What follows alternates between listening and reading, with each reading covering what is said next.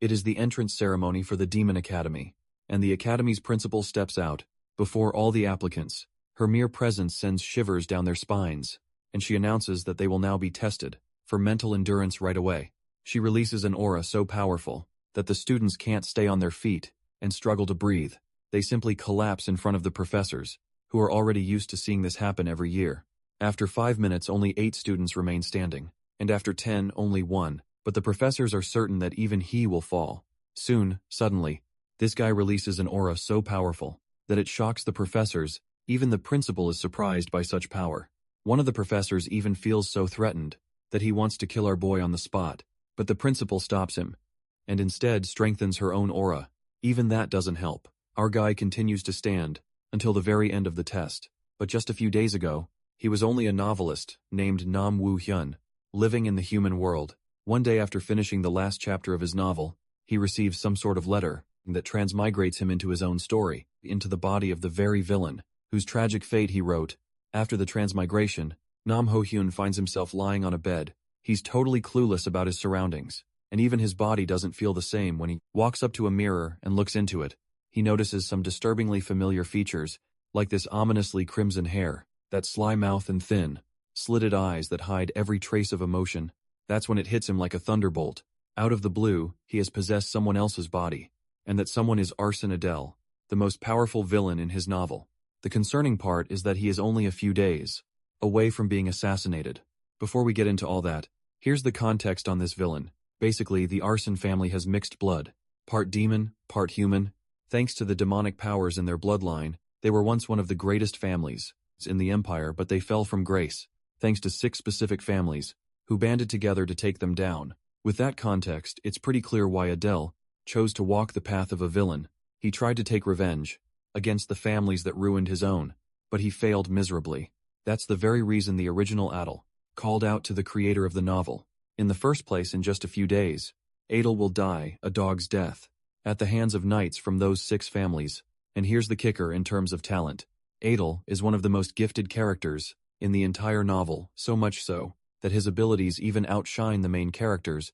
But no matter how powerful the villain is, Hu Yan wrote the story in a way that he could never defeat the main character no matter what. Worse yet, Adele currently can't even use his mana. If only Hu Yan had known the restrictions he put on Adele would come back to haunt him. He never would have crafted a narrative this screwed up. It's completely stacked against the villain. As he's cursing his rotten luck, he notices the same kind of letter that originally brought him into this world. Turns out, it's a letter left behind by the original Adele for Wooyun Bros, hoping it'll have some helpful clues to get him started, but the paper's completely blank, like literally not a single word. Then all of a sudden, letters begin appearing on the page. Miraculously, the phrase that pops up is a message from the original Adele to his creator. If Hu Yan wants to know how to use the powers this body holds, Adele wants him to answer with a simple yes or no. Of course, Hu Yan starts cursing again when he realizes he's actually talking directly to Adele, the same guy who dragged him into this mess. The paper once again insists him to respond with a yes or no. Eventually, Bro gives in and says yes. Now that Wu Yan's on board, Adele explains that he'll answer anything his creator writes on this paper. Some questions might be free, but others come with a price. The more important the question, the higher the cost naturally. Hu Yan shoots his shot and asks the big one, how to return to his original world. Adele responds immediately that it's impossible. Well, Hu Yan kind of figured that out already, so he was ready for the bad news. Next he asks the more practical question, how to use mana, and how to activate Adele's unique abilities. Turns out this question has no fee. Adele directly imprints the knowledge into Huo Hyun's mind. The moment it happens, Huo Hyun begins to feel the mana flowing through his body. The first trait of Adele's body is the ability to take away someone's 5 senses, called darkness. Next is the power to restrain opponents using aura, called killing intent. When Hu Yun activates it, he can feel it working. It makes him a little happier. At least now he can restrain ordinary people, if not train knights or soldiers. The last major talent he has to learn is Adele's most busted ability is Position Transfer 1, as the name suggests. And Position Transfer 1 lets him literally switch places with an object of his choosing. It's basically the ultimate assassination move.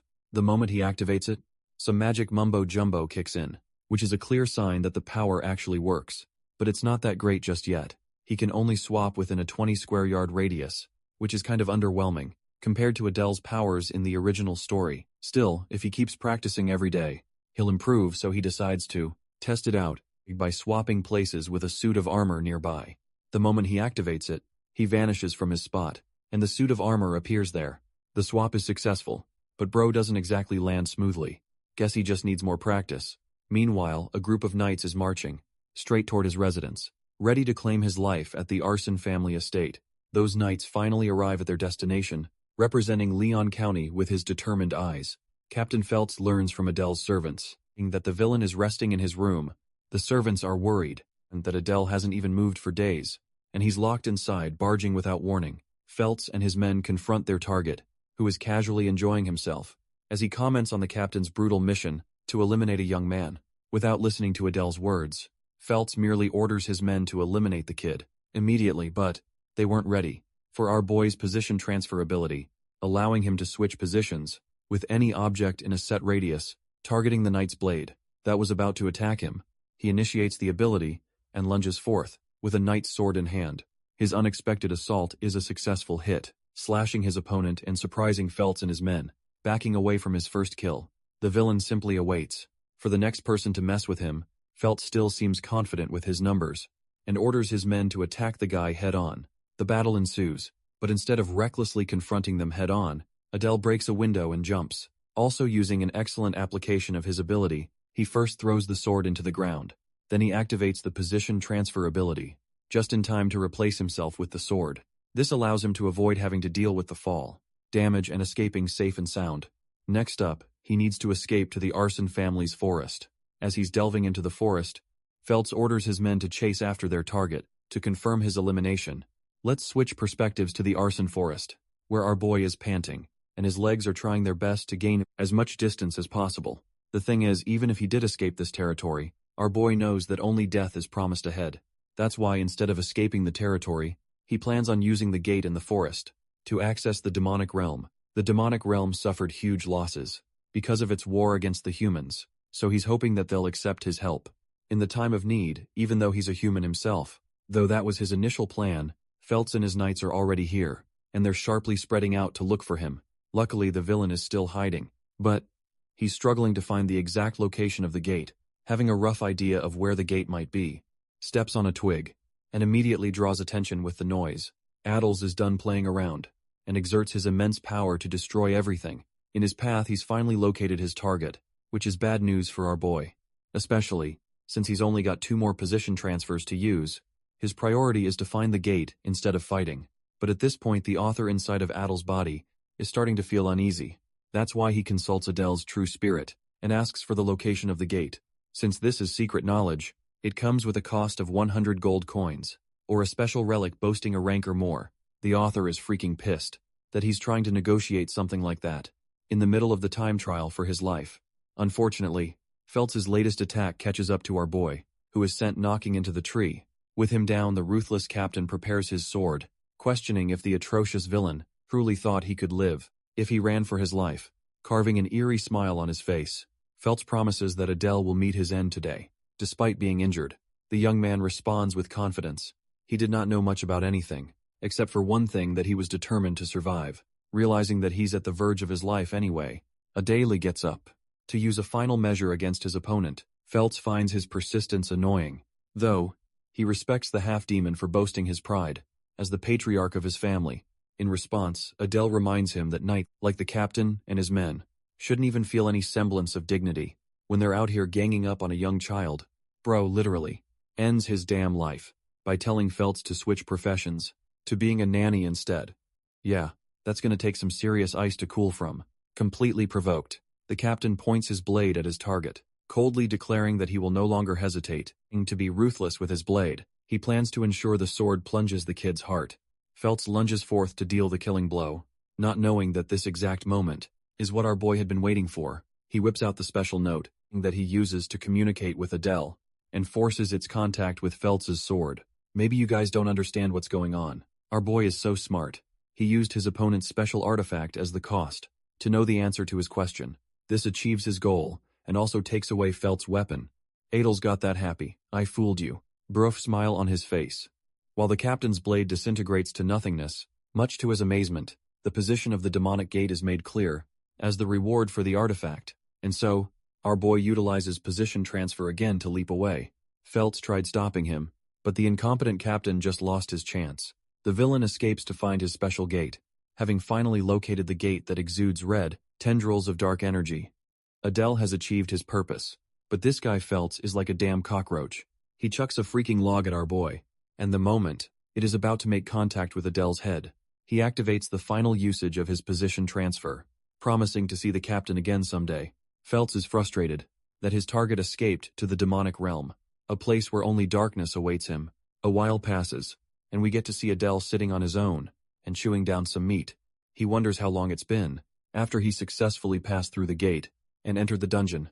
This dungeon is actually a humanly made dungeon that someone created using the secret demonic arts. Now he is rather surprised to find Jerky in a bed. Placed here, Adele wonders if it was intentionally being used to protect some kind of treasure. Also, there's a special barrier that deflects any blades. From the front, there's also a stone guardian here, which only further adds the mysterious origins of this man-made dungeon. Stone guardian looks creepy by itself, and even Adele knows that if he crosses the barrier to challenge it, he will literally get bitch slapped. So he won't be trying that. Finally, special note illuminates, as Adele's true spirit communicates with the author, warning him of a penalty for manipulating the rules of the price. This is because he tried forcing Felt's sword. As a sacrifice, this trick will no longer work beyond this point, but even the author thinks that it's crazy already. He was able to use it at all. Also, he's not even being punished for it. Suddenly, the author's attention is drawn to a stone, which appears different from the others on the wall.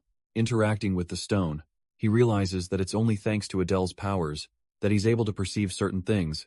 An assertive voice responds to him, interacting with the stone, telling him that he does not possess the right to use this function.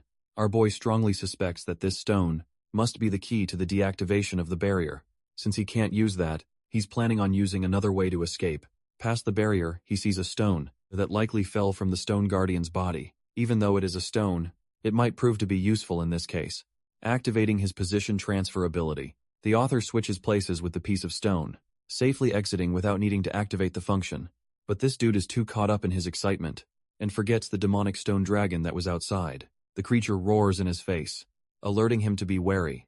The scene cuts to the demon's castle in the realm, where the patriarch of the bear's family, Krete, is observing the sight of his servants busy with work.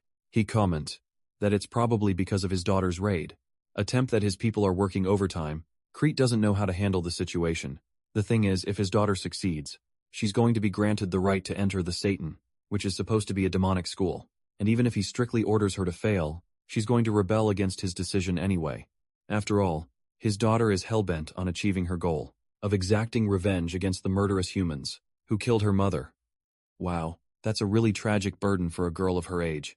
Anyway, her papa is worried that she might get tossed around in a ruthless demon school. Suddenly, one of his maids comes to inform him about trouble. Crete is extremely agitated that he was disturbed from his thoughts. The maid apologizes in fear and informs her master that there's news of an unknown person. In the hidden domain, they've located several energy traces of the person, having opened the door, which is causing great confusion. Also, their identity is still unknown. The only thing they know about the person is that they tried interacting with the doors. Function from inside this puts the demon patriarch in a state of contemplation. He wonders if the human was summoned via the demonic gate during the Great War, believing that the pest will die anyway. He thinks it's an insignificant matter. For now, all he cares about is his daughter's exam going well. Creed amuses the possibility of achieving a pawn from the human side, if things go well for him anyway. Let's go back to our boy who instantly regretted his decision to exit the domain and teleported back inside for his own good. The dude clearly wasn't expecting a damn wolf to eat him alive. Creature is staring at him from outside, while the author realizes just how bad his situation is. Even if he breaks free of the barrier, it's only going to put him in grave danger. Suddenly, the author is enlightened by a realization. The wolf creature is made of stone. This means his ability might work on it. Activating position transfer again, he forces the target to be the stone wolf. Outside the barrier, his plan successfully worked to an amazing degree, trapping the monster inside and freeing him of the barrier's grasp. The wolf takes a while to realize that it's stuck inside despite its many attempts. It is unable to bypass the barrier. Adele makes a run for it and tries to find an exit, when suddenly, Bro runs into another horrifying creature of the abyss. He quickly realizes that there's a mission at every level, and this giant bug looks even more menacing than the wolf he just escaped. The funny thing is, Adele keeps abusing his position transferability on the creatures, repeatedly trapping the monsters inside. It is because of their inanimate nature that he can abuse his powers to their fullest extent. Having finally reached the final stage of the hidden domain, a voice calls out to him, congratulating him for reaching the final obstacle. It's surprisingly welcoming, especially to a human like Adele. The author assesses that this must be the boss room, and what he sees is truly terrifying. It's a Death Knight aura, farming and showing off his immaculate armor. From the strength being exuded from its body, Adele compares its strength to Captain Felt's. Bro genuinely doesn't even entertain a conversation with the Death Knight, and spams the use of his position transfer ability. Before the boss monster is even able to finish his sentence, the poor guy is trapped inside the barrier. Adele moves past and finds the treasure box he was looking for. It's different from his expectations, as he didn't expect a special ornament engraved on it. This black dragon ornament actually respects the highest-ranked demonic families. Among them there is the sloth family: lust, gluttony, wrath, envy, and finally greed. The black dragon symbol represents the bear's family, denoting the sin of pride. It's also the same family that Kret leads. Of course, this revelation alone is a threat to our boy's existence. He tests his luck and opens the box to find a way to escape. All he cares about for now is to escape the demon realm, but to his horror, a shadowy mist emerges from the box and attacks his face. The dark energy forces its way inside of him. Pause. Pause, not that way. It's just going inside. The comments will have a field day with this one. Unable to handle the dark energy, Adele roars in pain as his human body experiences extreme agony. The consequence is a brutal one, implying that his head popped to 1,000,000 pieces, but apparently that's not what happened, because he wakes up later and he's still fine. His eye changed as the black liquid attacked him and gave him the Eye of Superbia, a special ocular ability that increases his dynamic eyesight and only activates after killing an enemy. Now bro thinks he's unstoppable because he can take on dozens of enemies at once. He's impressed by his decision to come to the demonic realm, and from here on out, he prepares himself for what's to come. Ahead of the chest is a giant doorway. Adele wonders how he should act, because there's going to be tons of forces lined up to seize him outside. Going outside practically ensures his death, so he has to think of another way. He amuses the possibility of surrendering, faster than light, which is funny, but that's not going to work either. Right now, the issue is that he belongs to the arson family, and the moment the demons find out about him, they're gonna kill him, so he goes on to cover the insignia on his neck. As for the Death Knight from earlier, bro is out here busting his sword against the barrier and demanding to be freed. The troubled Death Knight alarms him that Her Highness is coming, but of course Adele has no idea who that is. It was at this moment he finally realized why there were rock beds and jerky around the hidden domain. It's because this hidden domain is a testing ground for the higher families to train their children. It's important for him to know what he's dealing with, so he immediately takes out his special note to communicate with the real Adele. The author inquires about the closest character to him. Right now, once again, Adele's soul demands a sacrifice to offer a response to that question. Unfortunately, the author's at a pinch here, so instead of paying with gold or artifacts, he spends 100 points of his mana, which is a brutal way of handling things. Finally, the answer to his question is revealed, as the person most closest to Adele is Renee herself, who is the youngest daughter of the demonic patriarch of the Bears family. Our boy faces an "oh shit, I am screwed" realization, because there's no way he is beating her. The Eye of Superbia, which he stole, is supposed to be her reward for completing the training, and our boy literally stole the achievement because she's got plenty of authority. In the demonic army, Adele is assuming that she's going to annihilate the stone guardians and show up in front of him. That is exactly what happens, as Renee slices the Death Knight to pieces and confronts the human before her. In a serious tone, she demands to know the man's identity, realizing that there is genuinely no way out of this. Adele concedes by kneeling before her. He actually manipulates her by telling her that she successfully completed the hidden domain and became worthy. But the demonic princess is genuinely pissed and not having any of it sweating bullets, knowing he might die here. The author lies to her, telling her that he's supposed to be her bodyguard, assigned by her father. He's also glad that she's yet to recognize his possession of the Eye of Superbia. Having distrustful eyes of the vermin before her, she taunts him for looking pathetically weak, for being a bodyguard. Adele emphasizes that he's actually quite capable, despite his looks, and he's slowly growing optimistic of this meeting. She lowers her blade and laughs. In an effort to earn her trust, Adele switches positions with her sword, and shocks Renee by appearing before her eyes. He doesn't do anything to attack her though, and simply asks if she was impressed by his capabilities. Renee grabs his hand in anger before snapping away. She doesn't say anything, which makes him boggle his mind, wondering what she thinks of him now. Playing it casual, he tells her they should head out together, as the patriarch is waiting for her arrival. This man is a top-tier gaslighter. Goddamn. Adele also tells her that he's gonna be taking care of other duties that he's been assigned by her father. Inside he knows he's gotta hurry up and get the fudge out, or else he's doomed finally. He opens the door, causing Renee to become startled at the sight of her father. He wasn't expecting him to be here with his men. Intrigued by the whole situation, Creed finds interest in the human. Meanwhile, our boy is out here questioning his existence, because now he's got to come up with an excuse to fool her dad too. He's gonna be killed on the spot if they realize what he's done, but for some reason Creed has yet to lift a finger. Creed attends to his daughter and asks if she cleared the domain. After confirming that she did, the patriarch requests the human to follow after him, not knowing what's in store for him. The author ponders what's about to happen. He quickly follows suit, and he can't even consult the special note anymore, because he doesn't have enough mana or things to offer. Having arrived inside the family mansion of the Bears family, Creed signals everyone else to return to their quarters. Glad that he's being given the chance to escape, Adele is celebrating on the inside. That is until he realizes that there are guards secretly watching his ass, in case he tries to defy orders.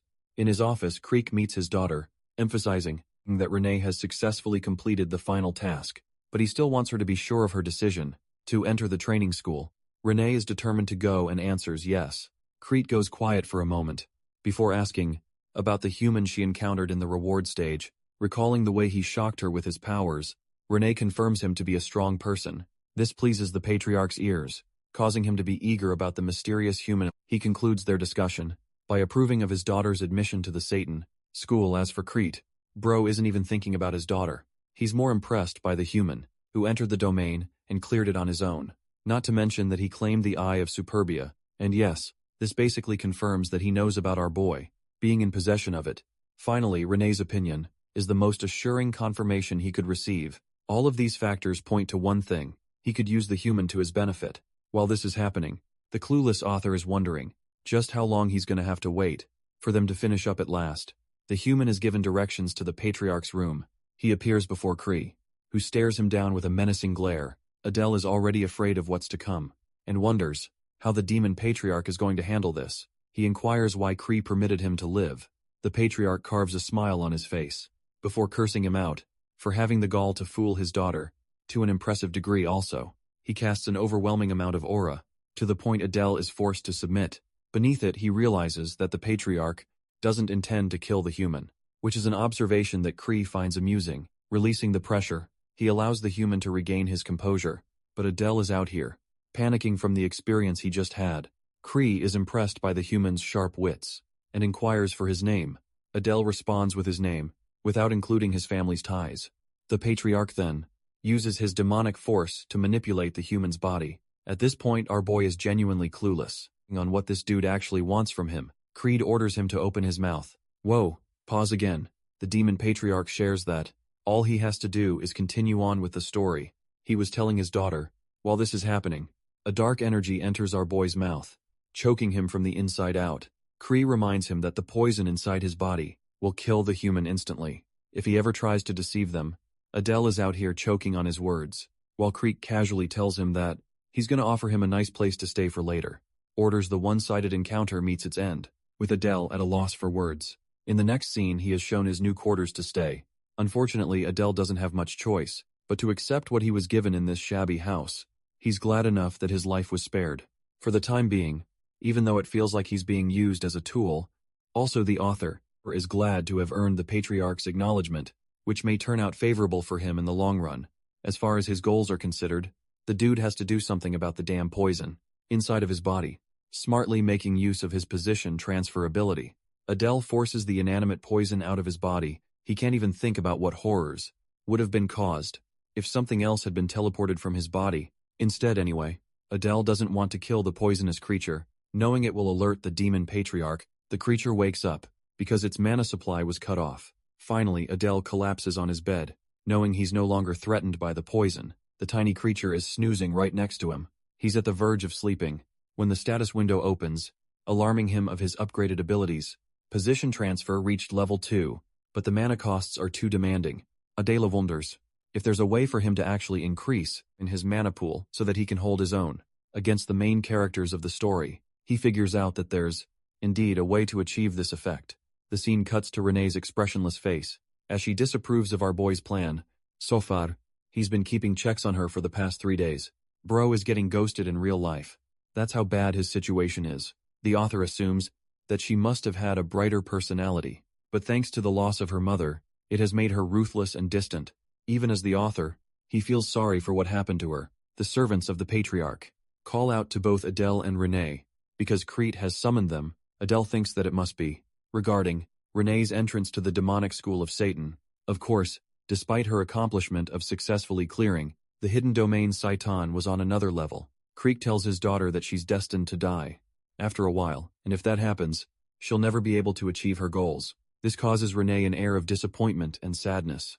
Meanwhile, Adele is out here, feeling like a third wheel to a parent-daughter conversation. To both of their shock, the demon patriarch entrusts her bodyguard to help keep her safe. To his surprise, the girl literally rejects this offer, which is really funny considering that she's willing to trample over her own goals just to get away from our boy. The thing about Saitama is that it's the only school where the promising heirs of multiple demonic realms gather. They're constantly experiencing conflict with the Imperial School, the main characters, and in the original story, Renee was destined to face her death because of the conflict. It's the worst location on the planet, because death is always just a matter of time for the demons there. Despite that, Renee is prepared to go there. As for Adele, he thinks it's the perfect place for him to increase his manpower and his network. After all, since he's the author, he knows about the events of the story that will occur. At the school shooting, his shot, Adele agrees to go, but he has one final request. The author requests something related to mana, which the demon patriarch finds amusing, because he thought the human would try and negotiate his way out of the poison. The good thing is, Crete has yet to catch on to the fact that Adele no longer has poison inside of his body. Crete curses him, but considers his request. Now that they're alone, Adele wonders what the demon patriarch will offer him. For mana, Crete reveals that this particular treasure is part of his family's legacy, so he wants this matter to be confidential. Understanding that the human's mana is basically insignificant, the demon patriarch is prepared to lend him a power that will help him survive. For his daughter's sake, Creed channels his demonic energy and declares that he will teach the humans the cultivation technique of their family, which bewilders Adele's expectations and shocks him to the core. The demon patriarch requests the aid of the demon god to bestow the powers of the demons upon a human. Creed's chant comes to an end, and his body is flared up with purple demonic energy. A smile is formed on the patriarch's face, who is impressed that our boy's mental fortitude is impressive, to have maintained his sanity, even after the power boost. Adele learns that his cultivation technique will help him receive mana directly via the demon god, which means he's pretty much got an overpowered storage of mana. Now, interestingly, Creed has noticed that the human's family has its ties to the 7 deadly sins. Though the human attempts to feign ignorance, the demon patriarch emphasizes that he's not worried about any betrayal schemes coming from the human. After all, the poison worm will take care of everything if he did, in fact, turn out to be a spy. The author is rather surprised to learn of the half-demon's family being connected to the 7 deadly sins, even though he, as the writer, never really included this in the original story. Freak tells him to leave, and in the next scene, we catch our boy in the forest meditating on his own. He believes this place should be suitable for him to practice his powers, especially when mana is easy to spiral out of control. Normal meditation seems calming and peaceful, right? Well, not for this guy. He's getting tensed up asking for the demon god's help, reflecting that he won't be able to use human mana ever again after this. Still, he doesn't have a choice, and has to fight for his survival here. Menacing eyes glare at him from the sky. The demon god deems this human a filthy disgrace, and even goes on to roar at him for carrying the blood of a traitor. It's funny to me how Adele is so sharp and slow. At the same time, he's out here asking the demon god if he's truly the entity that governs the demons. In this world, this god is known as the god of pride.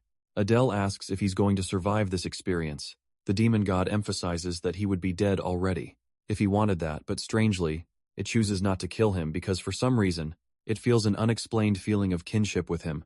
That's why it is willing to help humans, by bestowing upon them a mark of pride. This insignia is the representation of the god of pride's powers. However, the deity warns him not to lose his composure into such powers as they will make him insane. Adele has now acquired the power of a god, increasing his chances of survival in this hellish dimension. At this point, he thinks his entire body will end up getting covered with marks and tattoos. Suddenly, the author senses the presence of someone spying on him. From behind, Renee gets spotted, much to both of their shock. This is really bad for him, because her father clearly didn't want her to know about this. She mutters the words, "Dark Priest," which fly right over his head. Fast forwarding a month ahead, Adele has been training relentlessly, and his mana supply has tripled. In that short period of training, he suspects that he'll have enough mana accumulated to surpass the heirs of all 6 houses of the human realm. In a few years in his current state, he can easily conquer the hidden domain without teleporting. Apart from that, Bro is questioning why Renee has been lately training in front of his house.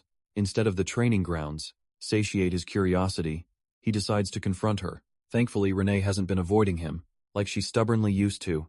Adele thinks the girl probably misunderstands him as some kind of priest who can communicate with the demon god. After all, they're the only ones who can communicate with the demon god. Thankfully, she didn't overhear the exact conversation he shared with the god of pride, but in this case, being treated as a superior to the demon king's daughter will only increase trouble for him. Addressing her once more, Adele requests that she treat him the same way she used to. However, the girl feels a bit shameful for treating him coldly. After seeing his powers acting as her bodyguard, he reminds Renee that he's merely following orders, so he too wants to be treated comfortably. Renee decides to follow his words and orders him to fetch her water. Bro doesn't get what she's scheming. Renee emphasizes that she's just following what he said. Just now, by treating him coldly, Adele realizes that this guy is gonna have to follow her every word at this point. Dude just can't win here, having brought her some water. He assesses that he must conquer a domain, but unfortunately, Renee is glued to him everywhere he goes. There's the issue of the main character of the story passing over to the demonic realm soon. He doesn't want the treasure of that domain to be lost, because its reward will help him survive. Saitama, the author, asks about her preparations for the enrollment exam. Renee is a bit surprised. He's asking a question like that. Adele reasons that she's gonna have to fight the strongest humans eventually, so it worries him to ask. Renee doesn't seem to be worried at all, though, stating that she's got everything prepared. Adele suggests she double-check, because it could always end up being a thorn in her path if she forgot something important. Renee is pissed off by his imprecise language. Adele reveals that he's genuinely concerned for her. This girl is sharp. She's not ready to be manipulated so easily. She quickly noticed that he wants to go on his own. In her absence, Bro meets a dead end with his approach, while Renee is out here, annoyed that he might be getting bored of her. To calm her down, Adele finally reveals the truth of her interest in conquering a domain nearby. Instead of getting pissed off, she actually goes into a contemplative state. She tells him that she's actually forgotten something, just like he said. At first, our boy was as happy as he could be, but then, she reveals that what she forgot is actually her warming up for the training. Long story short, the girl wants to go with him to conquer the domain and warm up her skills. She thinks it would easily be conquerable in one day. Of course, Adele is worried, but he can't exactly deny her as his superior. Let's explore more about this secret domain. It's titled The Domain of the Undead, so you can only expect what's going to come next.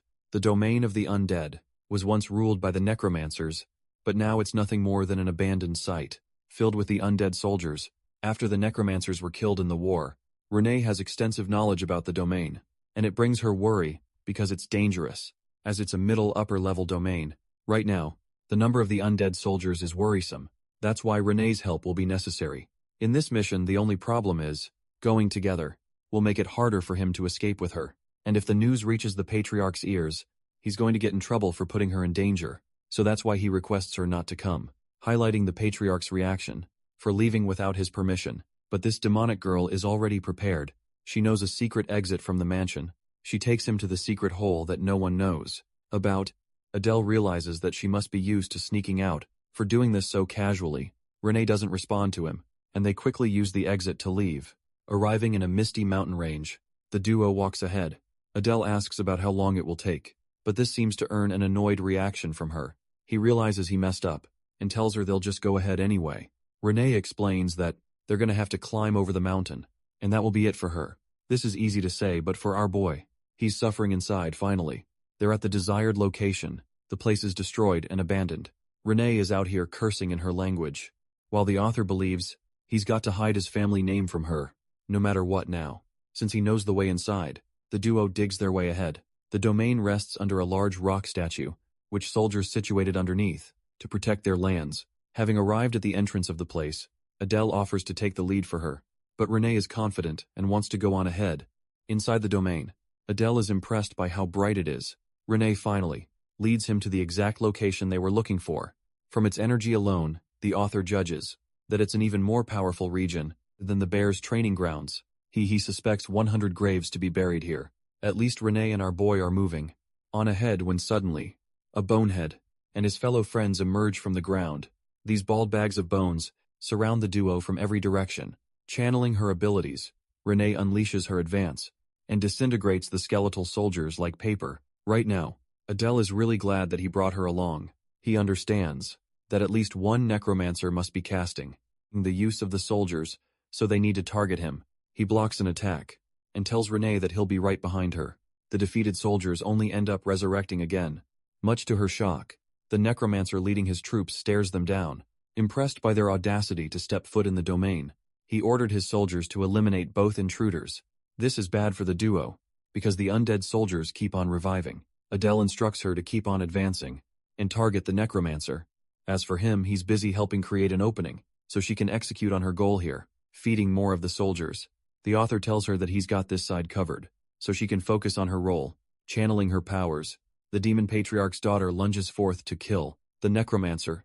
Mage summons even more soldiers to stop them, but Adele thinks they need to focus on taking him out quickly. If they can break the caster's orb, this battle will be as good as gone, as he can then use position transfer's new ability, while their troubles shoot up to 1 million. When a goddamn King Kong-sized skeleton is summoned, out of nowhere Adele is worried for Renee, but instead of getting beat, like any weakling Manhwa character would, this girl actually ends up defeating the creature in a full swing.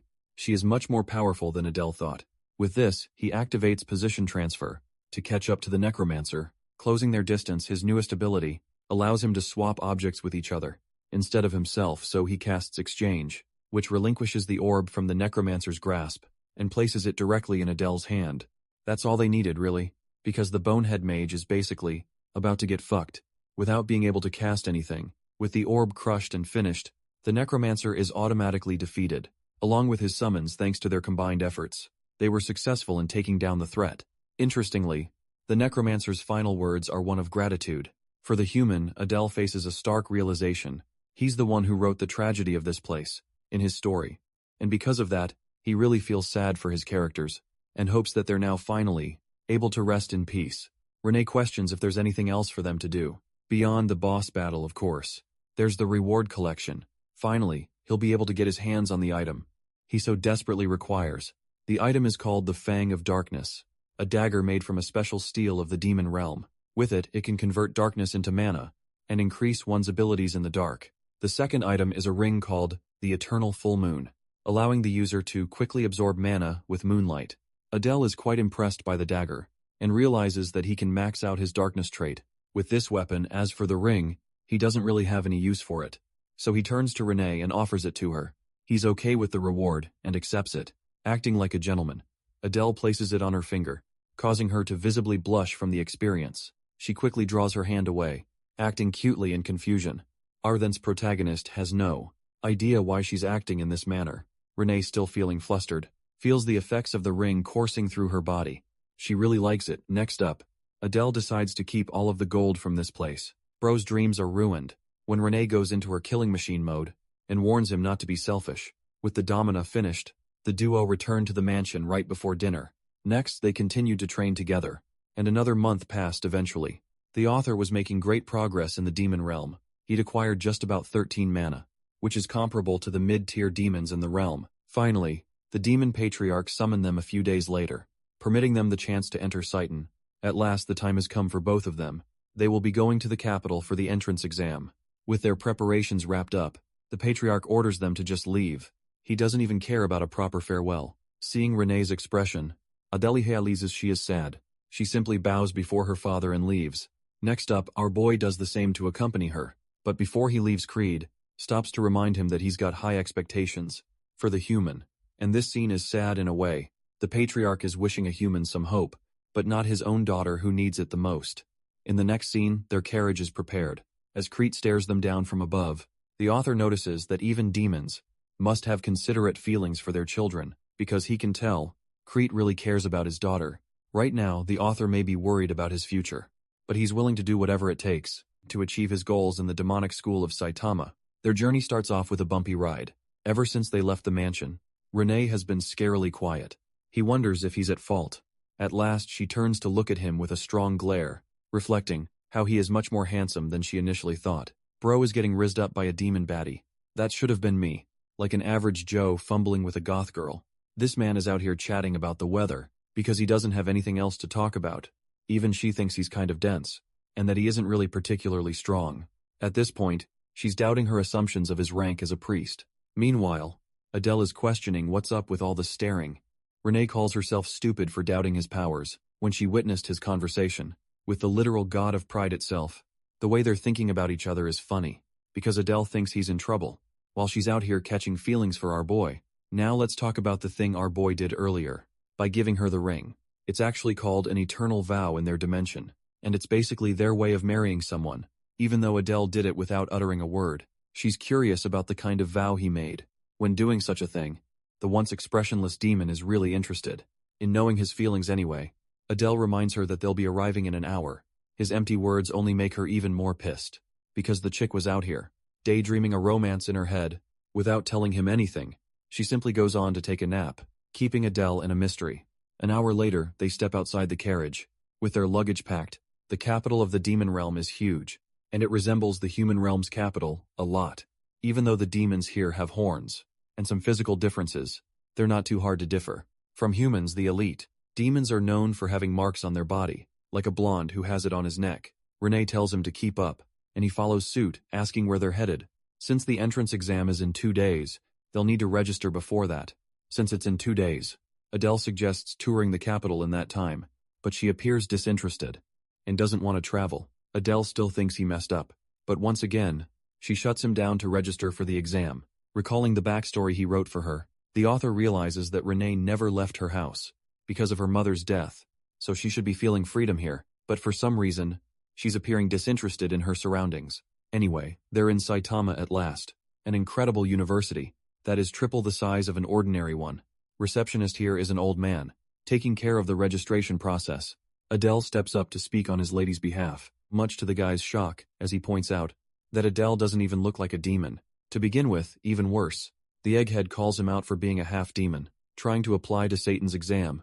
At this point, our boy knows that his future here is going to be really painful to deal with. The angry egghead continues his rant, until he recognizes the horns of the demonic princess. Renee mentions that she's from the House Bears, and that her guard will be admitting along with her. Humpty Dumpty follows her words. Even though he calls the guard a pathetic half-demon, trying to enroll in the best demon academy, Renee is done listening to his arrogant words, and reveals a hint of her power for insulting the Bears family. Bro wants to get in trouble for no reason. Just do your job, baldhead. Anyway, Adele mentions his name and house association to house Pixie, and with that, the registration process is finished. To explain why the receptionist is behaving this way, the author internalizes that the half-demons actually ended up banding with the humans in the war. That's mostly why the pure-blooded demons are mad about them anyway. With the registration finished, they need to get to their inn for the night. Having located a nice-looking tavern, Adele thinks it should do the trick, but this rich and spoiled brat has her own complaints about the taverns here. Adele reminds her that they don't have her daddy's money to play with, so their options are limited. Creed only parted them with 10 gold coins, which will only be enough for them to live up to a month. After all, House Bears suffered major losses after losing the war, so they can't afford to overspend. The duo heads inside to book a room. Adele does all the talking for her. The funny thing is, Renee gets embarrassed the moment she hears the receptionist asking if they want to share a room, cause it implies the birds and the bees, and I don't think that needs more explaining, folks. The dude insists upon having separate rooms, since they'll have 2 different rooms. It will cost them 2 gold coins in total. It's not the worst deal ever. According to the author, Renee heads upstairs, while Adele shares that he'll unpack the luggage while she can rest, since she's always lived in a giant mansion. The author suspects that it's her first ever experience of living in a shabby place like this, but it is necessary for her to get used to it as fast as possible. As for him, he's going to need all the rest he can get for the exam. Ahead at last, The 2 days passed, and the day of the exam is here. Applicants are told to follow strict instructions. There's so many applicants around them, which makes the author wonder if there are at least 100 candidates. The fact that so many of these talented people are signing up to kill the humans is enough of a warning sign to our boy, because the moment his identity is leaked, they're all going to jump him. Supervisor of the exam orders the students to bring out their ID and board the train. It's the last thing he expected in the demon realm. For the demons, they've actually set up dimensional gates to block intruders from entering their realm. Trains are the only way to cross paths in Jitan. At this point, the author wonders just how large Saitama really is for having a train system installed so easily. The two of them board the train and arrive at their destination in mere moments. Finally, they're in front of the Grand Demon Academy. Applicants are told to follow their guide and enter the auditorium for their exam. They walk inside. Adele is left speechless by the luxurious ornaments. Every glance is overwhelming to him. He also notices that only young demons have come to take the exam, which makes it likely that the other heirs of the 7 deadly sins also showed up, donning full black trench coats. The author realizes that these people must be the instructors. Now he wants to make a positive impression right away, to increase his chances of having a good time. In this hellhole, Renee mentions that their exam is about to begin. The doors immediately snap shut, and the once illuminated, bright place turns disturbingly dark. The author suspects that magic was used to achieve this effect, and he's curious about the content of the exam. The first order is from an instructor, who demands the applicants to quiet down. Wearing a distinct appearance and a short stature, she welcomes them all to Saitama, and instantly starts cursing the shit out of the lousy candidates. She openly admits that she's looking forward to seeing them get killed. This year, wow, what a welcome. Adele is trembling by the sheer weight of her voice, carving a malicious smile. The girl gets serious to attend to their business. She begins the exam procedure without warning them. Another word, the pressure exerted from her body, is enough to cause every student to feel overwhelmed, one after another. The weak candidates are filtered out swiftly. Instructors aren't surprised by the headmaster's cruel way of handling the exam. Yeah, that crazy psycho chick is actually the headmaster of the academy. Also, this test is one of mental fortitude.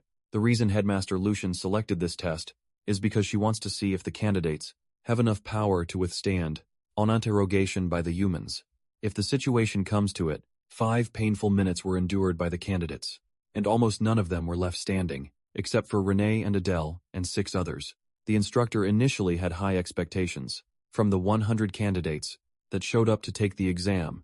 Still, it's more impressive than last year, which is a good improvement already. This batch of candidates especially includes the heirs of the 7 deadly sins. The instructors are confident of their arrival. However, they're shocked to find an unknown guy holding his ground. This kid is different from the heirs of the demonic families, and the fact that he maintained his sanity for 10 minutes is proof of his caliber. However, beyond this point, the instructors believe that the kid will cripple and fall. Though Adele is experiencing extreme agony, the male instructor senses a pulsing, dark energy exuding from his body. They're all shocked, including the headmaster. Lucian Bro is out here, looking like a demon god himself. With this sudden transformation, sensing the danger of the situation at hand, the male instructor senses the need to act and kill the candidate at once. At first glance, it was clear to everyone that the boy didn't appear special, but the moment, he caused the very atmosphere around him to crumble. They recognized his hellish killing intent.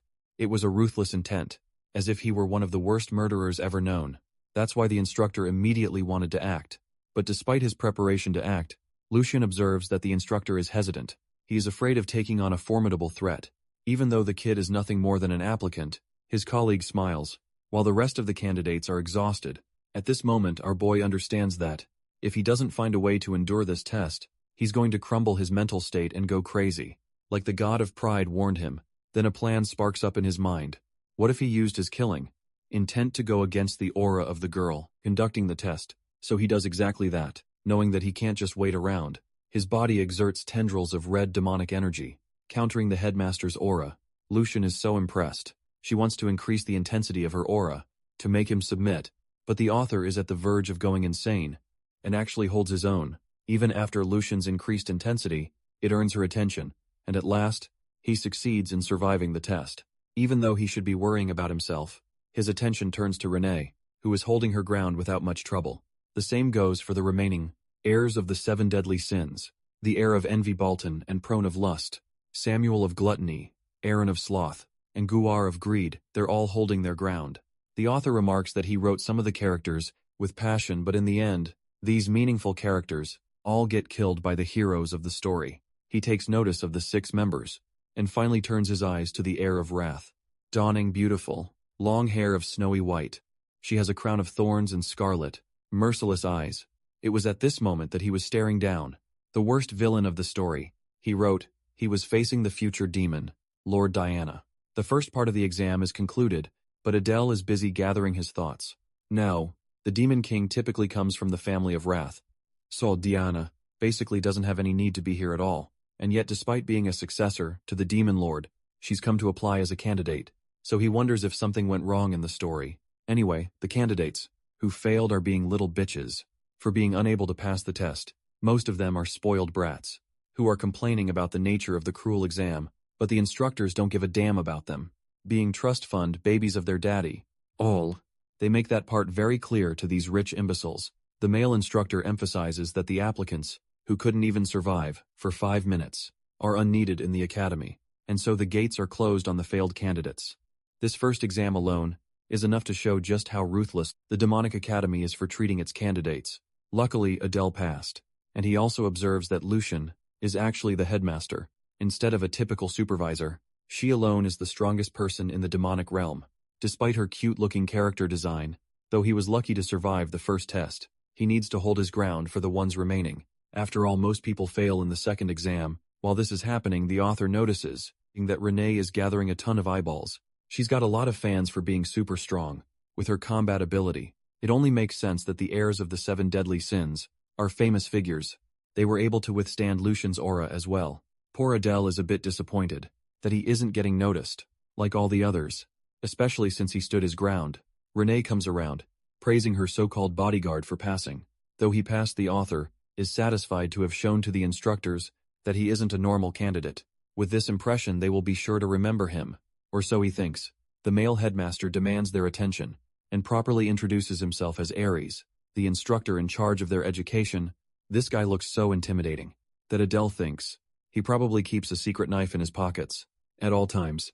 Ares congratulates the candidates who passed and elaborates on the test's purpose: to test their mental fortitude in case they were to be interrogated by humans. The 8 applicants who survived will be granted extra points, and if they succeed in the second exam, they'll all gain access to the weaponry. It's Christmas for our boy, who is as happy as he can be, and for getting a chance to obtain such a prize. Well, the other candidates are equally as annoyed for failing. Even more now. Eerie starts by explaining the nature of the second exam. First, they will show off their abilities. Regarding the kind of talents they each possess, to face the humans they will be assigned a class, depending on this specific exam, so they must be careful to bring out their best. Adele understands what is being asked of the applicants. Here though, he wonders what kind of humans they'll be going up against.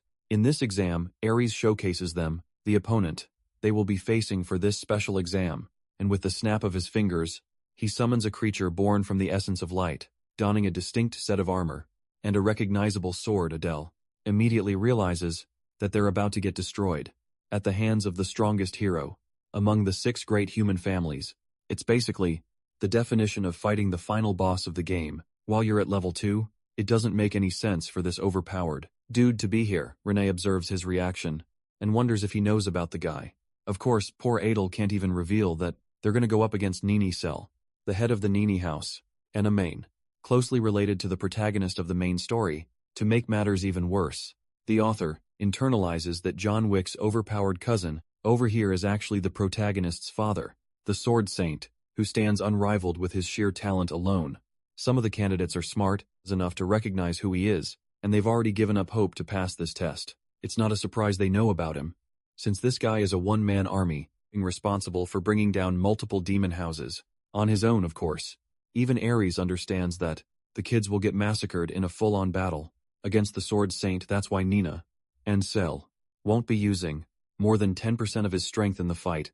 Initially, Renee thinks this test is about to be way too easy with those odds, but the author carefully reminds her that they're facing a literal apocalypse-level threat inside the body of a human. Even at 10% of his output, the Sword Saint can easily wipe out cities. This makes Adele curious about how these applicants will overcome the exam. He thinks that there must be some kind of criteria in place. And while the information scroll could be really useful, here he doesn't have any money to waste on it.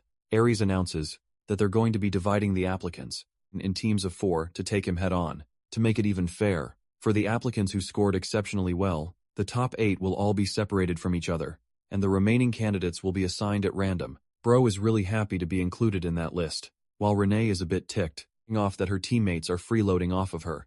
As for Adele's team, yeah, these guys are already giving him hell for simply existing in the same team. Renee gives him a cute tap on his shoulder, gesturing to him to return safely. Adele happily wishes her the same, and that's how 33 groups were formed. Adele was the leader of the last group, and his team members include Kina, Chris, and Sanchez. He doesn't recognize a single one of those names as the author, which means they're pretty much NPC characters, without any specialty in moving the plot. Kina and Chris are really nice and greet him well, but Sanchez appears to be a stuck-up emo bitch with issues. He immediately attacks our boy with his words, shaming him for being a half-demon. The situation is so bad for the author that even the NPC trash characters are out here, grilling his ass anyway. He ignores it and encourages the group to do their best. First off, he wants to clear off some roles for his team, so he starts with Chris. In an effort to know about their abilities and skill sets better, Chris cooperates nicely, showcasing his mana transformation ability to morph a triangular prism into armor and sword. Though his abilities lack high killing intent, they are versatile and can be used in a number of ways. This is a really good sign to Adele, who wanted this kind of teammate. Kina is next, and explains that she's a support player, instead of a damage doer with her powers. She can amplify the speed of her allies by offering a prayer to the demon god. After casting her buff on Adele, she feels really exhausted, but our boy teases her by making light of her ability. Anyway, this is really bad for him. The chick's buff is practically weak as hell, so he's got no idea how she managed to pass. Last up is Sanchez, who showcases his rock-type enhancement ability. Bro is out here turning into Super Saiyan Brown. It's not bad for a tank-type fighter at last. Sanchez demands the leader to show his abilities, tossing a ring in his direction. Our boy casually teleports up to him with godlike speed, stunning Sanchez, as he could have killed him at any second. In a real battle, Kina and Chris are really impressed by their leader's unique teleportation ability.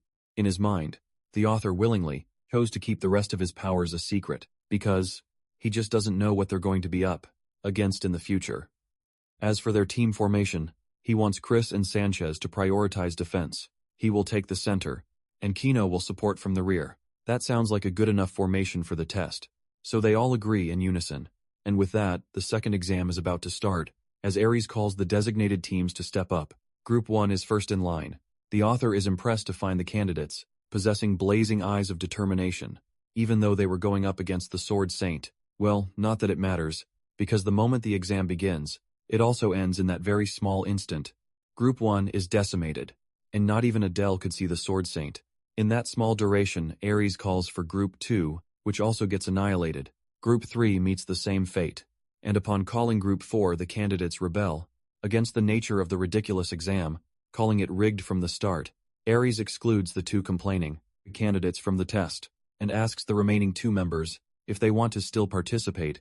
Adele notices a blonde kid actually going forward with the exam, despite being handicapped, and it is at this moment he reflects that this must be the hidden part of the puzzle to succeed in the second exam. Group 4's test initiates, with the 2 kids facing the Sword Saint. The outcome of this battle is already decided, as both of them are defeated in an instant. Now if he used real aura, they would be in pieces. Even our boys' team is doubting their abilities now. Sanchez is practically shaking in his boots. The Sword Saint continues to annihilate the groups, until Group 10 steps up and immediately forfeits. At last, Group 20 is called and all teams until 30 are wiped out. From there on, not even one of them could land a proper strike. It was a fight against an unbeatable opponent. To his shock, one of the candidates actually blocked one attack. Interestingly, Adele noticed that fights are getting longer and longer, because of the skill difference for each group. Now he is even more certain of the passing condition. For the test, their team is a bit scared, because they're about to go up against him soon. Of course, our boy tells them about his genius plan. He's figured out the criteria of the test, and believes that they should fight and persevere for as long as they can. After observing the way the instructors are handling the applicants, he is even more sure of his theory. Sanchez tries to object, but it's too late. As their group is called up front, our boy is confident enough to believe they will defeat the Sword Saint. In a head-on battle, his words encourage his team, and they are prepared to last the longest. Among the duels seen so far, deep down Adele is planning to use the talent of the strongest villain in the story to manipulate the odds in his favor. The fight begins with an interesting formation of Chris, Sanchez Adele, and finally their support. Since he doesn't have much information about the sword, Saint compared to other characters, he wonders what they should do. In this difficult situation, he tells the team to get information. As the sword Saint unleashes his first strike, our boy roars to inform them ahead of time, but with a single swing of his blade, the barrier shield is shattered, and even Sanchez can't block the attack. The author tells Kina to prioritize enforcing Chris, so they can prevent the impact of his fall. After he was blown away next, he tells Sanchez to do his job, which is basically to withstand the full brunt of the attack. Thanks to his hardening ability as a tank, they were able to block the first attack. Adele sharply assesses a gap between the second slash and realizes that it has been a trap. From his opponent, he doesn't want to exploit it, because he believes it is a bait to draw them in anyway. Focusing on the battle, he informs his squad of the second incoming attack. The team gets in position, but Chris is the first to face his limitations. Right now, only one attack was able to wipe out their team, so this next one will finish the job. If they are not careful, the Sword Saint unleashed his attack, showcasing the same opening. This time not even Sanchez can withstand its force, as his body is getting severe cuts. From defending his team, Sanchez thinks they're gonna die, but Adele is persistent in holding out for as long as possible, questioning his opponent's next move last. The Sword Saint lowers his blade. Unfortunately, the test is yet to be concluded. The Sword Saint is about to unleash a final attack, but Adele wants to confront it head-on, carving a malicious expression on his face. The author declares that he will plunge a sword against his opponent's throat, a declaration that shocks his team. The Sword Saint prepares his final attack, and Adele tells Sanchez to withstand the blow, without Chris's intervention. It's a crazy idea, but Adele knows what he's doing. The Sword Saint practically demolishes Sanchez's armor and sends him flying toward the ceiling. It's at this moment that the author utilizes position transfer to switch places with Sanchez, and in the small opening he was given, he activates position transfer again to concentrate on his opponent's sword. After terminating the blade from his hand, he targets the Sword Saint head-on, aiming to drive the black dagger against his opponent's throat. As a final checkmate, the attack shocks the rest of the instructors, but unfortunately for our boy, he still misses to land the clear hit, and gets kicked so hard that he chokes out blood. Still being a persistent opponent in this battle, the author activates his darkness trait to engulf their surroundings. It's only thanks to Chris's barrier from earlier that he survived the kick, or else his body would have been crippled. Though his attack failed, he successfully trapped the Sword Saint inside a barrier without a trace of light. In this void he has the clear advantage, with the blade of darkness in his hand. In a place like this, it basically has limitless attack potential, so he is confident in his approach, or so he thought, because the Sword Saint menacingly turns back and shoots him a glare, before appearing right before his eyes for another attack. Even Adele thinks he's facing a monster, more demonic than any demon, but luckily, thanks to his control over the dark, he pulls the dagger from a blind spot and targets his opponent this time. The Sword Saint failed to anticipate that our boy could cast hundreds of dimensional daggers. He activates the skill as it pierces the Sword Saint's body, like projectiles impaling him throughout the state of the black. Void confuses Adele's teammates. While Ares realizes the fight is over, from the shadowy mist emerges one warrior standing, and one defeated on the ground. Adele is the victor, and his performance has left the candidates speechless. His strategy worked and even impressed one of the heirs. His teammates come rushing to him for his brilliant plan. Our boy is smart, and doesn't dive into the details of how he beat the Sword Saint. As for Sanchez, the poor guy is in a terrible state, but he's being helped out by the instructors. To his teammates' surprise, the exam isn't over, as Adele explains. They have to execute one last step, plunging the blade deep into his opponent's body. The author showcases his ruthlessness to the instructors, even amusing the heirs. Fran think he's quite impressive for being a half-demon. However, she thinks he's still naturally inferior to purebloods. Her words just now pissed the heck out of Renee, who is releasing a murderous aura. To signal her response, Fran wonders what's causing the bear's princess to act up with such viciousness. It sends a chill down her spine. The 7 deadly sins are already working their way, trying to intimidate each other for the sake of rivalry. Fran's servants are lousy simps, who think she will win against Renee. Back to Adele. He notices Renee radiating bloodlust and wonders what's up, but that's not important, as the instructor Ares approaches him and questions if the boy knows why he's here. Seeing his nonchalant response, Aries turns away, reminding the boy that he will be keeping close watch over him. Adele is a little disappointed he didn't get praised, or something like that right now. A battle between Renee and Fran is being set up. Adele wonders about the identity of the demon. Renee is facing from air appearance. He realizes that she belongs to the House of Lust. But it doesn't make any sense that she's challenging Renee. Of all people, the author admits that he's naive for only writing deeply about his human characters and neglecting his demon characters. Fran sees the half-blood from the distance and calls him out for it. Bro wasn't expecting that. But this crazy chick makes it even worse by ordering him to become her slave. Hearing that, Renee gets even more fired up to kill the bitch, and she dives in to unleash her first attack. Seeing her guard being disrespected by the embodiment of lust, Lady Renee charged forth with her blade drawn. She refused to give Laurel Fran any time to respond. The two would have clashed if it wasn't for the instructor's meddling. He warned them that unnecessary quarrels inside the Satan campus are strictly forbidden. If they want to slice each other up, they should resolve their conflict outside the school. Students watching the fight were taken aback. If Aries hadn't intervened, something bad could have happened to two of the top prospects from the 7 Deadly Sins family. Renee promptly sheathes her sword with a scoff, as Laurel shivered with a concerned smile. Adele checked on his boss. She stared at him blankly, as he gave her a heads up to take the stage, instead of joining her group to take the test. Lady Renee pulled out a handkerchief, and wiped Adele's sweat instead. She gently cleaned his face, and complimented his good showing. It should have been me, not him. Lauren still hasn't learned her lesson, and criticized Lady Renee for acting too close with a half-demon. Adele ignored her racism. I was just glad that he was being treated a little better after passing the test. Looking him in the eye, Lady Renee asked if he hid his strength during the trial. Adele was confused. He had to risk a lot just to land his attack earlier. Finally, Group 34 was called to the stage, and Renee calmly made her way, while promising to keep Adele's secret. She must think that he's an all-powerful priest. From the family with Lady Renee out of the picture, Laurel Franz swooped in to mess with Adele once more. Upon hearing what his name was, a sly smile appeared on her seductive face. She didn't appreciate being interrupted earlier. Emanating an intoxicating aura, she ordered Adele to leave that bare skank and serve her instead. Laurel thinks her appeal can steal this nobody guard, so she can avenge the humiliation from earlier. I know some of you would have folded wholly, unaffected by her bewitching ability. Adele nonchalantly dismissed her and turned his attention to Lady Renee's performance. While she throws a childish tantrum, he focuses on the stage. Adele has high expectations for the children of the other 7 Deadly Sins family, but he's rooting for Renee. The Sword Saint had been rebuilt, leaking a bone-chilling aura around his attack range. It's an intense standoff, and Renee is not faltering in the slightest. Instead, she took a step forward, ignoring the 3 nobodies in her group completely. Her actions piqued even the future Demon Lord's attention. The air of envy. Bolton laughed at her boldness. Dell, on the other hand, felt his alarm bells go off.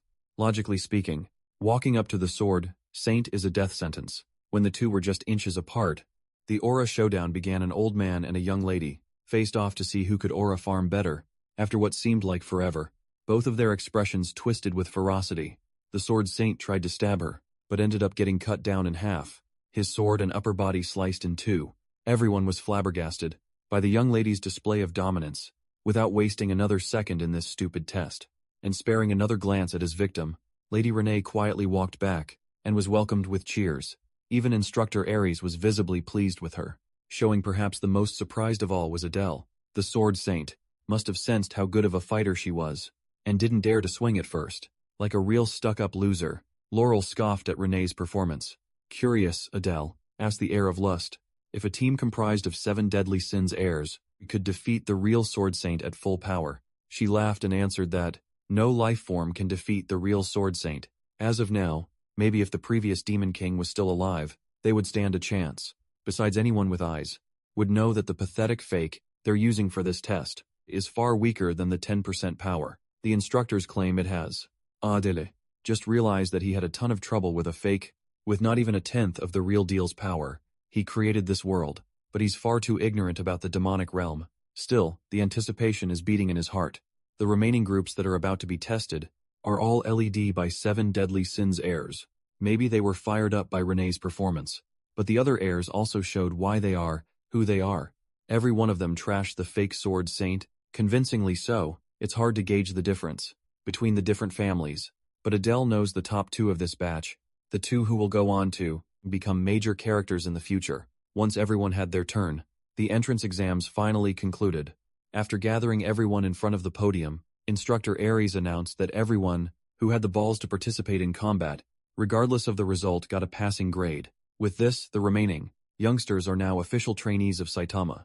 Aries warned them not to celebrate just yet, for they had just punched their ticket to a hellish road that had broken a lot of demons before. For those who have passed, the entrance ceremony will take place in 2 days' time. Those who have managed to defeat the Sword Saint must stay for a bit longer. Adele reckoned this must have something to do with the promise of the reward mentioned during the first test, the heirs of the 7 deadly sins. Plus Adele passed with flying colors, and they will have the opportunity to enter the armory. Before that, Bolton raised his hand in question. He asked if they could exit the armory. With tons of weapons in hand, he's excited to see what Satan has in store for him. This delusional question is par with the course. For the son of envy, like in Bolton, who has an insatiable curiosity and appetite, Dell remembers writing quite a bit about this guy. In his novel, Instructor Aries calmly retorted that trainees would have a hard time progressing on wielding multiple weapons, so they are permitted to only take one. Refusing to entertain more inane questions, he LED them to the armory. He touched a wall surface, and a magical seal activated. A hidden door materialized before everyone's eyes. Aries added that this is a privilege that Satan is giving outstanding trainees. Whether they make the best or worst choice is entirely up to fate instead of an armory. The entrance looks more like a dungeon gate. Aries instructed them to enter in the opposite order of the exam, and they would be inspected upon exit. That gives Bolton the first pick, and Adele the last. The big guy must really dislike him. Excited to get the first treasure for himself, Bolton cheekily waved at everyone before going in. Since Lady Renee already has a good weapon, she plans on picking up an artifact inside, and Adele plans to do the same. Since they've been thinking along those lines, the other heirs must also be considering it. All the good artifacts might be gone. By the time Adele gets his turn, Bolton exited the armory, wearing a black thorn crown, supremely pleased with his pick. The worst-case scenario is happening. Just as expected, everyone is coming out with artifacts. Before he knew it, Adele's turn had come. He saw the bracelet on Renee's wrist, and asked about its features. She simply urged him to go inside and find out the description for himself. Renee also warned him about some of the displayed items that do not have descriptions. Those things might be devoid of descriptions, but they shouldn't be worthless if they're being housed in the armory right before he went in. Adele gave Instructor Aries a lingering stare, seemingly offended by this. The big guy urged the trainee to talk, if he had something to say. With an awkward laugh, Adele asked what the deal was with the items that didn't have descriptions. Aries succinctly explained that those ones are artifacts and weapons, with unclear purposes and unknown owners. If one is lucky, they can score an amazing relic. On the other hand, it might bring about a lifelong curse. With one final warning, Aries pressed the last passer to enter. Adele will just have to find out if going last is a good or bad thing. Once he entered, the structure changed dramatically. It was surprisingly bright and tidy, yet he felt a little anxious. He saw the light at the end of a long hallway, and followed it through. When he arrived at the armory itself, he was greeted by the sight of weapons and artifacts, sealed behind magical glass. All kinds of demonic relics filled the massive room. Turning to his right, he found a unique-looking spear, and read its description. It's known as the Twin Fang Spear, a weapon used by an unnamed demon for serpent hunting. Vengeful serpent spirits inhabit the tip, and when infused with mana, 2 serpents emerge. The description tries hard to make this shit sound important, but it's a trash weapon through and through. Besides, Adele already has his daggers. Next up was the Starlight Crystal, once used by a skilled astrologer. When injected with mana, the user can borrow the light of the stars to illuminate the surroundings. It's practically a glorified flashlight. That's a pass, especially now that Adele is investing in the dark element. Seeing an empty magic case, he curiously looked at the description of the item that used to be housed inside. It's the Great Circlet of the Victor. It grants the user exceptional recovery and stamina, binding itself to the user until the day they die. This thing must be the thing Bolton was wearing on his head. Adele found this discovery odd. He remembers getting rid of binding items in his novel, so he never thought he would run into one here. Looking left and right to scan the area, he became more and more convinced that all the good stuff was gone. The bind of the python is gone, and so are the flag of the demon general, and insignia of the fallen noble. The 7 deadly sins took most of the broken artifacts, and most of the armor and weapons in this place are borderline trash. Thinking that he has no other decent choice, Adele turned his attention to a cursed artifact. But then, He remembered a unique method only he could use. Pulling out the magic paper, he steeled his resolve to spend a bit of gold, turning to a broken sword. Without a description, he asked the page for information. He was prompted to pay with either an artifact, above the relic grade, or 100 gold coins. Before pulling out his savings, he realized one more thing. Testing out his burgeoning idea, he turned to a damaged scroll and did the same thing. This time he was asked to pay at least 50 gold coins. For more info, since the scroll gauges importance by cost, he doesn't even need to pay up. He just needs to go with the item that extorts him the most. There is a total of 7 description list boxes, and he quickly scouted them. Information for the eagle-shaped black stone. Costs a single gold coin. It's an obvious dud. Since it's just 1 gold coin, Adele didn't see the harm in spending a little. He was met with the eagle's function. It exchanges the owner's fortune with someone else's misfortune. In other words, it's trash. Adele quickly continued prospecting the unknown relics. Some intel cost 100, and some are in the 50s. None of them are overwhelmingly broken. With only 2 more left to go, he finally found one that cost 300 gold coins. A shoulder pauldrons. The page estimates it to be at least a mythical artifact. This thing puts all the other artifacts, picked by the heirs, into the dirt. Just as he was about to pull the trigger and pick the pauldron, his attention was inexplicably drawn by the last descriptionless item he had yet to scout. He felt the strange feeling of being watched, even though he was by himself. The artifact is in the form of an unassuming necklace.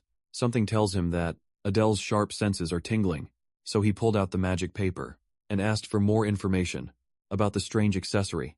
The page glowed with bright light, and it flew on its own, emanating a blinding light. The cheat paper displayed a single sentence in response. You must offer a god. This thing must be at least legendary. If it demands a god for a sacrifice, just when he thought he was doomed, he had been blessed instead. Upon thinking about this a little bit more, he realized that he was jumping the gun a little too early right now. He's not even associated with a minor god, let alone the demon god for now. He decides to try infusing a bit of his mana into the mysterious necklace. After waiting for a few seconds, he was met with complete silence. It was frustrating. He has something extraordinary in front of him, and he has no idea what it's capable of. Racking his brain, he tried some more tricks using the paper, hoping to scam a bit of information by framing his questions differently. However, no matter what he asks, as long as it relates to the necklace, he keeps being prompted to offer a god in return. He's finally beginning to concede, getting a lick of free info. Nevertheless, he took the risk and picked the bejeweled necklace as his reward, regardless of function. He's certain that he got the most valuable thing in this armory. Upon equipping the accessory, he opened his status window to check for any changes. Just as he expected, an unknown trait that wasn't there had popped up. He'll just have to take his time, figuring out what this thing really is. When he exited the armory, Instructor Ares questioned him about his odd pick. He truthfully explained that he picked an item without a description. When asked if he had any insider info, he honestly answered that he didn't. Technically, that wasn't a lie. Adele just can't think of a decent reason why. This seems to hate him so much. Finally, the big guy conceded he might be a little sus, but he has to trust the words of his cadets. He turned to the freshman frontrunners and advised them to take care of their chosen artifacts, for they could be their lifeline. Adele scanned the room and saw figures that would lead the demon world soon. They'll get tons of investment and support in the future for sure. If he could siphon a bit of that resource to himself, he'd be satisfied upon dismissal. The hidden door to the armory vanished without a trace. With the exams wrapped up, it's time for the lady and the guard to head back to their dorm. Before they could leave, someone stopped Adele from taking another step. The smiling Bolton came up to him to apologize for his previous rudeness. He properly introduced himself and extended his hand to shake their beef out. This came out of nowhere, but Adele was not one to turn down politeness. When he took Bolton's hand, he realized that this guy was the farthest thing from polite. He immediately locked Adele's hand in a death grip, a mischievous grin on his face. Adele felt a sharp and crushing pain coursing through his hand. Bolton is the type of guy who doesn't give a damn about weaklings. He's only interested in the strong, driven by burning jealousy and envy. He once pushed the protagonist of the novel to the brink of death, but once he realized the MC's potential, the bastard spared him for another duel in the future. Like and Bolton is a battle-crazed lunatic, with that smug smile plastered on his face. Bolton goaded Adele into action, so he assigned Bolton's sword as a target for position. Transfer doi. In a blink of an eye, he exchanged positions with the blade, tapping the bastard's shoulder. The test just ended, so Adele is not in the mood to placate a spoiled young master's whims. Besides, That handshake almost crushed his bones. In response, Bolton laughed with pure amusement. Seeing Adele's ability only served to stoke the lunatic's fighting spirit. Now he wants to fight to the death, before things could escalate further. Lady Renee stepped up to stop the psycho, emitting her own bone-chilling aura. She warned Bolton that she'd join the fray if he continued with his antics. Finally, the lunatic reined his aura in. As much as he loves fighting, taking on two powerhouses at once would be a bit much. He doesn't want to risk injury before school starts. Besides, there will be plenty of chances to draw each other's blood. The maniac really is crazy. He says he doesn't want to get injured, but he's down for a fight to the death. Adele can't get a clear of Bolton just yet. For now, it's time to make his exit with the young lady. Despite all those shenanigans, Adele couldn't help but look forward to life at Saitama. Back in their hotel, Adele woke up feeling refreshed. In the morning, Bro is casually showing off his perfectly toned body to flex on us mortals. He feels better, and he's getting stronger day by day. Excited, he pulled out the uniform that Satan sent over to try. After putting on standard black pants and a patched black blazer combo, he was surprised by how comfortable it felt. They are not allowed to wear anything but uniforms for 3 whole years, but at least the uniform itself is practical. Wanting to see Lady Renee and hers, he hurried towards her room and gave a knock. Upon confirming that it was her guard, Renee opened the door. Adele was taken aback by how pretty she looked, in the classic blazer and skirt, illuminated by the sunlight peering through the windows. He couldn't help but verbalize his compliment, making the young lady blush. She might be cold-blooded with a blade, but her cute side is seriously killer too. Since Adele has a rare day off, he's planning to walk around the city for a bit. He bowed and advised that she rest, but was stopped before leaving. Red-faced and bashful, she asked if he was forgetting something. She reminded him that he was on a day off as a student, but not as a guard. He totally forgot about his primary job. After getting too excited at the thought of resting alone, to compromise, she'll just join him on a walk around the city. After changing just like that, his planned day off went up to smoke. His sorrow was erased by the liveliness of the city, with how clean and peaceful it is. It's hard to believe that the war took place just 10 years ago. Reconstruction is still ongoing in the outer regions. Humans may have won the war, but they failed to fully take the capital. Tugging on his sleeves, Lady Renee innocently pointed to a street food stall. Eager to try some, the meat glistened. As the heat brought it to the perfect color, it's a skewer of seasoned buck and vegetables. Curious if it tastes like chicken, Adele ordered 2 for him and the lady. As soon as they took the first bite, the pleasant flavor uplifted their moods. Adele was amused to see the stoic Renee making such an adorable expression. Maybe she's starting to open up to him. Bit by bit, the two continued to stroll around the city square, while happily chatting. It's been a long time since Adele had a real break, and this will probably be the last one he'll have. Eventually, their walk led them to a stalwart statue. In the middle of the capital, Adele looked at the giant statue with confusion, and Renee had to explain that it depicted the image of the first Demon King. Looking at it closer, he noticed the uncanny resemblance to Diana. It's not every day you get to see the first Demon King's features up close. When Adele tried to focus a bit more, he saw the statue's eyes glow with a familiar light. The necklace dangling on his neck resonated with the piercing glare. The stoic memorial of the first Demon King shot out an otherworldly power right into his artifact. Much to his surprise, it resulted in one of the jewels losing its luster and turning gray. What's weirder is that Renee doesn't see what just happened. She just saw Adele behaving oddly and pulling out his artifact. Normally, it's simply impossible that she didn't notice that blinding light, but based on her confused expression, she really had no clue he remembered the page, asking him to offer a god for information. Now he just discovered something significant, in the most unexpected place. He's certain that this artifact is somehow connected to the first Demon King, firing him up to investigate further. With that, their walk around the city had concluded, with Adele bursting with curiosity. The next morning they headed straight to Saitama for the entrance ceremony. Headmaster and instructor stood on stage, facing around 100 new students in the auditorium. Adele can overhear the freshmen calling the headmaster a little kid, even though she's a monster who can crush them without lifting a finger. Some even find her cute. They are calling a child covered in tattoos cute. Some of Adele's batchmates. We need to investigate their hard drives. Suddenly she shot a sharp glare in the direction of the scandalous students. Adele made a mental note of the possibility that she could read minds, with Instructor Aries' shout that shut everybody up. The entrance ceremony started. The headmaster gave a run-of-the-mill speech, and the atmosphere settled down. With the opening speech out of the way, the oath taking for the top cadet, and the runner-up commenced. As expected, the accolades went to Diana and Baltan. Looking at Lady Renee, she seemed unfazed that she didn't get the top spot. It makes sense, considering that her sole reason for enrolling is to take revenge on her mother. He doesn't give a damn about competition. As for Adele, he has his own agenda, no matter what anyone says. On the way up to the podium, Belton shot him a challenging glare and a cocky smile. Adele chose to just ignore him. Getting caught up with that maniac will be nothing. But bad news, when the top cadet walked up to the stage, her presence alone showed why she was on top, as expected from someone blessed by the gods.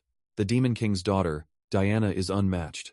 The oath of the top cadet, to wipe their disgrace and rebuild the demonic realm, echoed inside the auditorium. Everyone could feel the rage, from those who lost their homes and families, at the hands of humans. If these demons find out that Adele is from the arson bloodline, the worst-case scenario would be torture for an eternity. With the entrance ceremony concluded, Instructor Arias directed everyone to check their assigned classes. On the bulletin board, everyone lined up neatly to find their names on the board. Upon scanning the assignments, Adele found his name under Class A. When he looked for Lady Renee's name, a tear almost ran down his cheek. Thankfully, his boss is assigned to Class C. He tried to appear upset, but the smile on his face gave his mood away. She asserted that he's still her guard, and he must drop everything when she calls for him. Pleased with the semblance of independence he just gained, Adele headed for his assigned classroom. On the way, he accidentally bumped into another student. The kid turned to him with murderous eyes, veins bulging in his neck.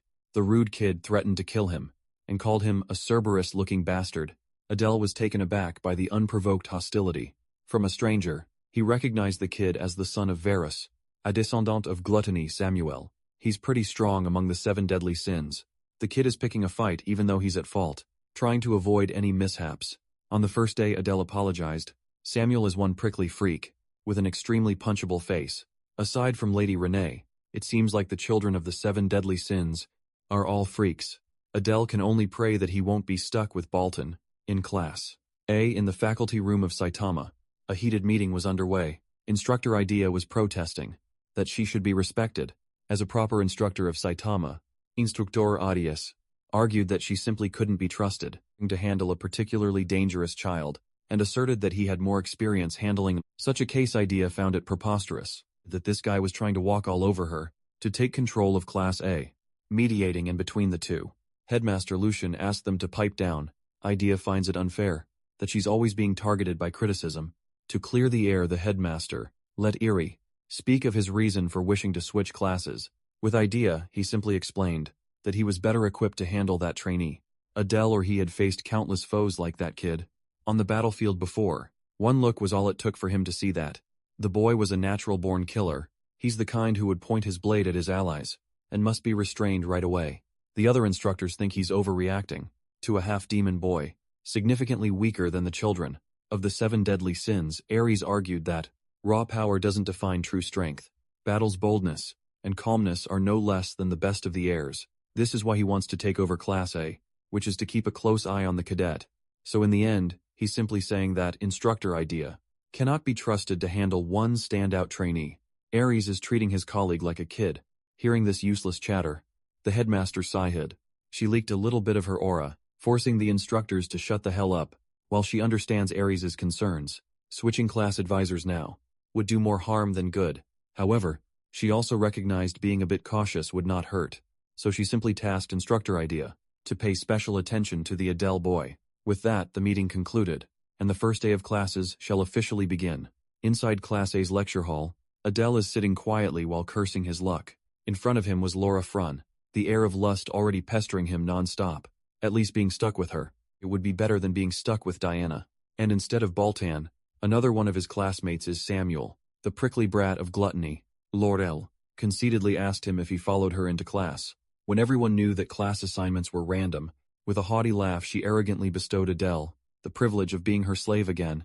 Look at those horns.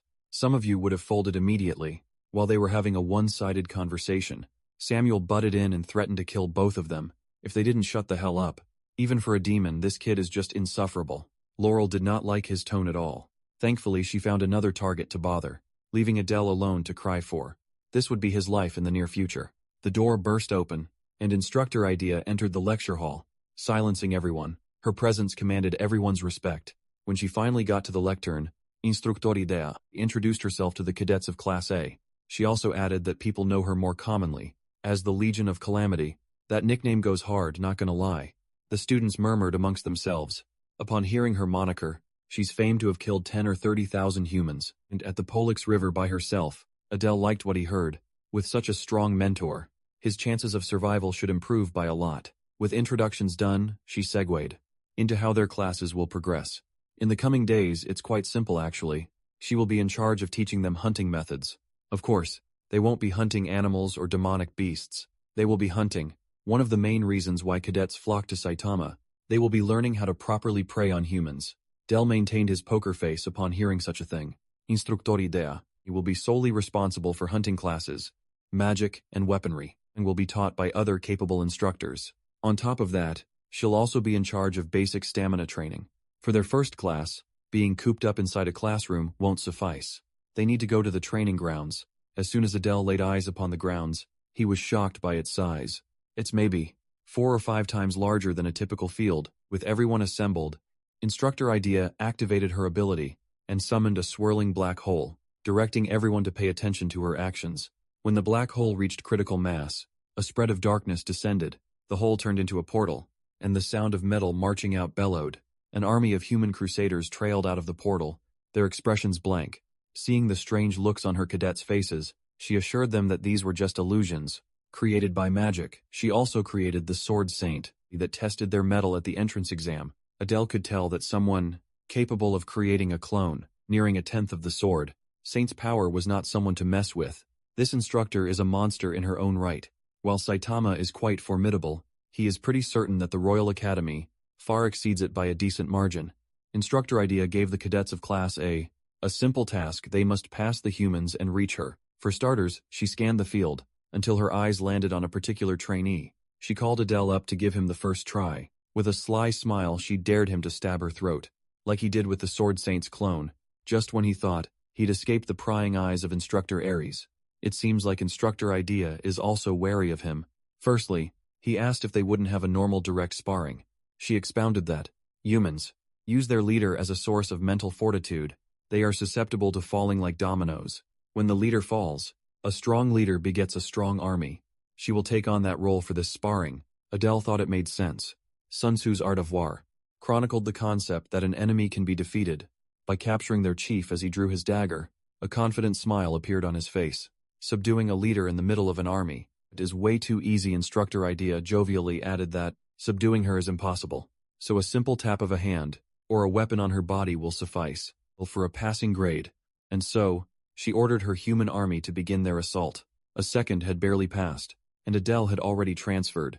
From behind the overconfident instructor, his dagger could lop her head off if he wanted. The confident smile was erased from her face as thick, killing intent froze her in place. Adele playfully asked if this was considered a pass. Started off separated by a dozen meters, but this much distance is practically nothing to him. Now, all he had to do was transfer twice to sneak up on her. He's steadily progressing. The cap on his position transfer. Soon he'll be the perfect assassin, who can bring down any enemy base. With ease and finesse, Instructor Idea laughed. She's not naive enough to leave her body unguarded. Her body is protected by a barrier. At least now she gets why Ares is so adamant about watching out for this kid. She gave him a passing grade, and told him to get back in line. As he walked back to the pack, he wondered if what he sensed was hostility, or curiosity. Either way, it made him worry about his identity being leaked. Instructor Idea praised Cadet Adel, and warned the rest of the class that those who fail will receive additional classes. And so Class A took turns, trying to break through an army of human clones. As expected of demons, they got the basics of combat down pat.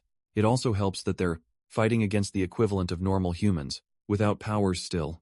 All everyone had accomplished thus far was taking down a few puppets that the instructor wasn't even directly controlling. One by one, the cadets were forced to surrender upon being overwhelmed by a sloppily assembled battalion formation. The next cadet who was called up saw the mistakes of his classmates and tried to use elevation to bypass the wall of human puppets. He was quickly shot down by a group of puppet archers and their arrows. Adele awkwardly smiled at such pathetic displays. Times like this remind him of how broken position transfer really is at this rate. He should be able to aim for the top of the class. Next on the list is none other than Samuel. Adele is looking forward to seeing if this brat's cocky Attitude matches his skill level. Upon taking his starting position, Samuel began by accumulating mana around his body. The amount of concentrated mana continued to grow, until the pressure around the area soared. Befitting of his brassness, Samuel's mana coalesced into a swirling tornado of pure, destructive power. The other cadets, who were almost blown away by the scathing wind, Adele watched in shock, as Samuel wiped the whole human battalion into one fell swoop. This is his first time seeing magic. At such a high level, Samuel's gluttonous, unique ability is a monstrous skill that can devour everything in its path. Adele reckoned that the kid might take the top spot in the class for now, but when the dust settled, Instructor Idea emerged unscathed. In fact, she was quite disappointed with this batch. Adele expected as much. There's no way an instructor would let herself get blown away by a cadet. Samuel's attack wiped the board clean beside the leader. It was an impressive feat, enough to give a slight shock for a brief second.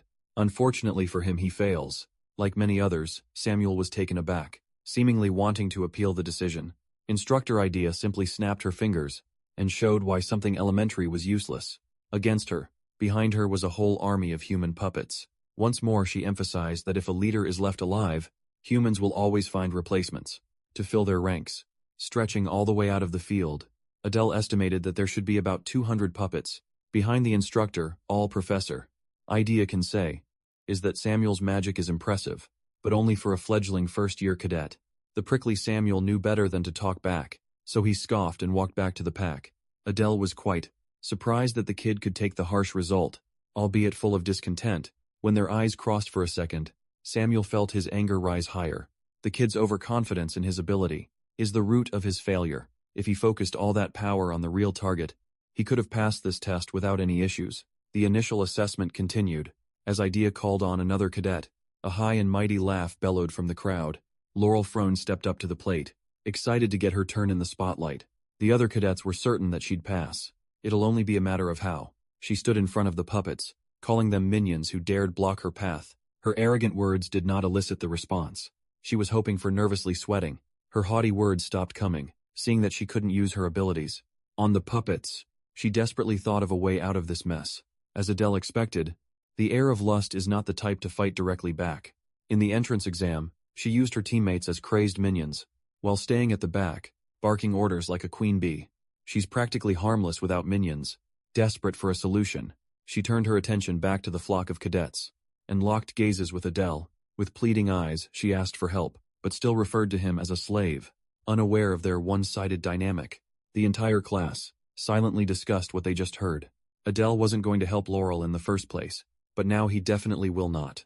Tired of her crying, Instructor Idea ordered her army to charge for. Laurel recoiled at the sight of the puppets, swarming her. They surrounded her and rained punches and kicks. Adele couldn't believe that. She didn't even bother learning to cast buffs on herself. Everyone watched as the puppet beat her up for a concerningly long time, while begging for help. While everyone was focused on the beating, Adele's attention was drawn elsewhere. He just watched one of his classmates heal a wound completely. Healing magic is a power that only humans can use. Since that's the case, it's safe to assume that this pink-haired cutie must be a half-demon too. Healing talent is rare, as is a demon that can heal is practically non-existent. While he doesn't remember this girl's name, made a mental note of finding a way to connect with her. Somehow, just when he was about to approach her, Instructor Idea tasked him with helping Cadet Fran back to the classroom. Now that the test was over, her timing couldn't be any worse. He'd rather try getting acquainted with the healer. Instead of babysitting a spoiled brat, he kneeled down and flicked the beaten and battered Laurel on her forehead, calling her useless. Adele poked her repeatedly to wake up and get up. The trashing she could live with, but being humiliated in front of everyone made her feel worse. At least when she calls him a slave, he can just clap back that she's pathetically weaker than one. Before the end of class, Instructor Idea ordered everyone to gather and line up. She had some high expectations, but the results were disappointing, to say the least. Still, today is a good first lesson. It's important for these youngsters to experience overwhelming defeat, to get a sense of where they stand in the world. It's imperative that they see where their flaws are and what mistakes they make. Finding out their limits early on is a big step forward. Knowing these allows them to support one another in battle. Adele found it odd that Satan uses random class placement when human imperial schools usually split students based on their abilities. Instructor Idea touches on the concept of synergy. Despite all the failures today, one student passed the test, singling him out among the crowd. Idea shot him a lingering glance, claiming that she'd be paying attention to his progress. Adele awkwardly thanked her, while feeling the gazes of his classmates, burning behind his back. Finally, they were dismissed, and directed to return to the classroom.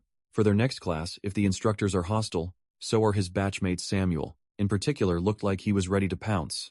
Adele is worried that at this point, building up his own faction might be next to impossible, with all the meddling of those pesky kids, from the 7 deadly sins.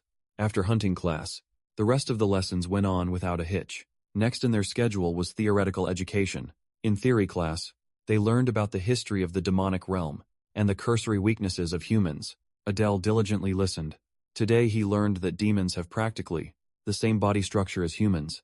Getting hit in certain parts equates to the same level of pain. Next time they'll be having a quiz, so the instructor reminded them to study. It was surprisingly normal. Nevertheless, Adele found going through school tedious. When he'd already gone through this in his previous life, it's only the first day, but he's already feeling defeated. Just like in his previous life, he had no friends to talk to after class. Speaking of friends, there's this one girl he's been trying to get acquainted with, the pink-haired lady who has healing powers. Since the next class won't start for a few more minutes, perhaps this is his chance to talk to her. Slowly walking up to her desk, the two exchanged a glance. With a warm smile, Adele properly introduced himself. The girl stared at him in silence, while the rest of the class dropped whatever they were doing and paid attention to the two. Now that he's thinking about it, Adele realizes that, when two half-demons do anything together, they are bound to draw attention from the masses. Girl is visibly uncomfortable with this. So, it would be best to save the rest of the conversation for next time, so he quickly extracted himself from the awkward situation. Heading to the door, he just wanted to head to the restroom and feed loneliness to his mana, or something. Suddenly the door opened and Samuel walked in. For the nth time today, the two locked eyes. Adele just wanted to get out. Yet this prickly brat looked at him like he was lower than garbage, trying to keep the status quo. Adele reluctantly deferred and made way for Samuel to go in first. As the kid passed Adele, Samuel scoffed and murmured about how he's a nauseating, low-class creature. Everyone has a bottom line. Adele tried his best to stay out of trouble all day, but he's finally reached his limit for bullshit.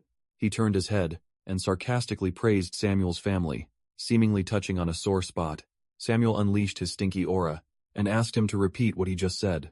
Doubling down, Adele praised the gluttonous family for producing absolute garbage that can walk and talk. Those words pushed Samuel over the edge, though to be fair, it doesn't take much to provoke him into unbridled rage. Unlike Bolton, who knows when to push and pull, this dumbass cannot control his pure hatred and hostility. If this kid is going to get in the way of Adele's plans, then it would be better to just take him out of the picture. Right now, Samuel contorted and shaped his mana around his body, forming a spiky armor. Adele was unfazed. He thinks that he should be able to get away with blowing an arm off if he frames the incident properly, but before the two could collide, the instructor for the next class had already arrived, without anyone noticing. After dispelling their raging auras, the slick-backed, glasses-wearing instructor smiled kindly and politely asked everyone to take their seats. Both Samuel and Adele didn't even sense the instructor entering the room. With the instructor breaking up the fight, Samuel dutifully deactivated his power. Well, that's because it was turned off forcefully. The instructor not only appeared out of nowhere, but he also dispelled all talents within an effective radius. With that settled, it's time for the bespectacled educator to introduce himself. For that, all students must return to their seats. Samuel annoyedly clicked his tongue, and Adele was surprised that the mad dog had accepted the situation. With just mild annoyance, he walked back to his seat. As the rest of the class quieted down, the instructor enthusiastically introduced himself as Robolt is ChatGPT teaching magic now. Now it makes sense how this man dispelled all magic with seemingly no sweat. To become an instructor in Saitan, one must be highly skilled. In any fantasy world, the first thing that often comes to mind is magic. When Adele was still a novelist, he didn't write magic as a talent or latent trait. It was something entirely different. He was partial to seeing magic as a skill that is closer to being something one can improve with hard work. Depending on the perspective, it could even be seen as an academic pursuit. Instructor Robolts started off his lesson by giving his students one concept that they must carve into their minds: the concept of attributes. The core elements of magic are earth, water, wind, and fire. 4 base elements. Add in the rarer darkness and light magic, and you have 6 total basic attributes. Most people have just 1, but Adele could feel that he's attuned to 2. The bear's family is definitely inclined to the darkness attribute, but he's not quite sure what the arson family practiced. Today's lesson will be a quick and easy one. The cadets will be identifying the attributes of their mana. Through a simple test, all they have to do is place their hands on an orb, and the change in color will reveal their affinity. As the students sheepishly fell in line for the test, Adele decided to stay back and observe first. The first one in line went up to the front, nervousness apparent in his face. When his palm made contact with the orb, it projected a crimson hue, indicating the fire attribute. Next was green, a sign of the wind attribute. Everyone had their turn, and the class had a surprisingly diverse lineup of elemental affinities. Since the process was fast and efficient, it did not take too long before it was Adele's turn. Instructor Robolt called him up to the front, and unlike the other students, he already knew Adele by name. Aside from that oddity, he was given the same instruction as the rest. When his palm made contact with the orb, it unleashed a dark aura with a glint of pale light. Just like everyone in the room, the instructor was taken aback. Robert took a closer look at his ball, and gasped at the extremely rare phenomenon. Half of the light is black, and the other half presents a gray color. Logically speaking, black often signifies darkness, usually found in high-ranking demons, but a gray hue is new even to the instructor. Well, he's not entirely unfamiliar with the spectacle. As far as he knows, gray light represents chaos, the attribute of magic that defies the natural order, a real outlier, aside from what it's called. The instructor doesn't have any information about anything else. Adele, on the other hand, was completely oblivious. This is the first time he's heard of such an attribute. He never even wrote something like this in his novel. For now, it would be best to focus on the attribute of darkness. Messing with magic that defies the natural order without more info could be disastrous. As the lecture continued, he could not take his mind off that gray light that the orb produced. It seems like he's not the only one who's been obsessing over this newfound mystery. The daughter of Lust has been eyeing him since earlier. When Adele called her out for creeping behind his back and staring too hard, she was adorably flustered that her stealth technique was detected. She just wanted to come a bit closer to ask about what he was thinking, pulling a dangerous stunt. Earlier, before the instructor arrived, Laurel Fran warned him against provoking Samuel, which was a ticking time bomb. Adele simply asserted that he's not the type to stand idly while he's being picked on. Without good reason, Laurel almost cursed him out for messing with someone from one of the most notorious and powerful families in the demon world. He argued that outside forces can't interfere with Satan's business, so status doesn't really matter. But that is not the point Laurel is making. This matter is not just about demon versus demon, some innocent scuffle. Before spilling some privileged information, out of frustration, Laurel stopped herself and sighed. All she could give Adele was a piece of advice. Adele must be very careful from now on, and watch his back, he reckoned. That Laurel. I must have wanted to tip him off about the gluttony, family's notoriety, for exacting brutal revenge on their enemies. Either way, with the last class of the first day, he must focus up to close up without any more incidents. Come to think of it, the last instructor in today's docket is someone he's already met. Slamming his hand into the desk, the swordsmanship instructor, Ares, intimidated the cadets to submission. The hulking demon insulted everyone in the room for being weaklings, who didn't even deserve to sit in his class. He was disgusted with the entrance exam turnout. Despite facing a measly 5% powered puppet, all groups except the top 8 were annihilated. Adele reckoned that Ares must be trying to provoke the class by hurting their pride in this swordsmanship class. Instructor Ares aims to make sure that these cadets can at least take an opponent's arm in case they die in battle. In order to do that, today's first lesson is the importance of cardio. In other words, they will run until they drop. Ares believes that the foundation of swordsmanship is pure and raw physical strength. Any fancy technique backed by endurance can easily be magnified by 2 to 3 times in power. The allotted time for this last class is ticking, and the cadets have been running for 30 laps. With watchful eyes, the instructor spotted 2 cadets, namely Laurel and Samuel, doing something unforgivable. They were using mana to run without spending stamina. For that, the 2 heirs of prestigious families will be punished. For their punishment, they will be starting over this hellish run. From the beginning, Adele was pleased with how those rich kids were dealt with. For using tricks back in his day, he had to beat down knights after possessing a body before escaping to the demon world. Finally, Instructor Ares gave the much-awaited signal to conclude the diabolical class. Of course, only those who have completed 50 laps can proceed to their assigned dorms. Those who did not finish in time will have to take extra lessons. Today was no joke, but Adele miraculously got through it with minimal trouble. After freshening up, his next stop is the dorms. The first day was surprisingly exhausting. All he wanted to do was find his room and lie down as soon as he could. Unfortunately for him, Lady Renee found him walking on the way to the dormitory. She looks like she has a bone to pick. With her so-called bodyguard, swiftly regaining his composure, he asked his boss what was up. When asked about her first day of classes, she responded with a despondent silence. He wondered if someone offended Renee in her class, or something before inquiring further. He needs to take this conversation away from prying eyes to avoid misunderstandings. Finally, the lady spoke and laid down her complaint. She was actually upset that the instructors did not give her nearly enough training, so she wants him to join her for some cool-down exercises.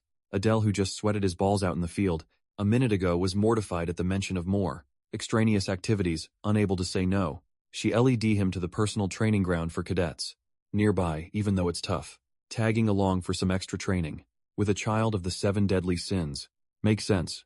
Getting stronger increases his chance of survival. They arrived at the facility, and it was surprisingly spacious and well-equipped. Almost every machine was taken, and everyone was seriously working hard to improve their physical strength. Of course, Lady Renee immediately went for the heavy-duty weights. Adele volunteered to take a crack at the barbell first. Confident that his years of working out in the previous world would make this easy, he tried a simple deadlift. This dude looked like he was about to shit his guts, and he could not even make the thing budge.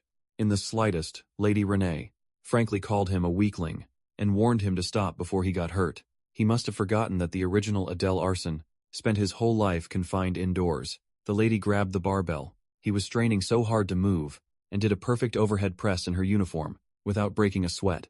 She has the ultimate sleeper build. In terms of pure strength, Adele is miles behind this girl. He needs to work hard and get some meat in his bones. The cool-down exercise she dragged him into stretched for a non-stop 2 hours. Before Renee reluctantly agreed to stop, it's about time to pack it up and go to the dorms. Overall, the tail end of Adele's first day was one big training montage. Curious about his current gains, he decided to take a peek at his status window while Renee was changing clothes. Well, he's still a chaotic half-demon with plenty of traits, a position transfer talent, and a mana count of 1. Sen. R.E. Even though he's been diligently practicing mana manipulation every night, it only increased by a measly 24 points. It looks like he's entered the slowest growth phase. Maybe downing some elixirs would help. When Renee finished changing, he was knocked away from his contemplation. After escorting her to her side of the dormitory building, he implored the lady to get some rest. If Adele had stayed in that training facility a second longer, he would have collapsed. Following the directions he was given, he traversed the higher floors of the dormitory. For his room, according to the letter of acceptance, he was assigned to room 4, Ling Si. Upon arriving at the 4th floor, a row of ornate doors stretched before his eyes. Standing before the one that had his room number, Adele wondered what kind of roommate he was about to bunk with. For the year, he solemnly prayed for someone with good character, a potential ally, if you will. He's about to meet his potential first friend in the demon world. He felt a little giddy as his heart raced in anticipation.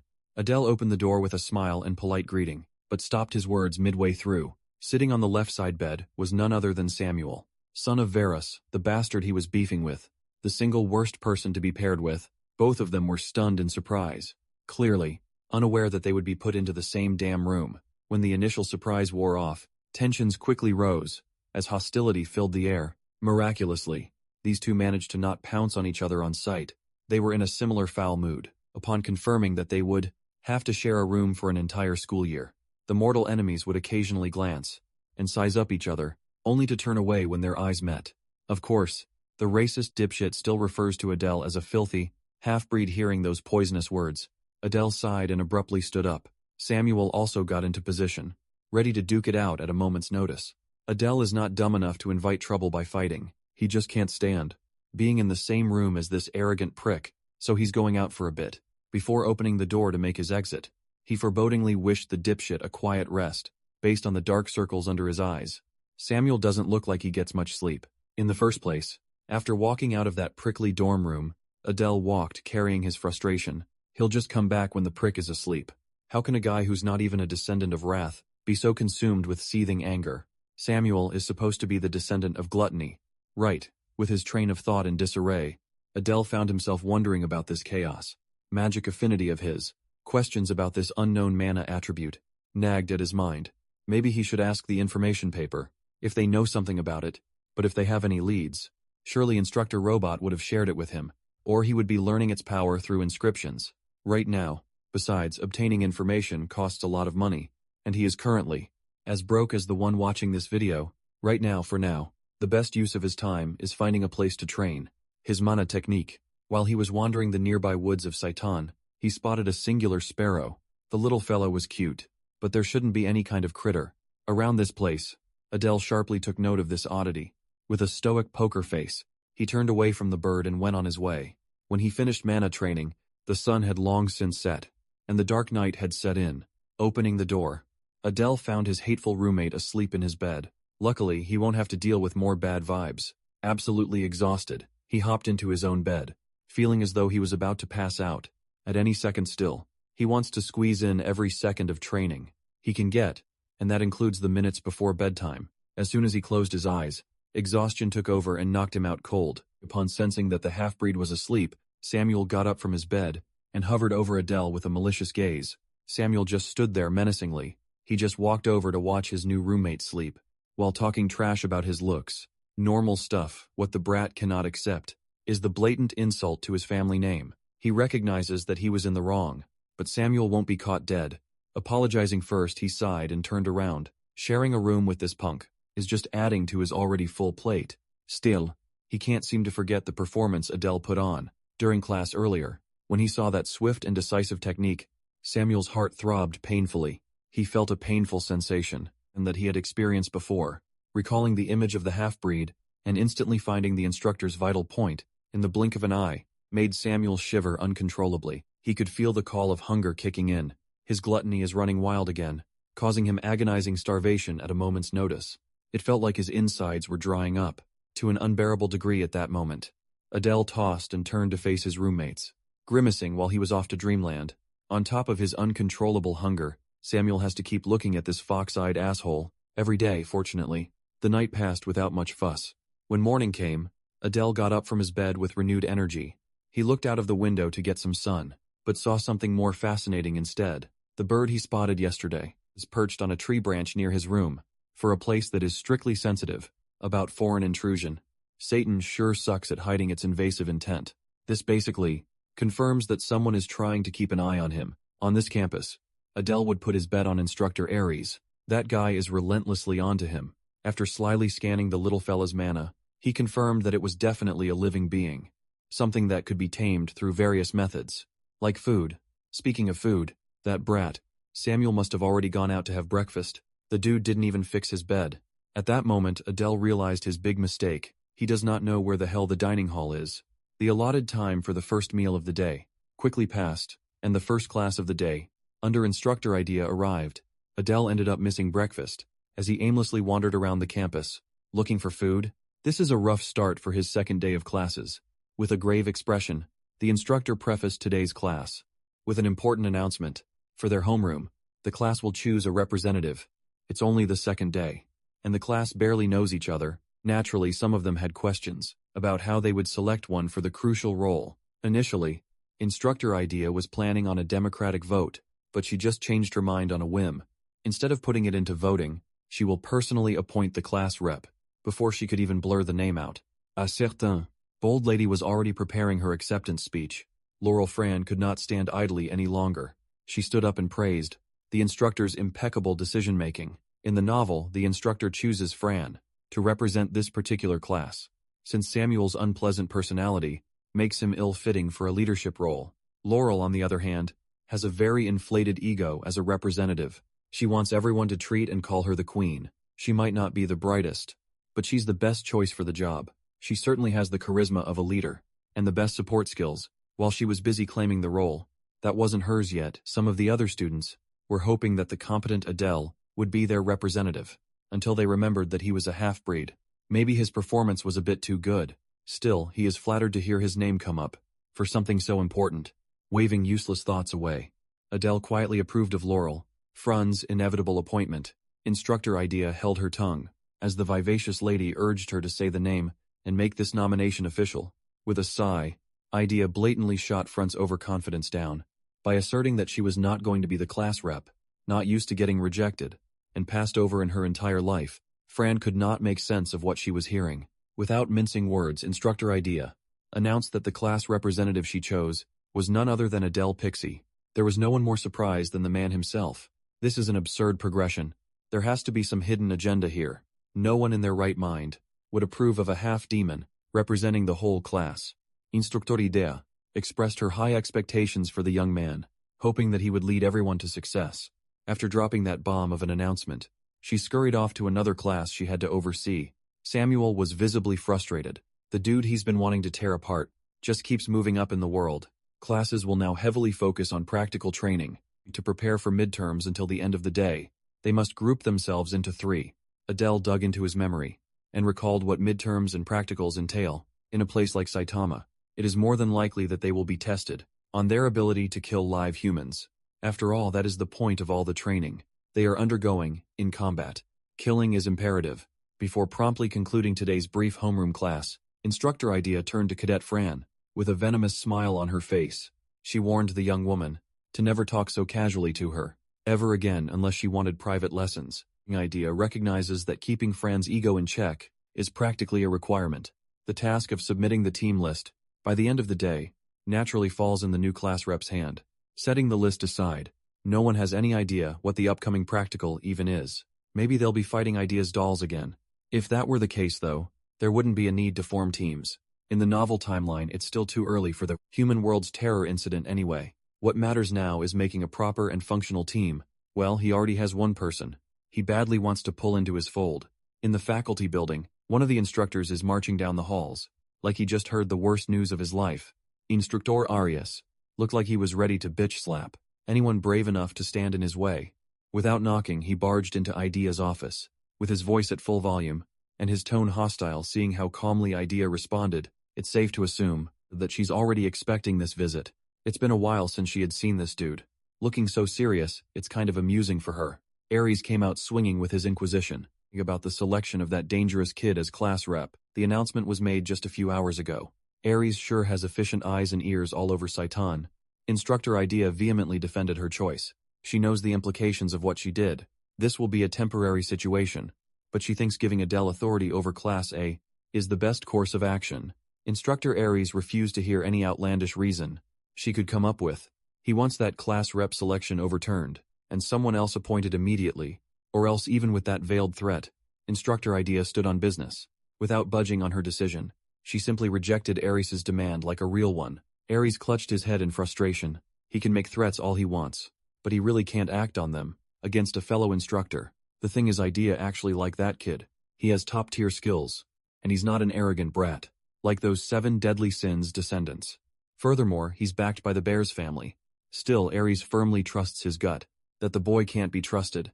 After all, there's nothing more dangerous than a blind blade. Instructor Ida sighed and walked away from the argument. She will handle everything, so Aries better stay out of her way. She is supremely confident in her eye for real talent.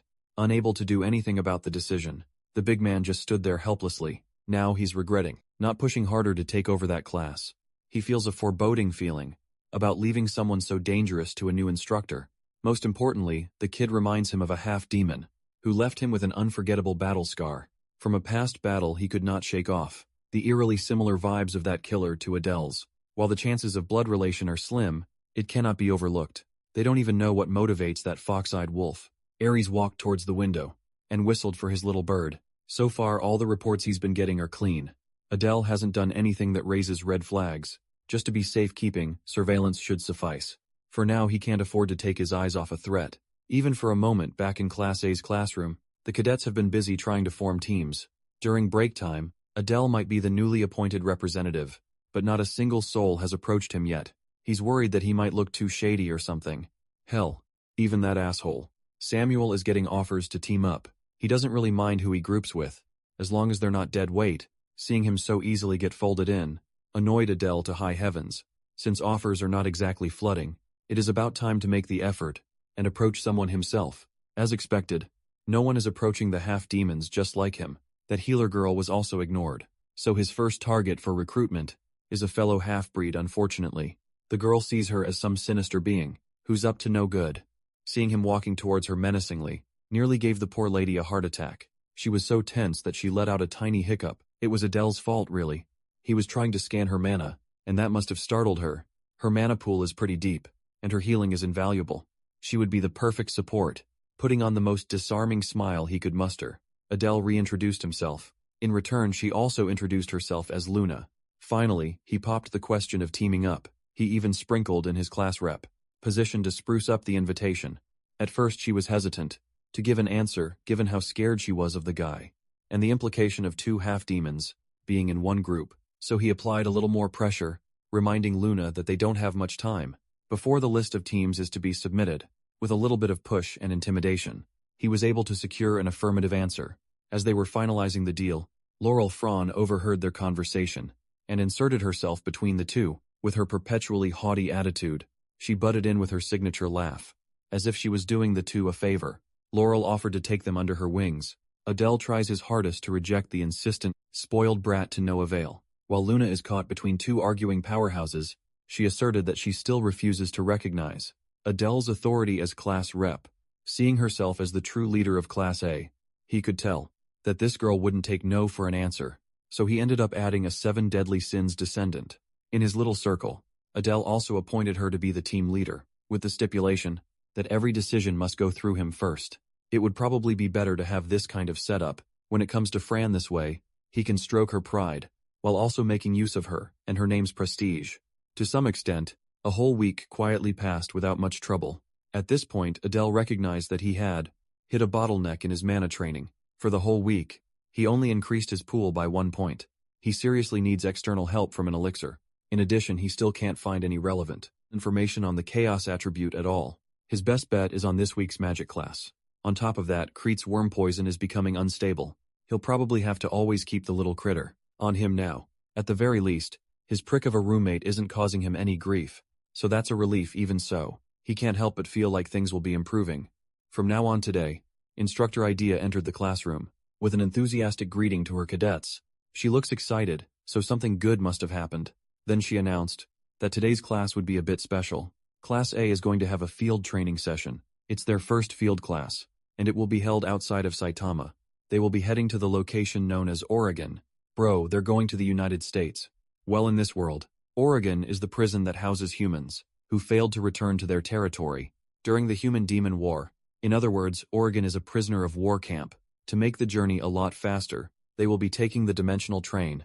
The clueless students heard that they were going outside the boundaries of school and were giddy with excitement. They are so focused on going outdoors, but if they knew what kind of place Oregon really is, they wouldn't be smiling and chatting so ardently. This is Adele's first chance to venture outside the school property, and he lucked out. Aside from training, there are more ways to get stronger. Soon the main characters will discover a special opportunity. In that god-forsaken prison, Adele has the knowledge and knows how to get to that encounter before anyone else. The problem is seizing that thing without attracting suspicion and avoiding all the eyes around him. The Oregon guards are no joke either. His train of thought was interrupted by the cheery frown. He must have looked a little stiff, so Adele laughed it off his nervousness. For his first field class, Fran assured him that there was no need to worry. With such a capable team leader by his side, Adele is kind of looking forward to seeing all that confidence and energy sapped out. Once they get to Oregon still, the girl's attitude cheered him up a bit. With a rare opportunity looming on the horizon, Adele is eager to get his hands on some much-needed power up. The dimensional train announcer promptly notified the passengers of their arrival in Oregon. It's time to disembark. Instructor Idea LED the way. As the cadets looked up to a sinister building, exuding misery, while the kids were dead silent, their instructor looked right at home. On the way to the entrance, they had to walk by a few metal cages, housing the bones of previous prisoners. As expected, the atmosphere was intense. The cadets who were expecting some leisurely place for field training are now shaking in their boots. To ease them up a little, Instructor Idea explained that there won't be any combat tests today. She said it as if something awful wasn't obviously about to happen. That woman has a twisted sense of humor. The guards of Oregon welcomed the Satan cadets with complete indifference. According to Adele's estimation, these guards must be as strong as instructors, based on the pressure coming from them. With the verification done, they were invited to follow along closely. The walls of the hallways were inlaid with torches. It looked medieval up in this camp. Every stereotype you can think of was present. When they walked a little deeper into the facilities, desperate cries of humans begging for help and mercy became audible. Even the usually upbeat Fran was skeeved off. As they continued walking, an odd stench filled the air. Adele was inwardly laughing at the cadets, who didn't know what they were about to experience. As expected, that prick Samuel doesn't seem affected or even remotely bothered at all. He's a weird one, that guy. Upon descending some stone stairs, Instructor Idea signaled for a stop. Suddenly the ceiling opened, and they were welcomed to today's true training grounds. They are about to see the true face of Oregon. But it isn't pretty. With moonlight pouring in from the open ceiling, the cadets were finally able to see the miserable prisoners inside their cells for a human. This place can be the closest thing to hell on earth. As everybody can tell by now, this place holds humans who dared to attack the demon realm. They are labeled as brutal criminals who have demon blood in their hands. Some of the worst of them even murdered pregnant women and children. Since everyone looks so curious about the subject of today's training, Instructor Idea tasked one of the guards with bringing in a test subject with a malnourished and defenseless prisoner. Kneeling before her, Idea stimulated her magic. The threads of her power extended and wrapped around the poor guy. With a sadistic look in her eyes, Idea conjured a ball of pure misery made with magic and opened the prisoner's mouth. What happened next made the cadet's stomachs turn with its brutality. That wasn't the case for Samuel. Though he liked that gory shit, the prisoner was forced to swallow Ida's ball, and his head immediately twisted and shifted into something unimaginably grotesque. After a few seconds of unbearable agony, the prisoner's noggin exploded into bits and pieces of meat, blood and brain matter. Instructor Ida just demonstrated the extremely simple premise of this field test. Cadets must kill one human however they please. Any method is allowed. Those who have weaker stomachs couldn't bear to look at the aftermath of their instructor's bloody demonstration. Adele, on the other hand, felt nothing at all. His psyche must have become completely one with the original demon, who had this body before him. His goal won't change. No matter how dirty his hands have to be, he will survive to the end and fix this wretched world's ending, whilst fulfilling the original Adele's wish to test her newly appointed class representative. Idea called up Adele to take a crack at the task at hand. Without saying a word, he walked up to the nearest cell and opened the gate to take his pick. Chained up against a wall was yet another underfed prisoner of war. Knowing what was about to happen, the poor sap looked at Adele's dagger with terror. With an emotionless tone, the young man extended a courtesy to hear the man's last words. He wanted to leave behind. With vitriol and pure hate, the man screeched that his only regret in life was that he could not kill more demon bugs. He warned that humanity would wipe out every last demon in existence. Hearing the ramblings of a hateful madman fueled Adele's swift and clean blade swing. Knowing that he's killing such a piece of work felt oddly satisfying when he walked out of the cell. Instructor Idea was clapping for his impeccable performance. The instructor and the class rep have had their turn. Now, it's up to everyone else to enter their chosen cells and let human blood stain the floors. As for the half-demons in the class, they have to step aside with the instructor. For a moment, Adele watched as Idea led them to the other side of the facility. He never knew that there was another half-breed in the class, other than him and Luna. Speaking of Luna, she looks like she's not cut out for this brutal test. You see, Instructor Idea prepared a few specially designated prisoners. For the half-breeds, instead of killing humans like the rest, they must take the life of a fellow half-demon. This way they can prove that they are not traitors to their demonic blood like the scums in this lineup. Seeing the traitorous demons who joined the human side when the war erupted, most of the half-breed cadets felt their blood boil. They have suffered and were persecuted because of the disloyal actions of many.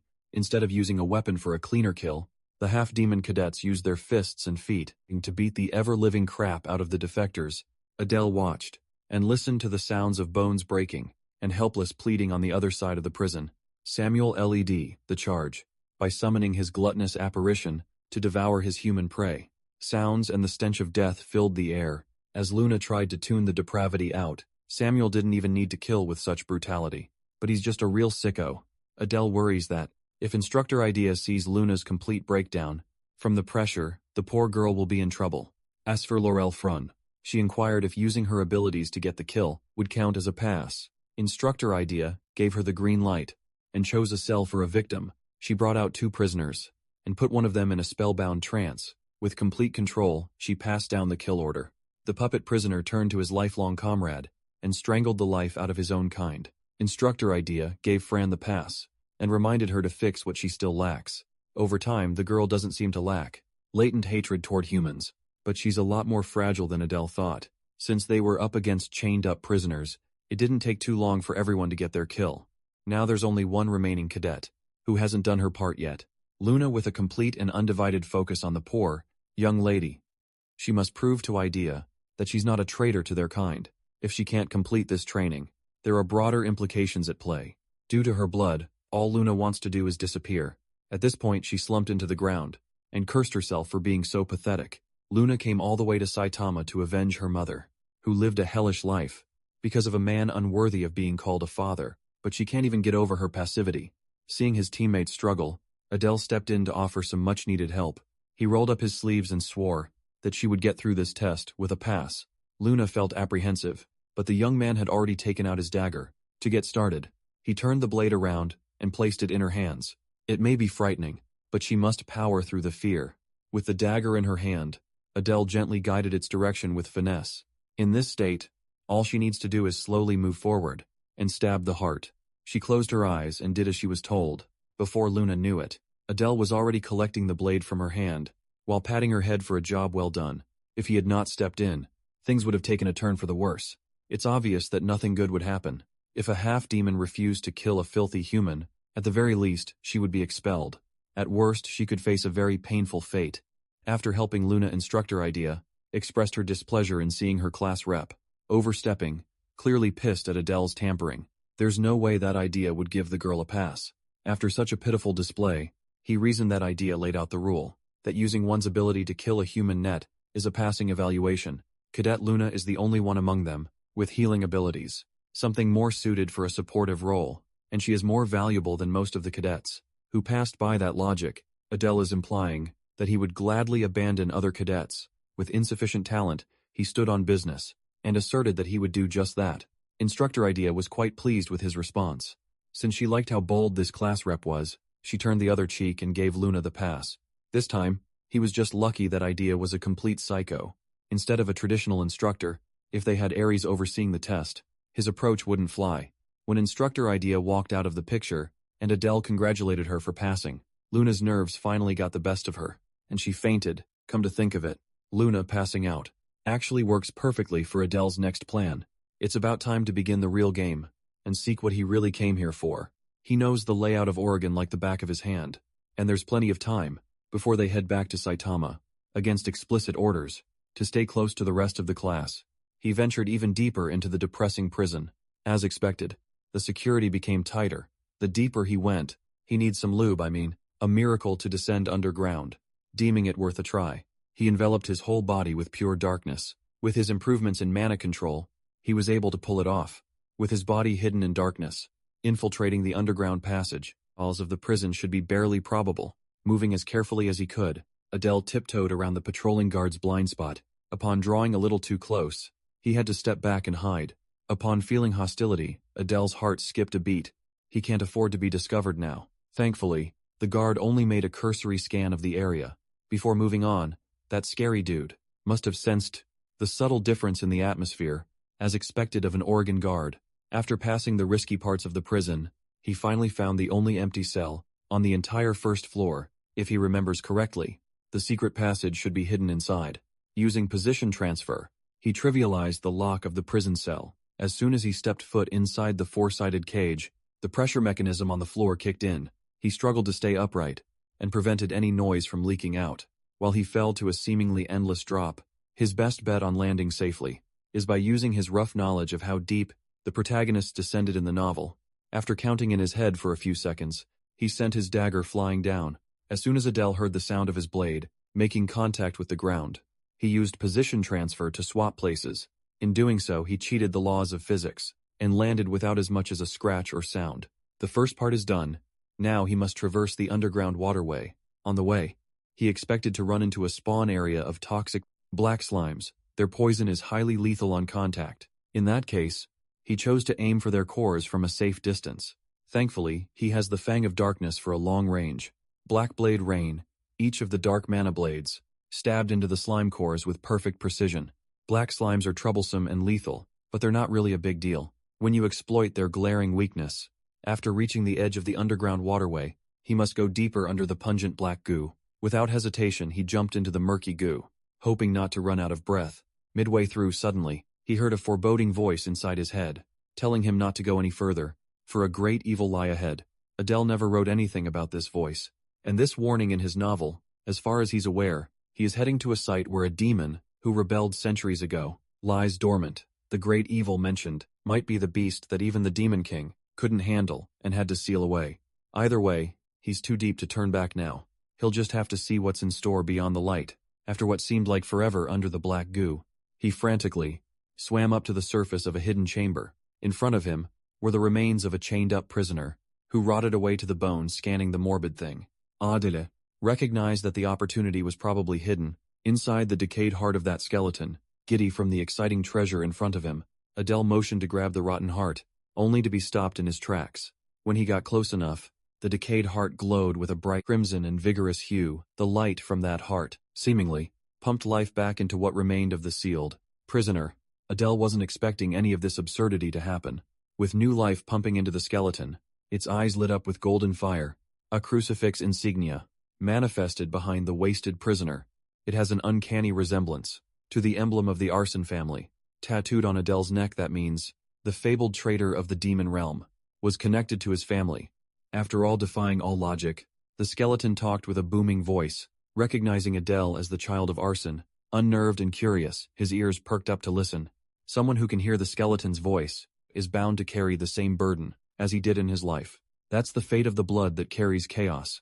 For Adele, he leaves a warning, not to be devoured by the raging chaos, the force that distorts the order of the world. If one becomes obsessed with finding its meaning, one is bound to become lost in the end. After issuing the bone-chilling warning, his remains crumbled into dust. As the rotten heart fell on the floor, upon touching and picking up the decayed organ, it lit up once more through his palm. It imparted a constant hunger, the will that seeks nothing but utter devastation and destruction. He must have touched upon the remnants of his ancestors' innermost desires. Looking at his status window, a new trait has been added: telekinesis. Eager to test it out a bit, he drew his dagger and made it move using his mind. Unfortunately, all he can do right now is lift it up in the air for a few seconds. It's not a matter of lacking mana, but an issue of low proficiency. Nevertheless, he will need to train this new ability with diligence. Aside from this possibly overpowered technique, discovering a clue about chaos affinity beyond just raw power was unexpected. This sneaky operation was a huge success. Since there's nothing else left to gain in this damp shithole, Adele better return with the rest of the class before someone notices his absence. When he arrived, the first one who spotted him was Fran, and she looked suspicious. Using the simplest excuse, he claimed that he was just walking around the area. Well, Oregon is not really the place to take strolls. To cover his tracks, he insisted that sightseeing caged humans is oddly pleasing to him. Dismissing Fran's irritable ramblings, he looked for Luna. Fortunately, she seemed a lot better than the last time he saw her. He joked that she slept so soundly that someone could have carried her off without anyone noticing. Ignoring that joke, Luna thanked Adele for helping her with the field test. She would have undoubtedly failed if it wasn't for him. That means the girl is indebted to him now. He'll certainly cash that debt in the future. Finally, Instructor Idea called her cadets to gather up. Thankfully, there were no dropouts on today's field exercise. She also noticed the change that a lot of cadets underwent after getting their hands dirty. They still need refinement, but today there was a big improvement. It was a short stay that felt long. Now it is time to leave this god-forsaken place and return to Saitan. Another week quietly passed. Since they returned from that unforgettable trip, not much really changed. Adele noticed that the half-demons had overcome some of their fears through the experience of killing their own kind. Meanwhile, every second of Adele's downtime has been dedicated to training up his telekinesis, while the professors keep hinting at the upcoming midterm exam. In the novel, The First Year, students of Saitama launched an all-out invasion of the Imperial School around the time of midterms. This upcoming event is no joke. Adele could tell that not everyone in this classroom would ever return. In One Piece, yes, the One Piece is real. Today, Luna kept on stealing glances at him and turning away. Once he stared back. Based on her expression, she looked bothered by something, so he decided to approach her with a smile to check what was going on. She wasn't responding, so he gave her a little startling. When asked if something was going on, she frantically waved the question off. It looks like she won't be sharing her thoughts so easily, so Adele invited the young lady to have lunch with him. Later, hearing the invitation seemed to cheer her up a lot. With that being said, they are set to meet in front of the dining hall. At noon, Luna is emotionally unstable, but way too easy to read. She doesn't seem that frightened by everything anymore, and she seems to trust Adele after Oregon. A few hours later, the lunch period was almost over, and Luna was still a no-show. worrying Adele. He doesn't want to go in and eat alone, since he normally doesn't even eat lunch. It can't be helped, so his time would be better spent on more training. Anyway, as he was about to walk back to his dorm, Adele spotted Lady Renee and the Demon King's daughter, Diana, walking his way. Upon seeing perhaps the most dangerous duo in Saitama, every fiber of Adele's being screamed at him to run and not get involved, so he frantically used position transfer in order to hide himself. Even so, Lady Renee sensed a faint trace of his presence. Thankfully, she did not investigate the surroundings further, as he was just hiding behind a brush. Considering what he experienced back in Oregon, he's been a little more paranoid about getting outed. As a descendant of the Arson family, now not only did his family play a pivotal role in defeating the demon realm, but more importantly they were directly responsible for the brutal death of the Demon King. To add salt to the wound, the Arsons even added the queen to their kill count. While the ladies were trying to make sense of the presence, they both just felt Adele quietly snuck away. That was a close encounter. He really needs to be more cautious around the campus. His sneaky shenanigans landed him in a hidden spot, behind the dining hall. The ample space and quiet is a lot better for training than his stuffy room. Maybe he stumbled upon a decent spot. Unfortunately, the peace and quiet didn't last too long. As a frightened scream echoed nearby, Adele recognized the terrified voice and immediately ran in its direction. His suspicions proved to be correct. Luna was being harassed in an alleyway. Seeing the young lady being ganged up on made Adele's blood boil to dangerous levels. She turned to him with a glint of hope. Calming himself down, Adele scanned the goons and recognized them from his class. He can pretty much grasp what's going on here. With barely concealed rage in his voice, he asked the goons to return to the classroom. They must be ganging up on Luna, when everyone here is also half-demon. The goon leader pushed back against Adele. From the beginning, these half-breeds never recognized Adele's authority. As a class representative, these goons have no game at all. Believing that Adele wouldn't be able to handle a 3 versus 1, they were quickly proven wrong. With pure mana imbued with killing intent, Adele grabbed one of the goons and choked him. Without lifting a finger, the other two were taken aback. Feeling the unnerving hostility of the class rep, these fools had the gall to stand up against him when they couldn't even move. After feeling just a little bit of killing intent, he let the fool drop to the ground. Looking down on the pathetic worm, much to Adele's surprise, it seems like he underestimated one of the goons. Standing on the sidelines, the boy with the spider mark on his cheek wasn't scared of him. In fact, this dude is calmly analyzing his moves. After making an example of one, he implored the goons to stop embarrassing themselves and run, hearing them bark even more. Adele gave one last warning, an opportunity to shut the fuck up. It's still lunchtime, and he'd rather not see his intestines before a meal. Limping away, the three stooges retreated, with their tails tucked between their legs. The boy with the spider tattoo was still calm and collected. As he stared at Adele with apprehension, such a composure is unusual for a cadet. Aside from Luna, there might be another diamond in the rough in Class A. Once the goons were gone, Luna ran up to her savior, with sincere gratitude for the help. Since they got held up for too long, their lunch meeting will have to wait for another time. The class will begin soon, so they had better hurry back. He heard that they are finally learning real magic today, so he doesn't want to be late. Day by day, Luna feels closer and closer to her fox-eyed knight. A few minutes later, Instructor Robolt entered the classroom and excitedly broke the news that they were finally delving into learning magic for real-life scenarios. Today's focus will be on invisibility and silence, two techniques that shouldn't fall in the hands of pervs. Coincidentally, these two are also the original Adele's forte. The purpose of learning these two texts is simple. How do you deal with someone stronger than you? On the battlefield at times, the only answer is assassination. For some, such underhanded methods aren't an option, but a necessity right now. No cadent in Class A can defeat a human hero in a head-on fight.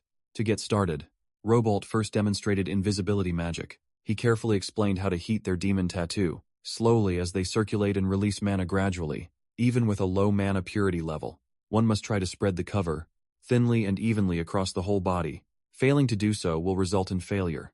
After flawlessly executing every step of the process, the instructor seemingly vanished without a trace.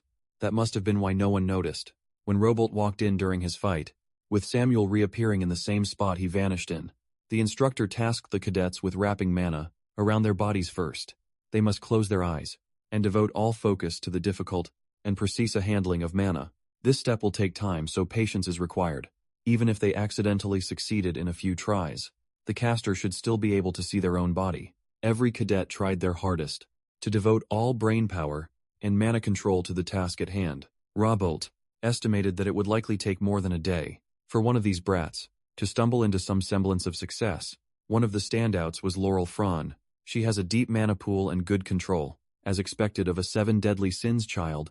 More impressively, the kid known for his brashness, Samuel, is exhibiting an astounding level of control. His body is already looking faint. He must have a natural talent for the technique. For normal cadets, a week of practice is the threshold.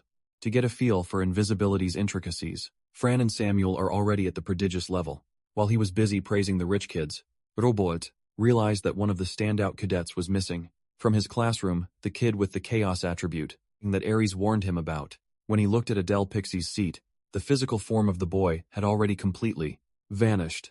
He could recall that the boy was sitting in that seat when he started the lecture earlier. While the instructor was having a mental crisis, Adele easily maintained his invisibility spell, without much effort thanks to his body's latent talent. Invisibility magic was way too easy to master. In fact, he's already trying to come up with ways to incorporate his chaos attribute into it.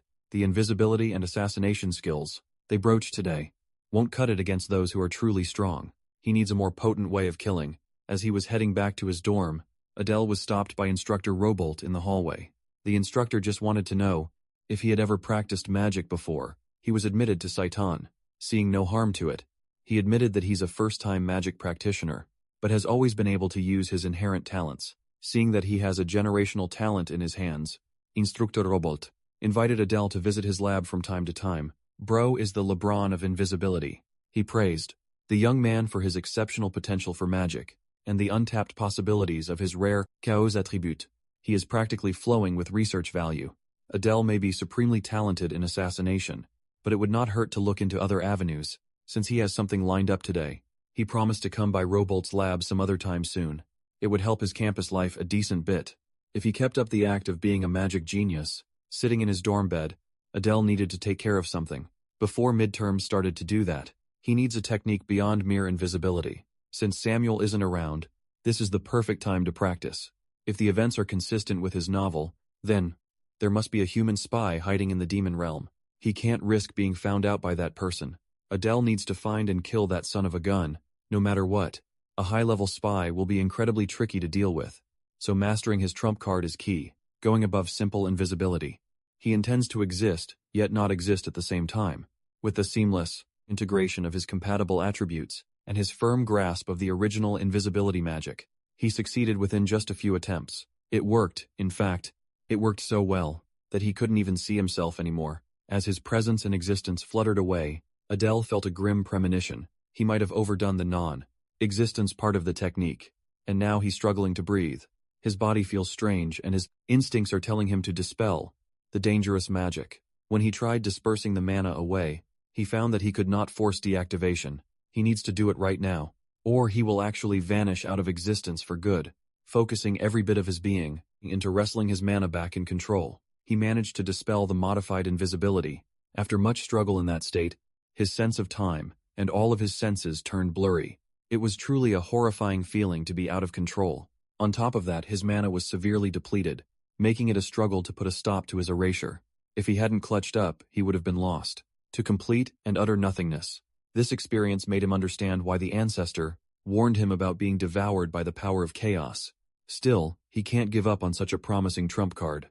An entirely new technique that combines a well-known spell with the attribute of chaos will be a lethal weapon in his hands. It shall be called absolute invisibility. Out of nowhere, while he was panting in exhaustion, his dickwad roommate barged in and kicked him with full force. Samuel was yelling at him fervently, but he could not understand a word he was saying.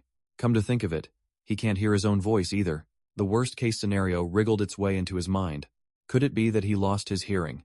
After things had settled down in the dorm, and his hearing came back, Adele chose to stick with training his new tech. In the outskirts of Saiton, this time, he had better control of absolute invisibility. Thankfully, the rebound did not cause him his hearing this time around. Instead, it caused him to lose his eyesight. Now he's certain that using absolute invisibility comes at the cost of losing one or two of his senses. He's been repeatedly testing and tweaking his spell. For a week now, he had experienced losing his hearing, taste, touch, and now vision. Fortunately, the drawback only lasts for about 2 hours each time. The bad thing is he can't pick or tell which senses will be lost in advance, as he is right now. The technique can only be safely used for about 3 seconds. In other words, it's practically useless, a high risk, and low reward technique is good for nothing. Perhaps he could unseal the technique. If he can guarantee a kill, aside from practicing absolute invisibility, he also tried combining his chaos attribute with other traits, to no avail. The most straightforward way to get stronger right now is through swordsmanship and mana training. Without his vision, he's stuck in the woods for 2 hours, with no sense of sight. Since he made a habit of coming out here early in the morning, he shouldn't be late for class later. Today, Class A is under the care of strict instructor Ares. After regaining his vision, Adele was forced to fall in line and run, like his life depended on it. It's been weeks now, and all they've done in this class is cardio, instead of learning the way of the blade. After a grueling stamina training session, Ares ordered the cadets to gather up.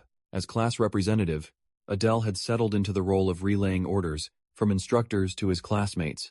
Of course, this always rubs the musclehead the wrong way.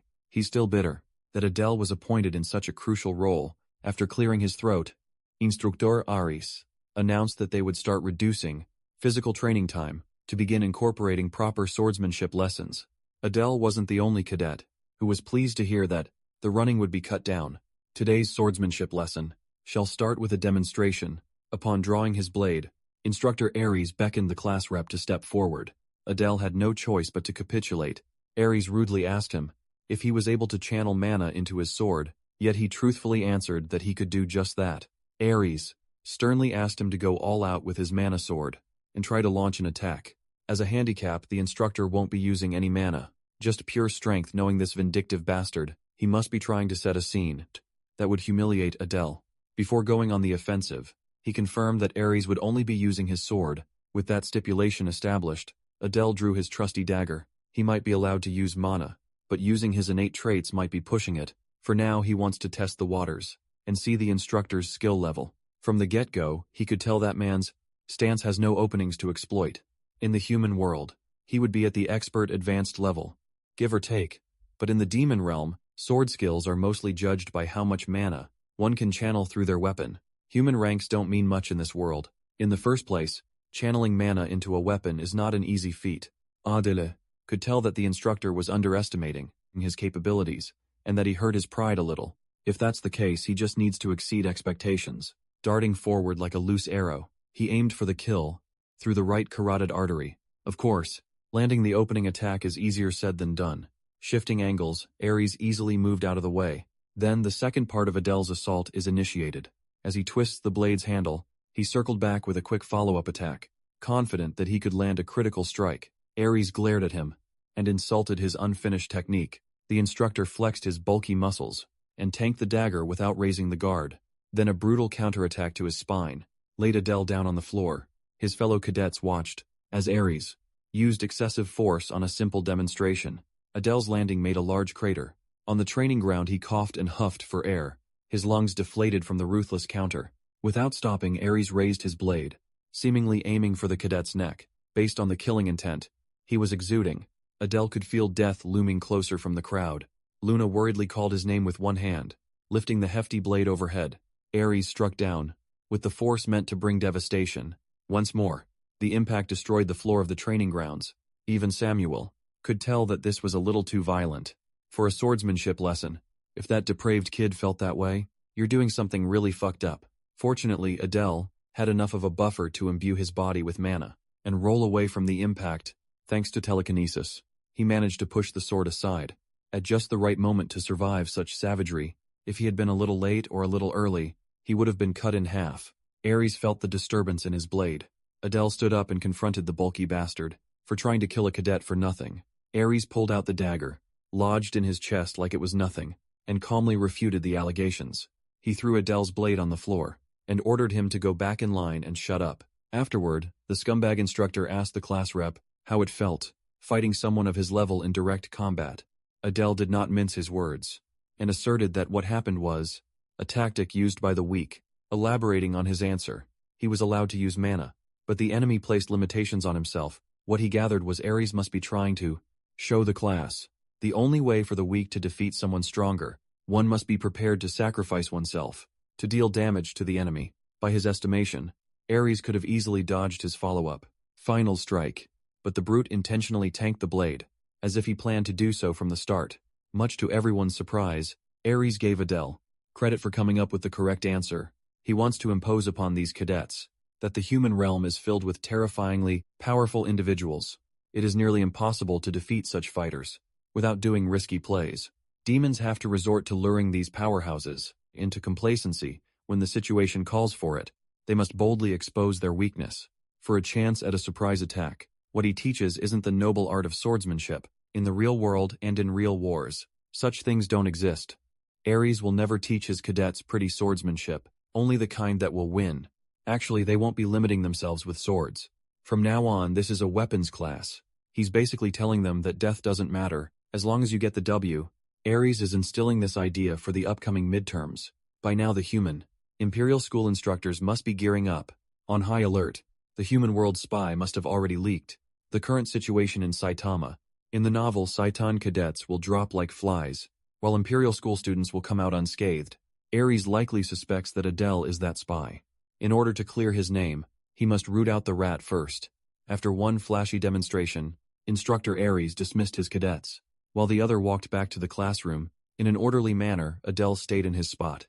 Ares looked at him with annoyance and asked if he intended to rebel because of what happened earlier. Of course, he denied such a ridiculous sentiment with a smile.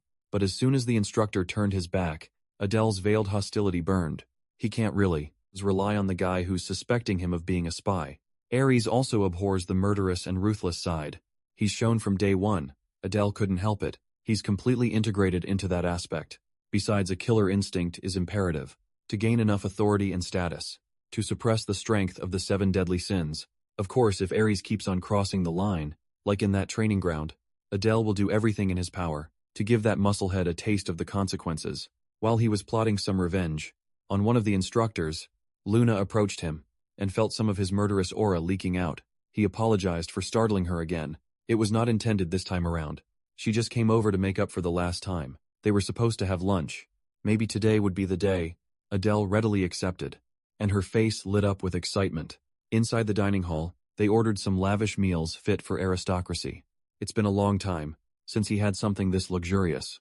Well, it's been a while since he ate lunch at all. There were so many delectable dishes spread across the table. Luna worries that leaving leftovers might get them punished by the demon, god of gluttony, as they were about to start eating. The goon squad that Adele bitch slapped walked in. They took notice of Adele and Luna before they could think about messing around. With the class rep present, Adele waved at them with a smile, and the 3 stooges chose to mind their business. Unlike the other 2, Spider-Boy is still fascinated by Adele. Adele found this a good time to ask Luna what really happened with those 3. She confessed that she was being bullied by the other half-demons. She doesn't know why. They just started picking on her at some point. She blames herself for being weak and lacking any special physical abilities. Perhaps she doesn't see just how valuable her healing power really is. Luna added that the 3 never physically assaulted her. Instead, they just curse at her while passing by and take her silver coins from time to time. Hearing that she was enduring such a shitty situation, Adele advised Luna to always stay near him from now on. Luna asserted that she doesn't need protection. She just has to prove that she's not a traitor to demon kind, but that's all the more reason to stick together. Since he'd been meaning to do some digging, Adele asked Luna what she knew about the kid with the spider tattoo. Maybe he's from Hunter x Hunter. As far as Luna knows, the boy's name is Kyle. Hearing the name rigged Adele's memory, reminding him of someone named Kyle, mentioned in the novel, asking more questions. He found out that Kyle is a pure demon, but he's hanging out with the half-demon crowd. In Luna's eyes, that boy is particularly scary. He looks at her like she's a disgusting bug. Isn't that precisely how they looked at humans back in Oregon? Yeah, Kyle just entered the top of Adele's suspected spy list. He briefly considered asking the information paper for confirmation, but it might just be a waste of money. He doesn't have to save himself from further headaches. It would be better to check directly.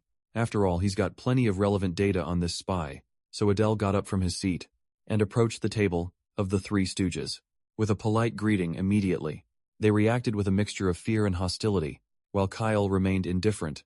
Offhandedly, Adele mentioned that he heard about a girl in the Imperial School's first year. Kyle remained seated, focusing on the meal in front of him. Adele added that the girl is a half-demon, with one surviving relative, an older brother. At that point, he could feel Kyle smoldering in his seat to elicit a reaction from the suspected spy. With a sinister tone, Adele name-dropped the girl, Ray. At that moment, Kyle must have realized that his cover was blown, and Adel was a much bigger problem than he anticipated.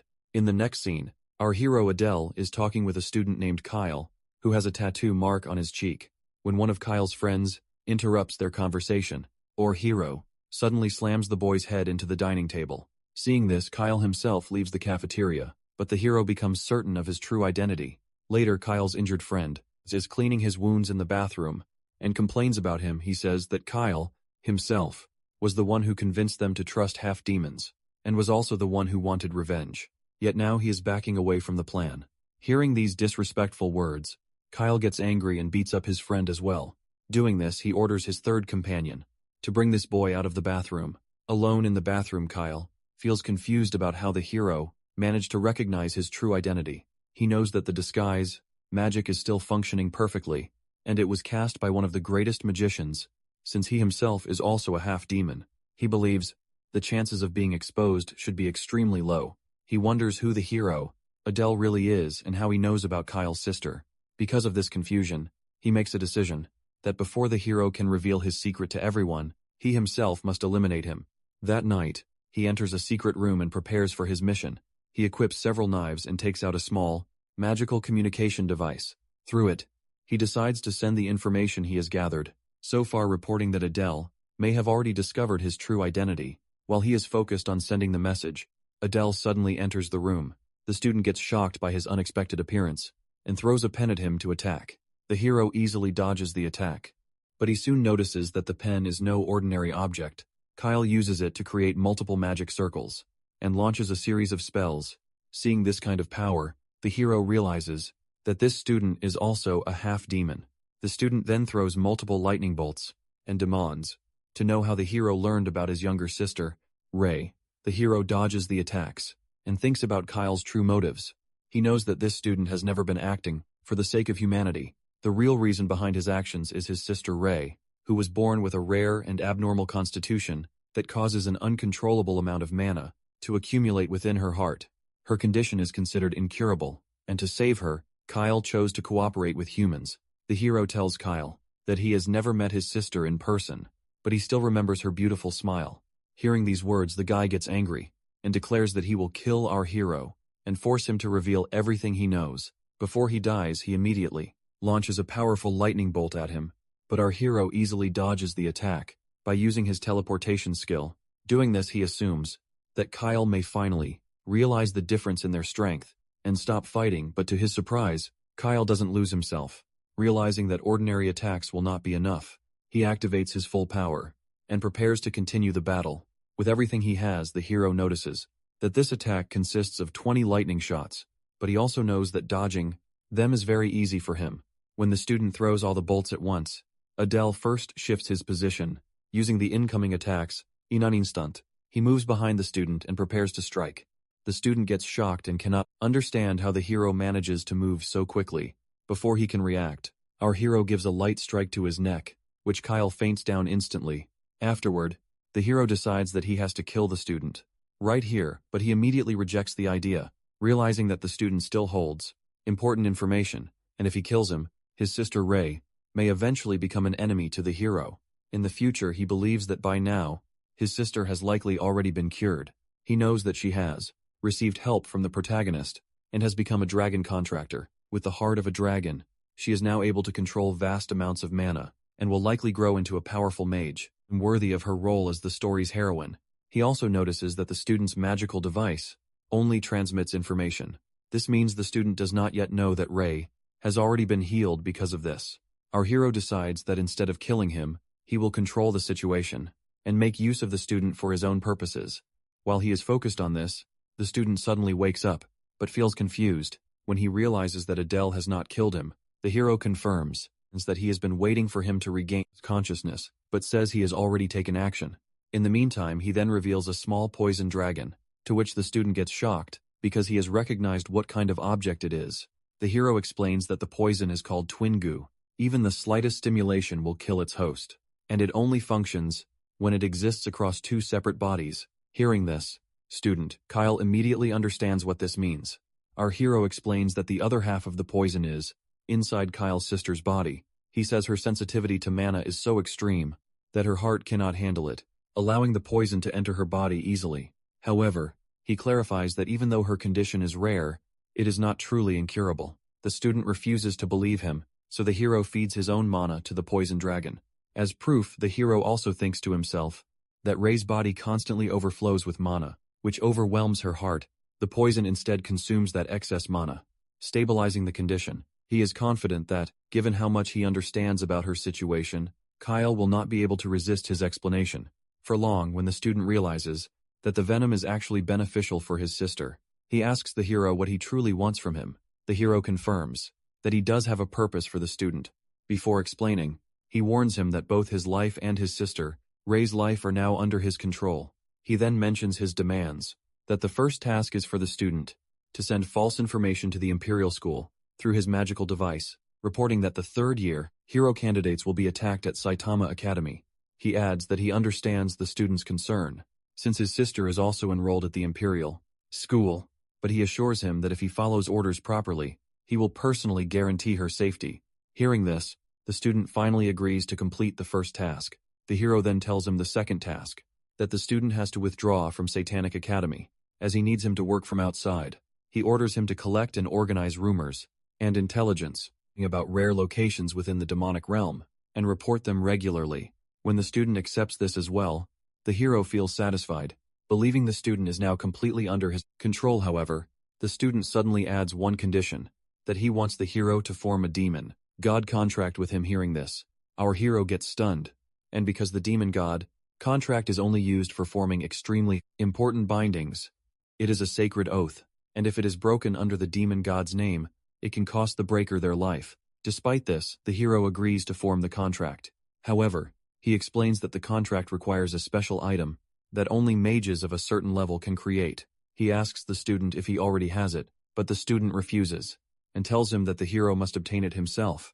At first, the hero feels confused, since no ordinary cadet would possess such an item. Then he suddenly remembers that the magic instructor, Robolt, might have one.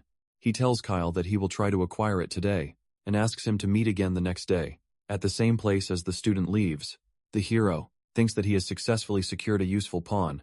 However, he also realizes that this alone is not enough. Even if he uses the student to spread false information to the Imperial School, he is still uncertain whether he can pass the midterm exam himself. Later, the hero goes to Instructor Robolt's office as planned. The instructor gets surprised by his visit and goes to prepare tea for him. From behind, our hero observes the office and notices that the instructor is not only interested in books, but also engaged in magical formulas and research.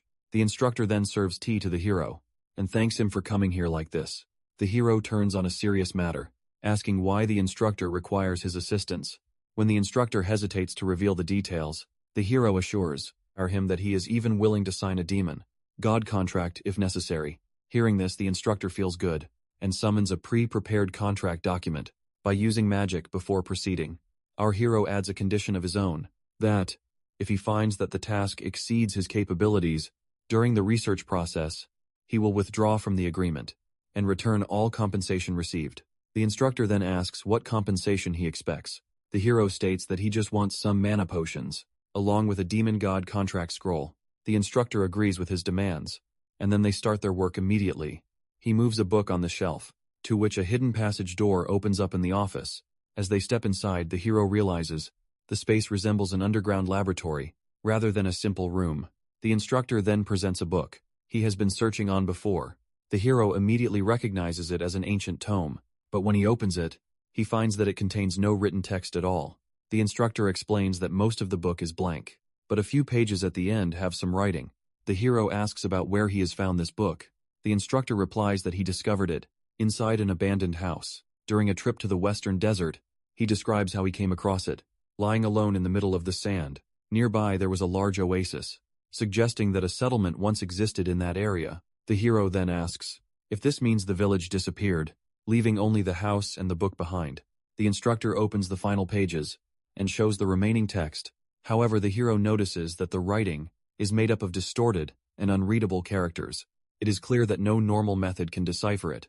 The hero asks if any progress has been made in understanding the book, but the instructor clarifies that there has been none. The hero suggests that there may be clues around the place where the book was discovered, The instructor explains that he already investigated nearby villages, but no one has ever heard of the abandoned house, or the book itself. Hearing this, the hero realizes that he has to start the investigation from the beginning. As he studies the strange writing more closely, his own necklace suddenly starts reacting strangely. He notices something unusual. The distorted text starts transforming into readable words. When he reads a line, he cannot understand its meaning, but the reaction from his necklace makes it clear that it is connected to the demon god. He informs the instructor about what he has seen. The instructor gets surprised and realizes that the phenomenon is likely related to the chaos attribute. He explains that they will need further research to fully understand it, but admits that this is an extraordinary discovery. He suggests comparing the book with other ancient artifacts and texts from different regions.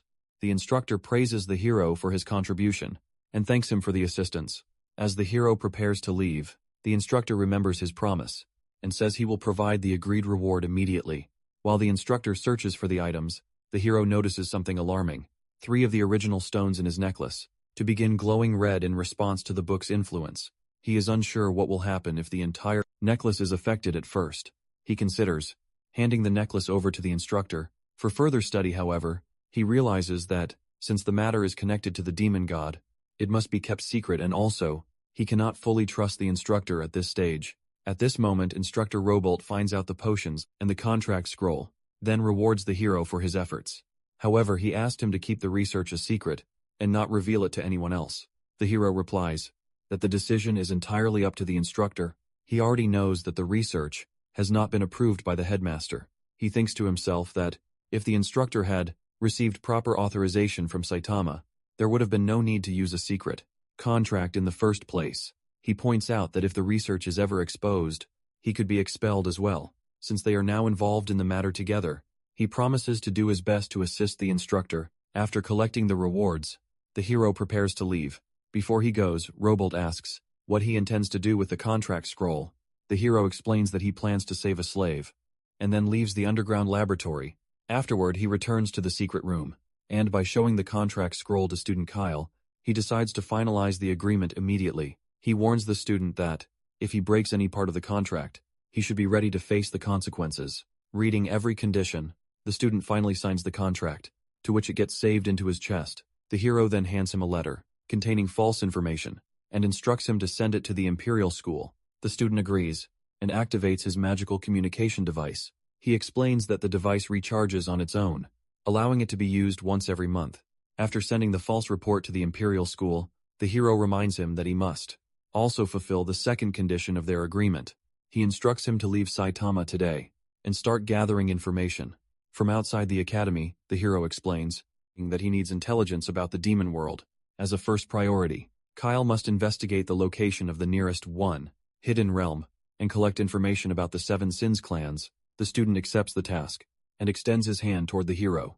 At first, the hero assumes that he is asking for a handshake. However, Kyle clarifies that he is actually requesting travel funds. Since gathering information will require money, the hero agrees and hands him another letter. He explains that, if the student presents the letter and mentions the hero's name, the Bears clan will provide him with assistance. Taking the letter, Kyle leaves the room and starts making preparations to withdraw from Saitama Academy and carry out his mission. The next day, the hero sits in class and thinks that Kyle has finally disappeared from the academy. However, rumors about his withdrawal quickly spread, and the hero's own name became part of the discussion because of the earlier incident in the cafeteria.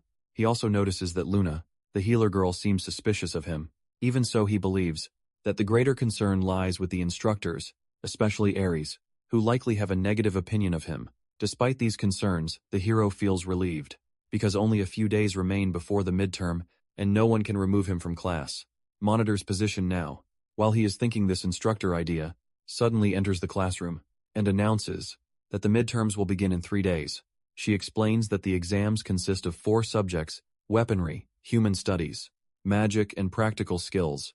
Finally, she reveals that on the last day of the midterms, the students will take part in an operation that involves infiltrating a human institution known as the Imperial Academy. Hearing this, the hero realizes that the demon race is about to launch an invasion of the Imperial Academy, where humans will respond with force to resist them. In this chaos, hidden enemies are likely to expose themselves, and intense battles will erupt across the battlefield.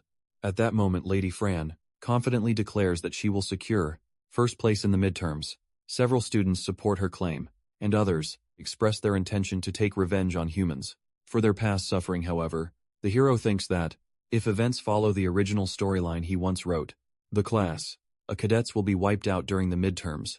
Still, he sees a chance to change the outcome. So far, he has already altered several key events, including bribing Kyle into sending false information to the Imperial Academy, and preventing the healer girl, Luna, from being expelled. He understands that he cannot fully stop the downfall of the Imperial Academy, but he believes he may still be able to save, at least his classmates, from death. If he succeeds, he could earn a higher evaluation as class monitor, and possibly gain another opportunity to access Saitama's weapons. Vault. Later, Adele goes to meet Princess Renee after a long time. However, he immediately notices that she appears angry with him, likely because he has been avoiding her for some time. But he also notices something unusual, that the princess has formed a friendly bond with Lady Diana, who is also present beside her. When they greet each other, the princess asks why he has been avoiding her, and only now requests a sparring session. The hero explains that he kept his distance because he felt guilty for not being able to support her properly in his role as her bodyguard. However, the princess still feels bad, to which the hero offers her a mana potion. As an apology, Lady Diana gets surprised by the potion and requests the princess to accept it and forgive him. But the princess refuses, saying she does not need such a gift. The hero then explains the real reason behind his distance. He says that he has been bullied by other cadets for being half-demon, and he feared that staying close to her might also bring her unnecessary trouble. He sits down in respect and apologizes again. With his pure heart seeing his honesty, the princess finally forgives him. After that, she pulls out her sword and prepares to begin training with him.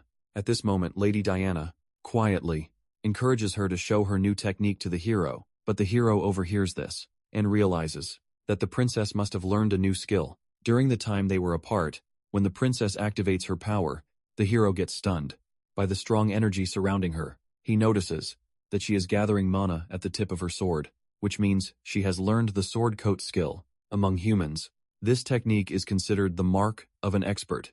Level Knight. Unlike humans, demons often shape their mana around their weapons or bodies to perform various abilities. As he is watching her progress, the princess suddenly stops using the skill. She explains that maintaining it requires complete concentration, and that she must push her focus to its absolute limit to use it properly, wanting to test her true strength. The hero pulls out his dagger and begins a sparring match. He leaps forward and launches an attack, but the princess easily blocks it with her swift movement. When she activates sword coat once again, the hero's dagger turns into pieces instantly. The hero feels amazed to see how much the princess has improved. Lady Diana also praises her for her achievement and encourages her to keep progressing. However, she suddenly starts acting strangely and comments that the more she observes her, the more curious she becomes. Seeing this, our hero recalls that one of Diana's abilities, contemplation, allows her to observe even the smallest details of a person's body. Because of this, he decides it is safer to keep some distance from her, in case she ever becomes his greatest enemy. While he is thinking this, the princess asks her what has caught her interest. The lady explains that she is curious about the swordsmanship Renee just displayed, because it is unlike anything she has seen before. The hero admits that he is curious as well, and asks the princess how she is able to use the sword coat technique. He explains that there is no special trick to it. According to her, a person simply needs to get a feel for the sword and imagine filling it from the inside with power. Hearing her explanation, the hero decides to end the sparring session. He mentions that he still needs time to study for the upcoming exams and asks her whether she is prepared for the midterms. When the princess confidently replies that she is, the hero thinks about the game's original storyline. The timing of the first midterm examination does not overlap with the event in which the protagonist's group obtains the Eye of Superbia. This means Princess Renee survives the midterms without issue. However, it also suggests that there is a high possibility that the students from Class A, our hero's own class, will lose their lives during that period. After their conversation, both the girls leave together, but the hero notices that Lady Diana has become suspicious of him because she has sensed something unusual about him. Several days later, the midterm examinations finally begin. In his room, our hero, Adele, is feeding a sparrow and also thinks about the upcoming test. The first subject is understanding humans, and he regrets that, even after staying up all night studying, he still struggles to understand the material properly. Although he reviews a few basic concepts, in hopes of passing. Those lessons also disappear from his mind. The moment he enters the classroom, as he sits at his desk, the healer, Luna, approaches him and notices how exhausted he looks. She assumes that he has been studying too hard, but the hero assures her that he is fine, and asks whether she is prepared for the examination. She replies that she has studied a little, and believes she should at least be able to pass. The hero then turns to Lady Fran, and asks about her preparation. She says that she has no need to worry about the written subjects, as long as she performs well. In the practical examinations, she is certain she can easily claim first place. After that, the instructor enters the classroom, and finally begins the written test, but he gives everyone a strict warning that anyone caught cheating will be immediately disqualified from the examination. The hero uses his traits of curiosity and focus to his advantage, and his last-minute cramming helps him perform better in the test than expected. However, he feels confused when he sees a question, asking how he feels about humans. According to the memories of this body, humans are responsible for destroying his family, yet in the hero's true identity, he knows he once created both humans and demons. The situation is far more complex than this world. Thinking about this, he writes, according to the demon world's perspective, that he considers humans as his enemies. Later, the instructor collects all the answer sheets, and the students move to the training ground for the next exam, weapon skills. Instructor Ares announces that the test will assess their real combat ability through live duels, and each student must fight him with full strength. The announcement shocks everyone, as none of them expect to face their instructor in direct combat still. The instructor calls the students one by one, and each of them steps forward to fight him. However, all of the students are getting defeated instantly. The instructor then orders the student Samuel to attack him next. The student activates his skill and launches several root-based attacks toward the instructor. In response, the instructor pulls out his sword, and by activating the sword coat technique, he cuts down all the roots very easily. The student does not stop, and sends more roots toward the instructor. However, the instructor's strength is overwhelming, and he again slices through them effortlessly. He then steps in, and gives a light punch to Samuel's chest, to which the student feels much pain, but he refuses to give up, and suddenly throws another, unexpected, root attack toward the instructor's shoulder. The instructor blocks it with his bare hand, and destroys the roots instantly. However, he acknowledges that Samuel has made a clever move. After that, he calls our hero Adele forward as the next fighter. Seeing the instructor's behavior, the hero thinks that, even if the instructor does not kill him, he may still cut off an arm or a leg. The hero then asks the instructor to wait for a moment, saying he wants to observe something first. When the instructor asks what he means, the hero requests him to demonstrate how he performs the sword coat technique. From the beginning, the instructor responds that it cannot be copied just by watching once, as it requires proper understanding. However, the hero insists that a single demonstration will be enough for him to grasp the basic feeling of it. The instructor eventually agrees and activates the technique, showing reddish mana flowing around his sword. Seeing this, the hero feels impressed and immediately channels his own mana, forming a blue and black aura around his dagger. He realizes he cannot yet infuse it with the chaos attribute, otherwise the mana would have turned gray. Doing this, he asks the instructor how the technique is performed, to which the instructor acknowledges that the hero is, indeed, highly talented. At that moment, the hero suddenly leaps forward and delivers multiple slashes with his swift movement, but the instructor easily blocks each one with his sword. When the instructor pushes the hero back, the hero quickly uses his teleportation skill and swaps his position with the instructor's sword. This allows him to close the distance instantly, and he attempts to strike the instructor's face. However, the instructor senses the move in advance and throws him away again. But our hero does not stop here. He activates another skill and summons 3 daggers at once, launching them toward the instructor. The instructor feels irritated and forms a defensive shield to block the attack. As the instructor leaps forward to deliver a powerful punch to the hero's face, the hero decides to surrender. The instructor stops and reminds him that escaping or giving up is not allowed during the battle. The hero mentions that his own arms are already injured from blocking attacks, and his mana is nearly depleted, so he cannot continue fighting. He thinks to himself that, if he gets injured before the practical training, it will only put him at a disadvantage, so continuing the fight is unnecessary. The instructor accepts his explanation and calls the next student forward to demonstrate their abilities. Meanwhile, the other students talk among themselves, acknowledging that the hero is extremely strong, as he managed to fight the instructor more effectively than expected. The hero believes his plan has worked, as he has drawn everyone's attention to himself, while making it appear as if instructor Ares struggled against him. He understands that for the upcoming practical training, he needs to establish himself as the core of the class. If events follow the original story, and Lady Fran takes the lead, Class A will be completely destroyed. While he is thinking this student, Samuel approaches him and asks why he is so strong. The hero replies that he may have simply been born with it, but he also insults Samuel's family. Hearing this, the student feels angry, but he cannot challenge the hero at the moment, so he walks away soon after. Lady Fran approaches the hero. She acknowledges that Samuel clearly holds hostility toward him, but questions why the hero keeps mentioning his family. The hero responds that he only referred to it once. The student repeatedly insults him for being a half-demon. The lady remarks that the hero seems unaware of the truth. She explains that this student is actually the patriarch of the House of Greed. The hero feels confused, wondering how a first-year student can be a patriarch. The lady then explains that Samuel's family line was wiped out long ago. During the Great War between humans and demons, every member of his bloodline was killed by humans, leaving him as the only survivor. Hearing this, the hero reflects that the original Adele also came from a destroyed house. However, since he is only possessing Adele's body, he cannot truly feel the rage that the real Adele would have experienced. Unlike him, the student Samuel has personally witnessed and endured that tragedy.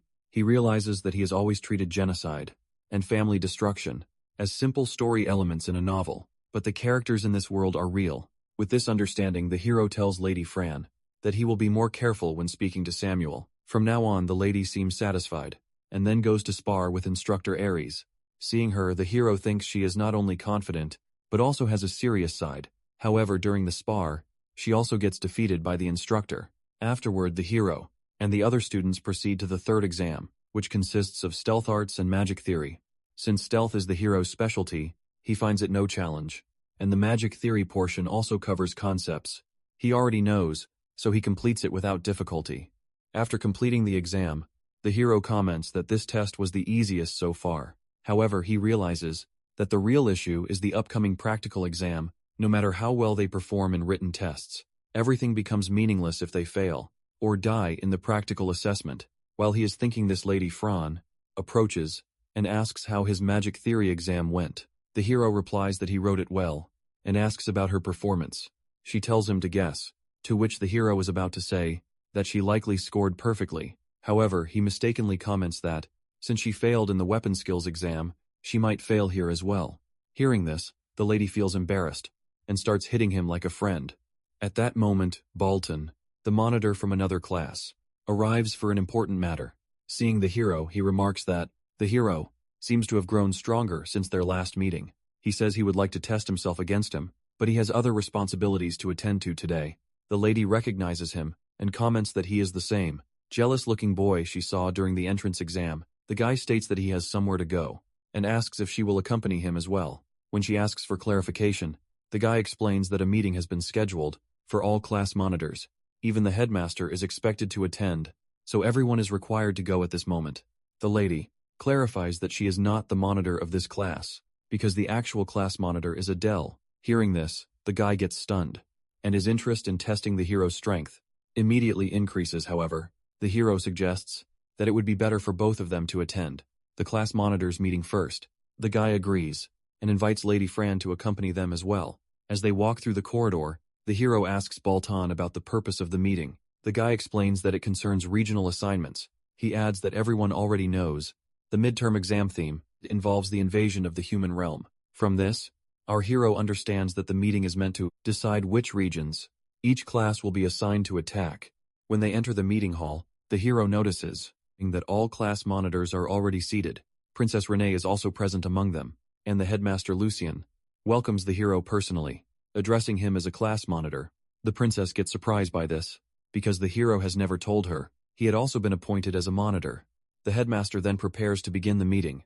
However, the monitor of Class D suddenly mocks both the hero and Lady Fran, and states that it would be better if the two of them left the meeting hall immediately.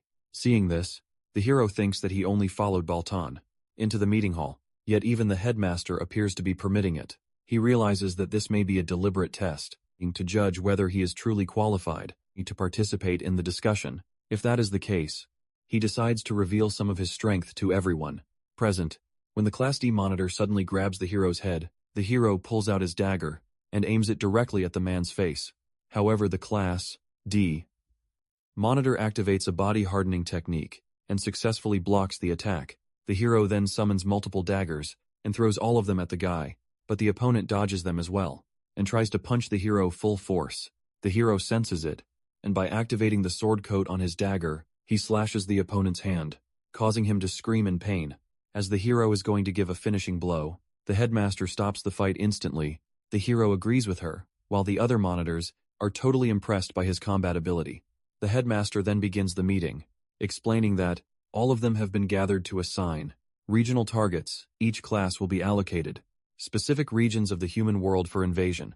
During the practical examination, the hero states that he already understands the general plan, but he is still curious about the exact starting point and how the regions are being divided. The headmaster then summons a magical map of the human world to explain the strategy clearly. She mentions that she initially hoped Class A would be assigned to attack the Imperial Academy. However, after observing the hero's abilities, he realizes she may have underestimated him. Because of this, she assigns them a more difficult mission instead. The hero gets surprised by this, as he knows that attacking the Imperial Academy would already be one of the most dangerous missions. In the human world, the headmaster explains that, according to intelligence from their infiltrator, one of the human first-year classes will be leaving campus for outdoor training and planning to attack a nearby domain. Therefore, instead of targeting the academy, Class A will be assigned to capture an entire city. Hearing this, Lady Fran becomes excited and states that she and the hero will handle the mission easily. However, the hero thinks that, although their spies have not confirmed the exact timing yet, the protagonist group has already surpassed even the heirs of the 7 deadly sins. He also realizes that during the intergrade competition, after the midterms, their true strength will be revealed. On top of that, one of the protagonist companions is actually inside the very class they are planning to raid. The hero realizes that if a direct clash happens with the protagonist's group, all classes, except Balton's and Diana's, would likely be wiped out. Because of this, he reconsiders his assignment and decides on a different approach. He informs the headmaster that he and his entire class will instead target one of the human first-year classes. Hearing this, several students mock him, saying that, as a half-demon, he has chosen the safest and easiest option. Even the headmaster questions his decision, as she expected him to accept the mission to invade an entire city. However, the hero knows that one of the protagonist's key companions is within that class, making them the most dangerous opponent they could face. Despite the risk, he decides this is exactly why he must go there. He also knows that within that location lies an elixir, something he intends to obtain no matter what.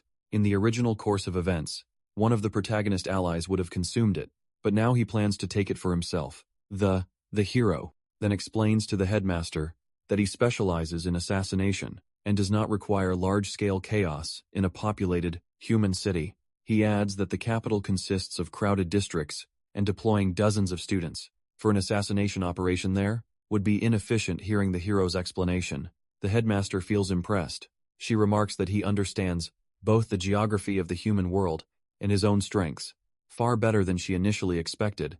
This is why she confirms the decision and officially assigns Class A LED by the hero to target the human first-year students. The hero thanks her and then leaves the meeting room, together with Lady Fran from behind.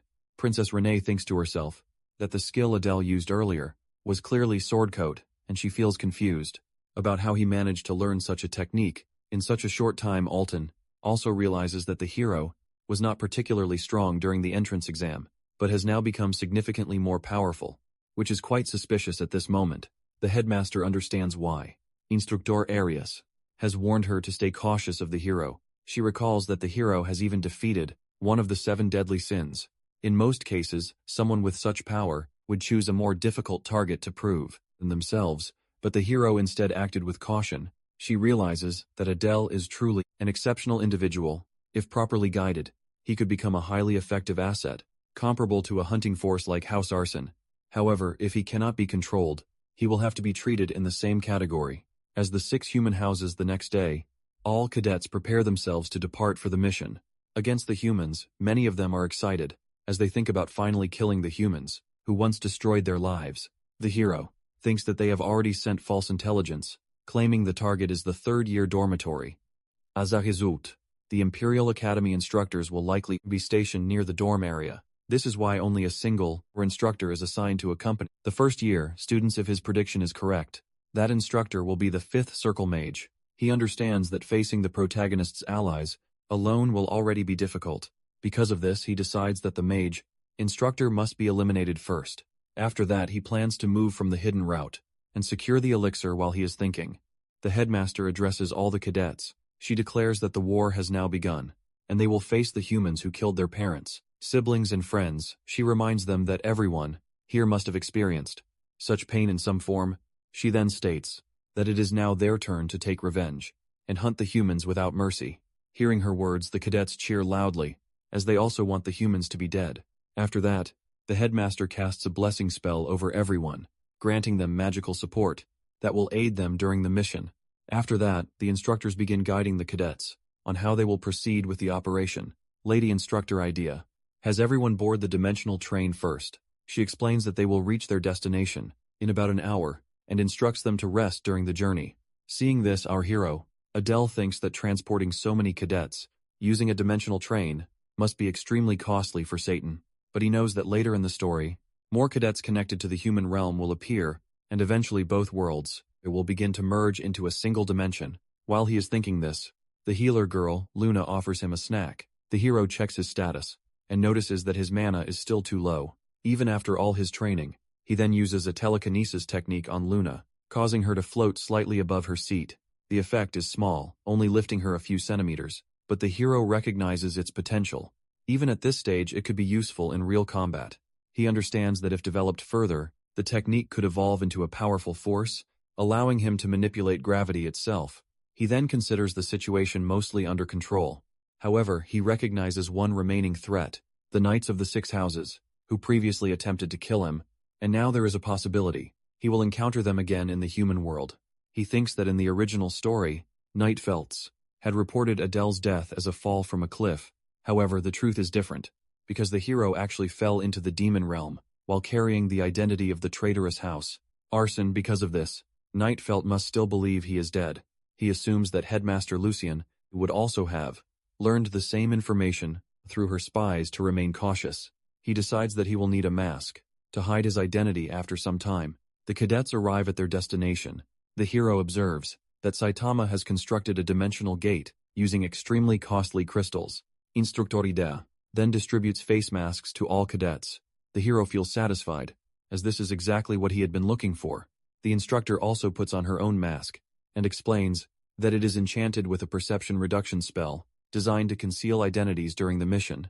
He adds that even though identities are hidden, they will still be able to recognize each other among allies. When the hero puts on the mask, he feels reassured, as he can still clearly recognize the instructor. Despite the enchantment, the instructor then hands him food bars, explaining that he should consume one per day, as it will be enough to manage his hunger throughout the mission.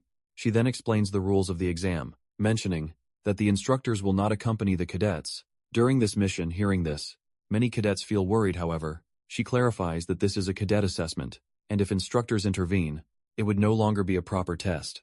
She adds that all instructors must remain behind to prepare for the cadets' return. Because of this, full authority is transferred to each class monitor, and all cadets are required to follow their leaders' commands. She then attaches a flower-shaped badge to the hero's uniform, stating that it symbolizes his role as the leader of the group. She also hands him a map, mentioning that the headmaster believes he will be able to read it accurately during the mission. After completing these preparations, she opens the dimensional gate, leading to the human world, and wishes all the cadets success on their journey.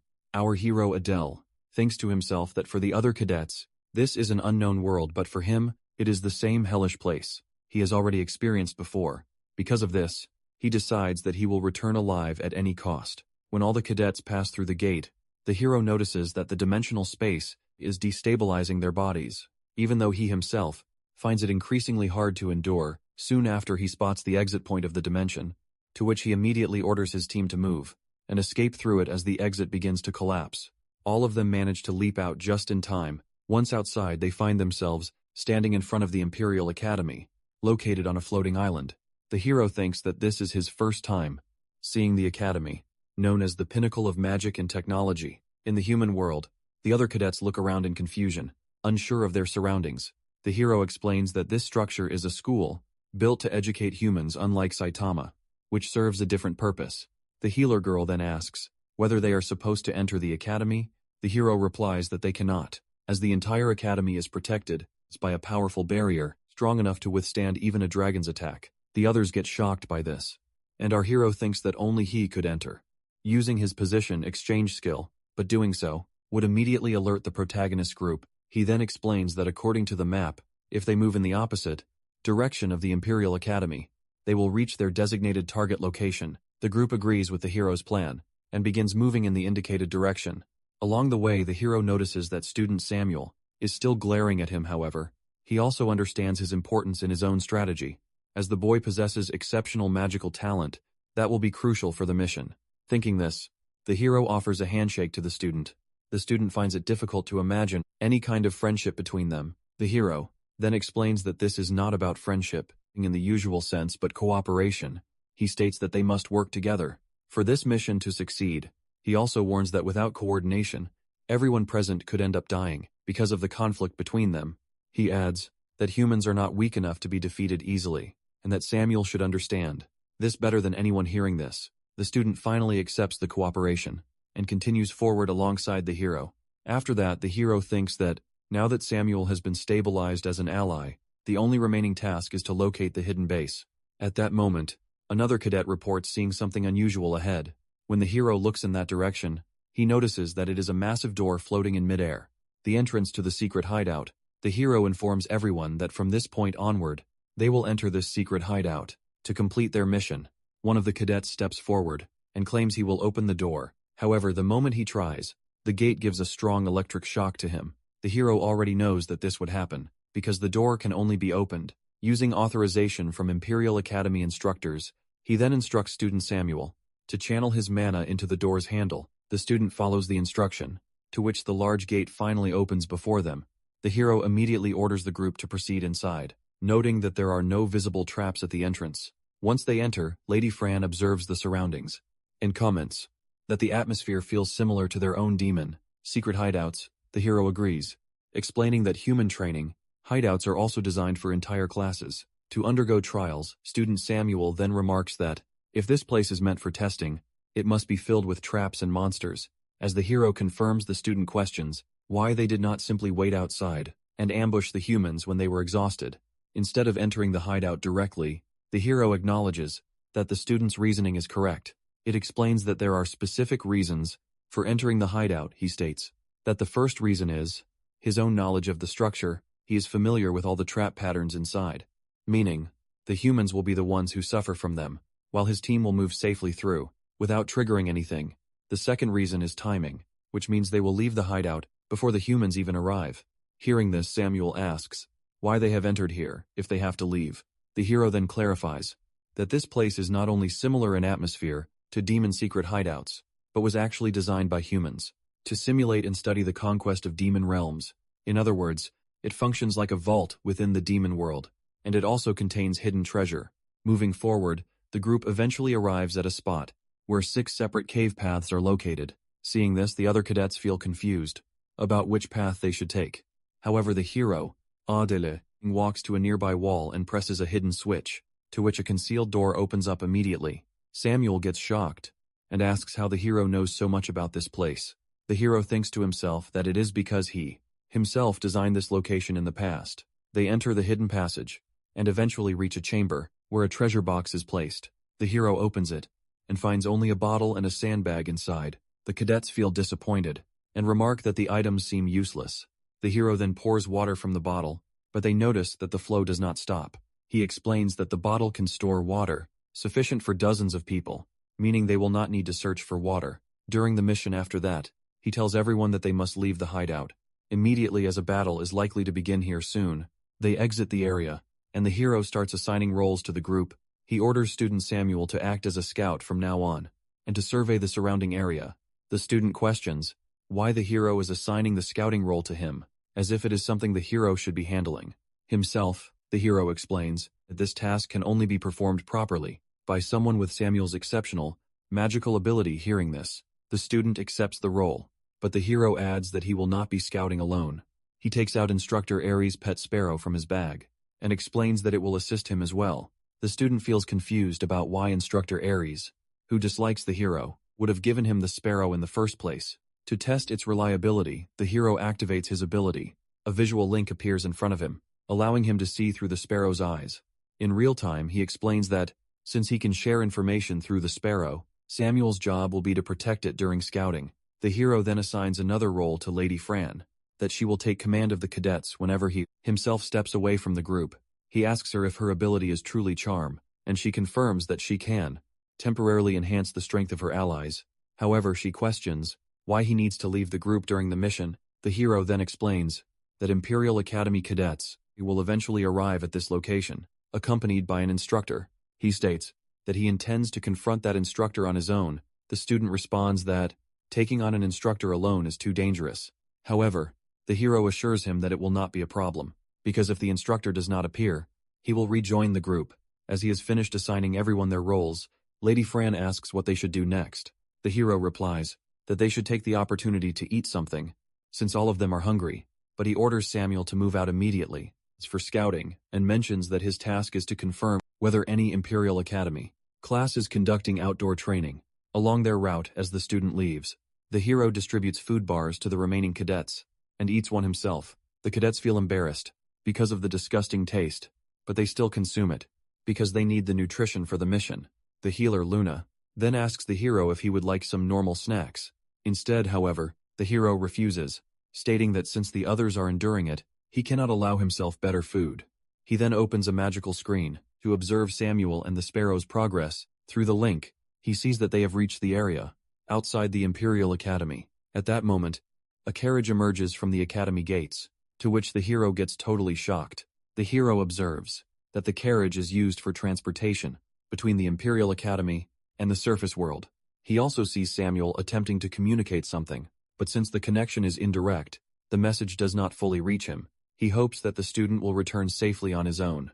Looking closer, the hero identifies Mage Instructor Besaha on the carriage, the same target he intends to eliminate. He assesses him as a wind element mage who, like Robolt, is not primarily specialized in direct combat.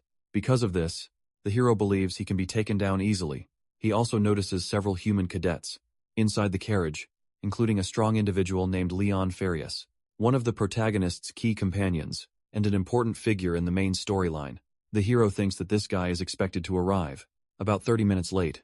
Due to a dispute with a female student, he decides that this delay creates the perfect opportunity to act. Seeing this all, the hero informs his team that they must relocate. As their targets are now approaching here, he orders them to erase all traces of their presence and prepare their weapons. Before entering the hidden domain, he explains that he will remain outside the domain to confront the instructor directly, while the rest of the team will ambush the human cadets. Once they are exhausted, as the hero's team begins preparing, the healer girl asks whether the instructor is truly coming to this location. The hero confirms that he is, and adds that this instructor is even stronger than instructor Aries. At that moment, student Samuel returns and reports that the humans are approaching. The hero replies that he already observed their movement through the sparrow's vision. He then orders the student to enter the secret domain and bring the sparrow with him. The student agrees and proceeds to open the door of the secret domain so the entire team can move inside. Before they separate, the hero warns him to be careful of a human with golden hair and bronze skin. Once the group enters the domain, the hero hides at the top of a nearby tree to observe the surroundings. After some time, the human cadets finally arrive. The mage instructor begins explaining the purpose of the secret domain and the training they are about to perform here. Meanwhile, the stronger cadet Farius talks to a girl named Sylvia, like her boyfriend, but she immediately scolds him and keeps her distance. The mage instructor then informs them that, once they enter, they will understand their objective, and the team that clears the domain first will receive a reward. Excited by this, the human cadets get fully prepared and start entering the secret domain. Seeing the humans, our hero Adele thinks that they appear confident. He thinks that in the original course of events, Saitan cadets were always the ones who ultimately lost against them. He also notes that this is partly due to the stronger cadet, who is distracted by his involvement with Sylvia. At that moment, the stronger cadet tells the girl that, as promised, he will begin his attempt in 30 minutes. He requests her to do her best in the meantime, but also states that no matter what happens, she will eventually become his girlfriend.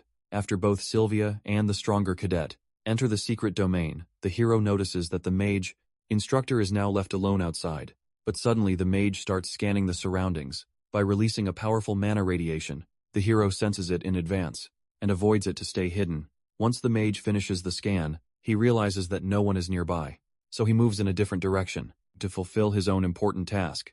Seeing this, the hero decides to follow the mage and observe what he is trying to do. After some time, the mage reaches a specific location where he intends to act. Even so, he still feels as if someone is secretly watching him. He dismisses the feeling and places his hand on a small tree. To activate a spell, the hero gets surprised to see as the small tree suddenly transforms into a massive one, and there is also a hidden door at its bottom. As the mage is about to enter, our hero suddenly throws multiple dagger attacks at him. However, the mage detects the attack and blocks all of them by activating a powerful shield. At this moment, the hero activates his stealth technique and turns his body into a shadow to remain hidden from the mage. The mage feels angry and responds by casting a powerful wind spell aimed at destroying the hero's position. However, the hero avoids the attack and retreats back to the treetop to regain distance. He realizes that if he continues being pushed back, the situation will become impossible to manage. While the mage focuses on forming new spells, the hero uses his teleportation skill to close the distance again. He attempts another strong dagger strike, but the mage blocks it once more with a shield. The hero's rapid movements anger the mage, who then unleashes a wide area attack across the entire forest, causing massive destruction, but our hero manages to dodge it using his sword coat technique. While analyzing the situation, the hero notices that the mage has activated 10 layers of protective shields. He understands that direct attacks will be difficult, but also realizes that 2 layers have already been destroyed. The mage then summons multiple tornadoes, to which the hero gets shocked and immediately activates his telekinesis skill to keep his position stable. However, the tornadoes are extremely powerful, and falling tree branches trap him beneath the debris, and also has exposed his true self to the mage. The hero attempts to attack the mage again, but the mage first pushes him back and throws multiple powerful strikes at him, as the hero dodges them as well. The mage feels confused about the hero's behavior. He questions why the hero is fighting him so directly, especially since the supposed target was the third-year dormitory. At that moment he realizes the truth. The information was a decoy. The hero's real objective was to target him and the class that has now entered the secret domain for training. Recognizing this, the mage decides to release his full power in an attempt to end the fight in a single strike. However, the hero activates a dark ability, forcing the mage to stop momentarily. Getting the opportunity, the hero launches multiple dagger attacks and breaks through the mage's shield layers. Mage wonders about who the hero truly is and how he is managing to withstand his attack so effectively. Then suddenly, our hero closes the distance and gives a powerful dagger strike directly at the mage's chest armor. When all the armor is completely destroyed, the hero cuts down the mage's head on the spot. Afterward, he remarks that this was the strongest opponent he has faced so far and that it is almost a miracle he did not lose control. After activating the dark ability, he then drinks a mana potion to restore his energy. Since there is no need to conserve it anymore, he decides to use whatever he has and left, especially with the upcoming fight against Furias. Before moving, he takes an eagle-shaped badge from Mage Basaha's cloak. As proof of his defeat. After that, he enters the massive magical tree. As he descends deeper, he notices a strong, rotten smell becoming more intense. When he finally reaches the underground laboratory, he finds several demon corpses placed inside machines for examination. Seeing this, he gets surprised, as he never has expected it to be this horrifying. In his original understanding, demons were written as absolute evil, making such experiments seem justified. However, seeing it now, he questions whether humans are truly on the good side, like how they treat demons. At that moment, he notices a small jar containing a homunculus, a tiny bug-like artificial life form.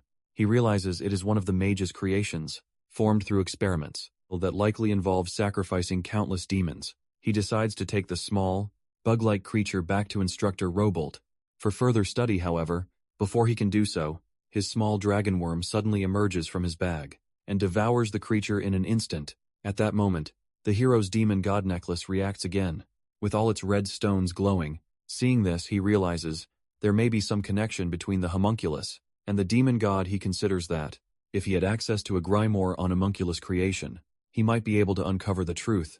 However, the mage's memories of the method were destroyed when the original book was burned. The hero then notices that his dragon worm has transformed into a snake-like form after consuming the homunculus. He worries that if the demon patriarch Creed discovers this change, it could become dangerous for him.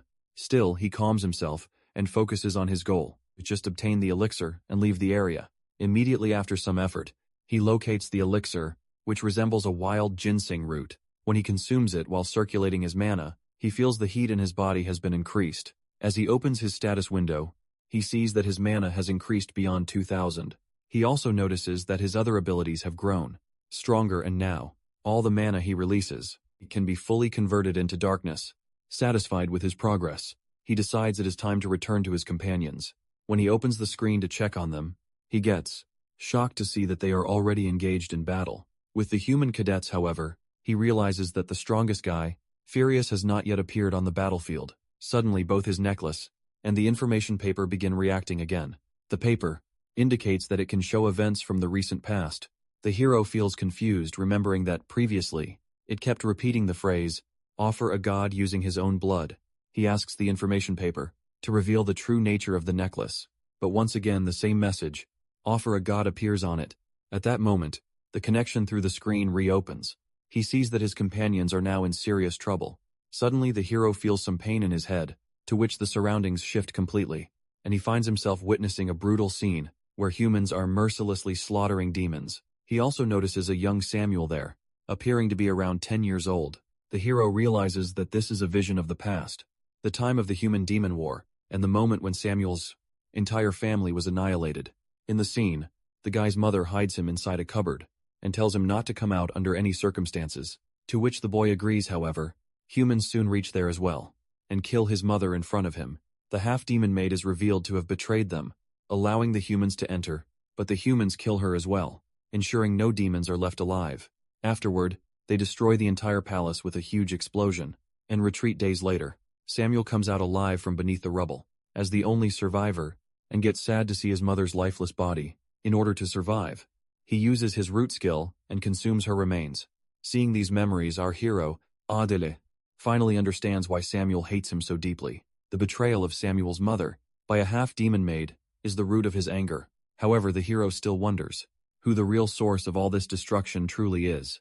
After that, he calms himself and decides to focus on the immediate threat, stopping Furious. He believes that if he can uncover Furious's secrets or weaknesses through this situation, it will be useful later. He exits the massive tree and realizes that he must grow stronger without delay, especially since the necklace has already wasted too much of his time. He checks the magical screen again to observe his companions, but notices once more that Furious is still absent from the battlefield. When the connection to the screen is suddenly cut off, he immediately starts running toward the battlefield to handle the situation himself. Meanwhile, inside the secret domain, the human and demon cadets are engaged in combat. Student Samuel is fighting as well, and by using his powerful root skill, he defeats multiple human opponents. Seeing his strength, several humans attempt to overwhelm him with a coordinated attack, but Lady Fran blocks them and orders her companions to form a protective circle around Samuel to secure his position. When they follow her instructions, she tells Student Samuel to activate his full power and eliminate the remaining human opponents. Hearing this, the student summons a massive tornado and instantly defeats several human cadets. Seeing the destruction, Lady Sylvia gets shocked and orders her remaining companions to retreat.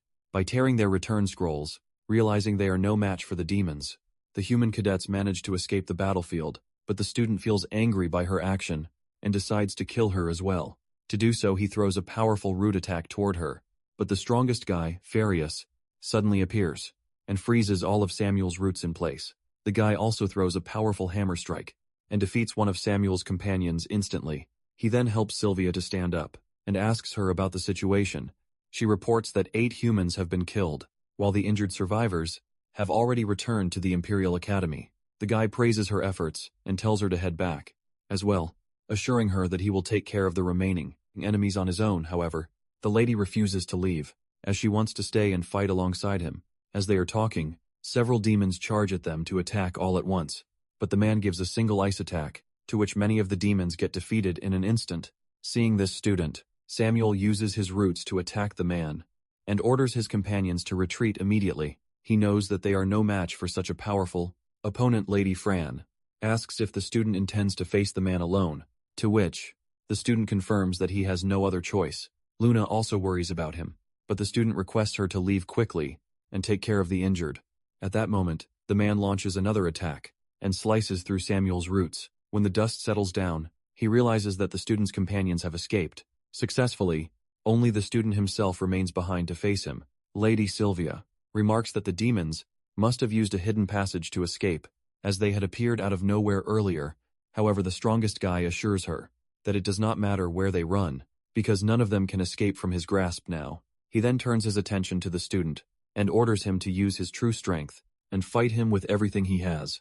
In response, the student throws a powerful barrage of spikes at him. However, the strongest guy destroys the attack very easily and mocks him for being weak. Despite this, Samuel points out that he has at least managed to give a small cut on his hand. When the strongest guy notices the injury, he gets angry and gives a powerful hammer strike in his direction. Because of this, the student crashes backward and gets serious damage to his body. Several of his ribs are broken now, but before he can recover, the guy cuts off one of his legs as well. Seeing him in such a condition, the lady tells Farius to finish him quickly and chase the remaining demons before they get too far away. This is why the strongest guy cuts off the student's arm and then aims his hammer to give a final blow to his head. But then suddenly our hero, Adele, appears and pulls Samuel out of danger in an instant.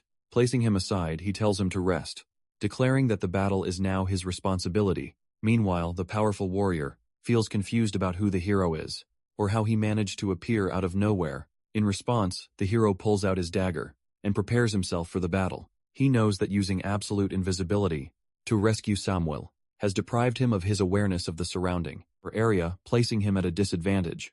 When the warrior swings his hammer at him, the hero catches it with his bare hand. Although the Eye of Superbia cannot predict the hammer's trajectory, it allows the hero to read the movements of his opponent's muscles when the warrior gives a powerful punch. Our hero blocks it as well, but the impact is so tremendous that his own fist suffers serious damage. Realizing he cannot win through a direct clash of strength, he activates position transfer and swaps places with the warrior's hammer. This helps him to close the distance, and he tries to strike the guy with a dagger. However, the hammer suddenly flies back toward its master and strikes Adele, to which our hero slides back.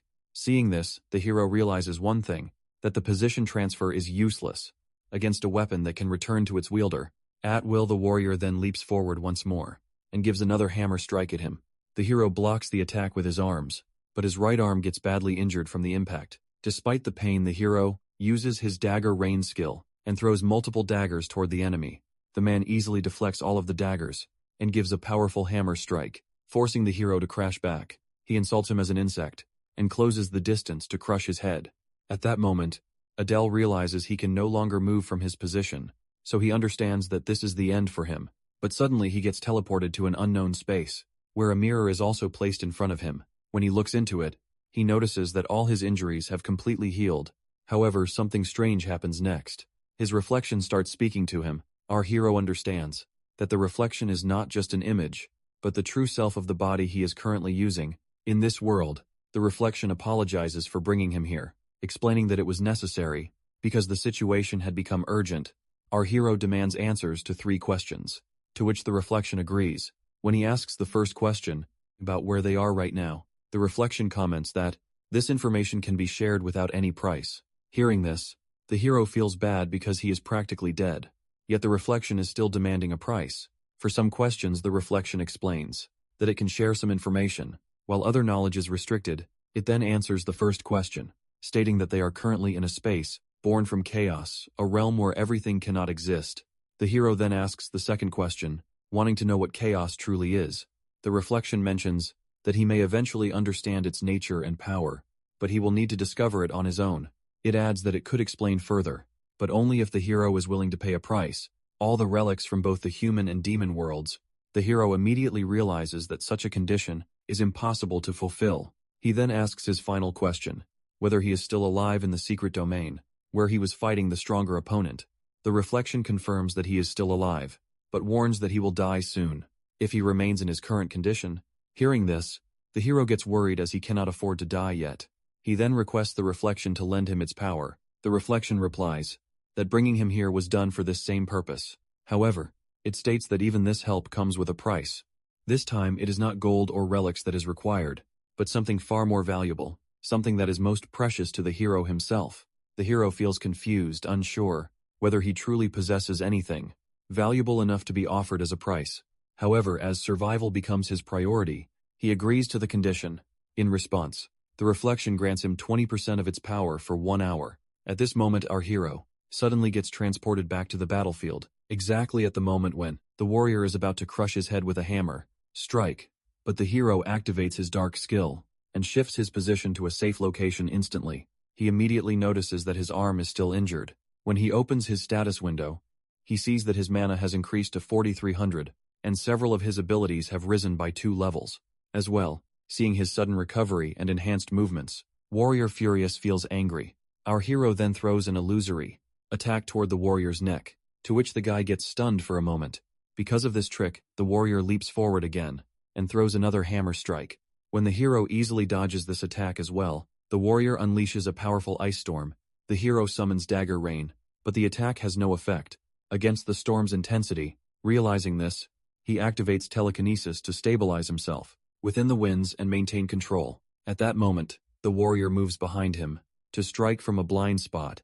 However, the hero senses in advance and dodges it very easily. At that moment, student Samuel calls out to the hero and requests him not to lose to these so-called lowly human thugs. Hearing this, Lady Sylvia feels embarrassed and points out that it was the demons who were attacked without reason. During the war, however, the student states that the war was not started by the demons, but by humans who have already slaughtered many innocent demon families. When he asks about why they have done this bad thing, the hero comments that it is purely for profit. He thinks to himself that in the eyes of humans, the demon realm is nothing more than a vast treasure, filled with gold and elixirs. Moreover, humans possess far greater power, so they would never leave such a resource alone, especially not the 6 houses to which Sylvia belongs. At that moment, Warrior Furious orders the lady to stop speaking useless words, but when she refuses, he suddenly strikes and cuts down her head on the spot. Seeing this, our hero gets shocked, and the warrior comments that now he will kill both the hero and Samuel, as well. Both of them again start fighting with their powerful skills. As the warrior closes in, the hero activates position transfer again and shifts behind him. However, Furious senses the move and kicks back the hero. The hero realizes that his mana is almost depleted, meaning he can no longer use Dagger Rain, so he must find another way to win. At that moment, he gets another idea and brings Samuel into the fight, telling him to assist. When the warrior charges forward with his hammer, the hero uses position transfer again, swapping positions with the weapon, and gets closer to the warrior. Samuel immediately uses his root skill to grab the hammer, preventing it from returning to Furious's hands. Getting the opportunity, the hero inserts his dagger into the warrior's shoulder. At the same time, the snakeworm suddenly emerges from the hero's bag and bites into the same shoulder. Because of this, Furious feels pain, but suddenly, the hammer comes back and strikes the hero forcefully. Our hero crashes back very badly, and also gets a serious wound on his stomach. From this attack, the warrior then decides to finish him off, once and for all, but the pain in his shoulder forces him to sit down.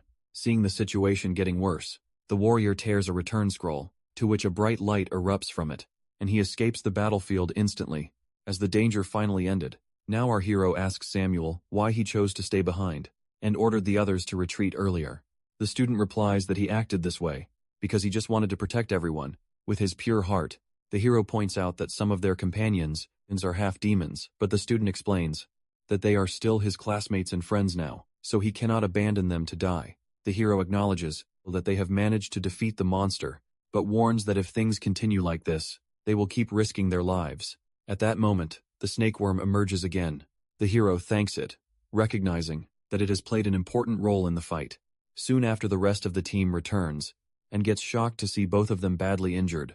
Healer girl Luna immediately starts treating the hero's wounds. Once the bleeding is stopped, the hero asks her to heal Samuel next. However, the student refuses, stating that it is unnecessary. He activates his root ability again, to which the roots start consuming his own body. Seeing this, Lady Fran asks if he is trying to kill himself, but the student rejects it, and tells the hero that he needs to borrow his body. For some time after the roots finish consuming his body, they shift toward the hero's arm. The hero initially assumes that the roots will attack him as well, but instead, they start performing a strange magic, and eventually form a small, horn-like object attached to his hand. At that moment, An information window appears before the hero. It informs him that the temporary power boost has ended, but 20% of the original power has been permanently shared with him. When the hero opens his status window, he notices that his mana has increased to 26, and his other abilities have also improved. However, he still feels confused about what Adele's true self has taken from him in exchange for this power, because he has asked him for something precious. While he is thinking this, the healer girl asks why he is staring at his hand. The hero lies that he is checking whether the hand is injured. Suddenly, he notices something strange. Samuel's name appears in his status window as well. As he feels confused about what this is, Samuel's voice states that he is still alive. Everyone around him struggles to locate the source of the voice. The student then explains that he has transformed into a horn that is now attached to the hero's hand. He mentions that he had exhausted too much of his power earlier, and even with treatment, he would not have survived in his original form. Because of this, he transformed into his current state, because this form consumes the least amount of energy, and after a few months, he will be able to return to his original body. The hero asks why he has been attached to the hero's hand. Samuel replies that in order to rebuild his body, he must absorb a fixed amount of mana each day, and the hero possesses a large supply of it. He also mentions that although he no longer has eyes, he can still perceive his surroundings through a shared sense with his host. Hearing this explanation, the others start teasing him like a friend. However, the hero states that they must leave immediately, as the Imperial Academy will soon send reinforcements. Lady Fran asks where they should go. Since the return gate will only open the next day, the hero assures them that he knows a hidden location, previously used by the human instructor he fought before, and they can safely stay there for a day. As they prepare to move, student Samuel suddenly remarks that he will consume the bodies of their fallen teammates, explaining that doing so will significantly speed up his recovery. At first, the healer girl feels bad about this, but since they have no other option, she eventually agrees. Lady Fran then asks whether the hero can walk on his own. Before he can respond, a teammate named Luke steps forward and says he will support the hero instead. The hero recognizes him as the same boy he once fought. In the cafeteria, as they are talking, the sparrow that had hidden itself during the battle returns to the hero. Seeing that everyone is now gathered, Adele states that they must hurry and leave the secret domain immediately. Meanwhile, at the Imperial Academy, Warrior Furious returns with some injuries. The other cadets feel confused to see him in this state. But then Instructor Madeline arrives and asks him about what has happened there. The warrior explains that during the dungeon raid, they were ambushed by demons. He reports that many cadets, including Lady Sylvia and Instructor Basaha, have been killed in the incident. Hearing this report, the cadets get totally stunned. The instructor remarks that it seems the demons have sent assassins, strong enough to match instructors, but the warrior clarifies that only 2 opponents were at instructor level. One of them was exceptional, but still not stronger than him. He states that there is no need for another instructor to take action, as he will handle the situation himself with his remaining teammates. However, his injury suddenly gets worse, because the area where the hero's snakeworm had bitten reacts strangely. Even as the healer attempts to treat it, Furious gets shocked when his entire arm is suddenly cut down on its own. Feeling angry, he declares that he will kill the hero and all the demons using his remaining strength. He demands to be sent back immediately to finish the mission, but the instructor refuses his request and orders the cadets to take him to the medical facility and also summon Nine-Eye Hamel along with his team. After some time, Hamel and his team arrive and ask Instructor Madeline why they have been summoned. Seeing them, the instructor thinks that they are the student council, the elite group of the Imperial Academy. Each member is among the finest students, destined to become future leaders of the Empire. The other cadets also remark that, if they have been called, the situation must be extremely serious. Hamel, the leader, states that he has already heard Warrior Farius was severely injured, and that several students were killed. The instructor confirms this, and adds that there is also a possibility that a spy within their ranks has betrayed them. The leader understands the situation, that if the enemy targets the third-year dormitory, mobilizing manpower will be difficult, which explains why the instructor has requested their assistance. When Instructor Madeline asks if they will help, the leader agrees with her. He orders his teammate Cecila to head to the secret domain immediately to locate the demons. He also asks the instructor to brief them, fully promising that they will eliminate the threat at any cost. Meanwhile, Adele and his team safely arrive at the underground laboratory of Mage. Basaha, the hero, notices that the others have fallen asleep from exhaustion after the previous battle. However, he himself is still worried, knowing that escaping from this place later will not be easy. He understands that the Imperial Academy instructors are bound to defend the dormitory, meaning the enemy will likely make a move soon. He also realizes that the attackers are none other than the Student Council, the same group responsible for the original Adele's death. He considers that the original Adele's power has already been taken, and Samuel is no longer in his original form. If they encounter the Student Council in this weakened state, they would be completely annihilated. While he is thinking this, Samuel notices his worried expression and asks about the problem. The hero replies that he is only thinking about whether they will be able to escape safely. The next day, the student tells him to leave it to luck, adding that the underground laboratory still feels disturbing because of how brutally the demons were treated here. Our hero then asks him if he can consume the remaining demon corpses. He explains that he is concerned the decaying bodies might cause illness for the others. Samuel agrees, and immediately uses his root ability to devour all the remaining corpses. After doing so, he gets exhausted and falls asleep. However, our hero remains awake because of the trouble ahead. At that moment, the healer girl, Luna, approaches him and asks about his condition. She tells him that if he is not feeling well, he can talk to her since they are now friends. Then she moves a little closer and admits that she is also feeling scared. The hero asks if she is afraid of humans, or the monstrous enemy they faced before. She says she is not afraid of either. Instead, she is afraid of death itself. She explains that, ever since she saw him bleeding on the ground, she has been afraid of losing him, because he is now someone she considers a friend. She adds that she wanted to save everyone, so that no one would die, but she failed. She then asks him what they should do so that no one dies again.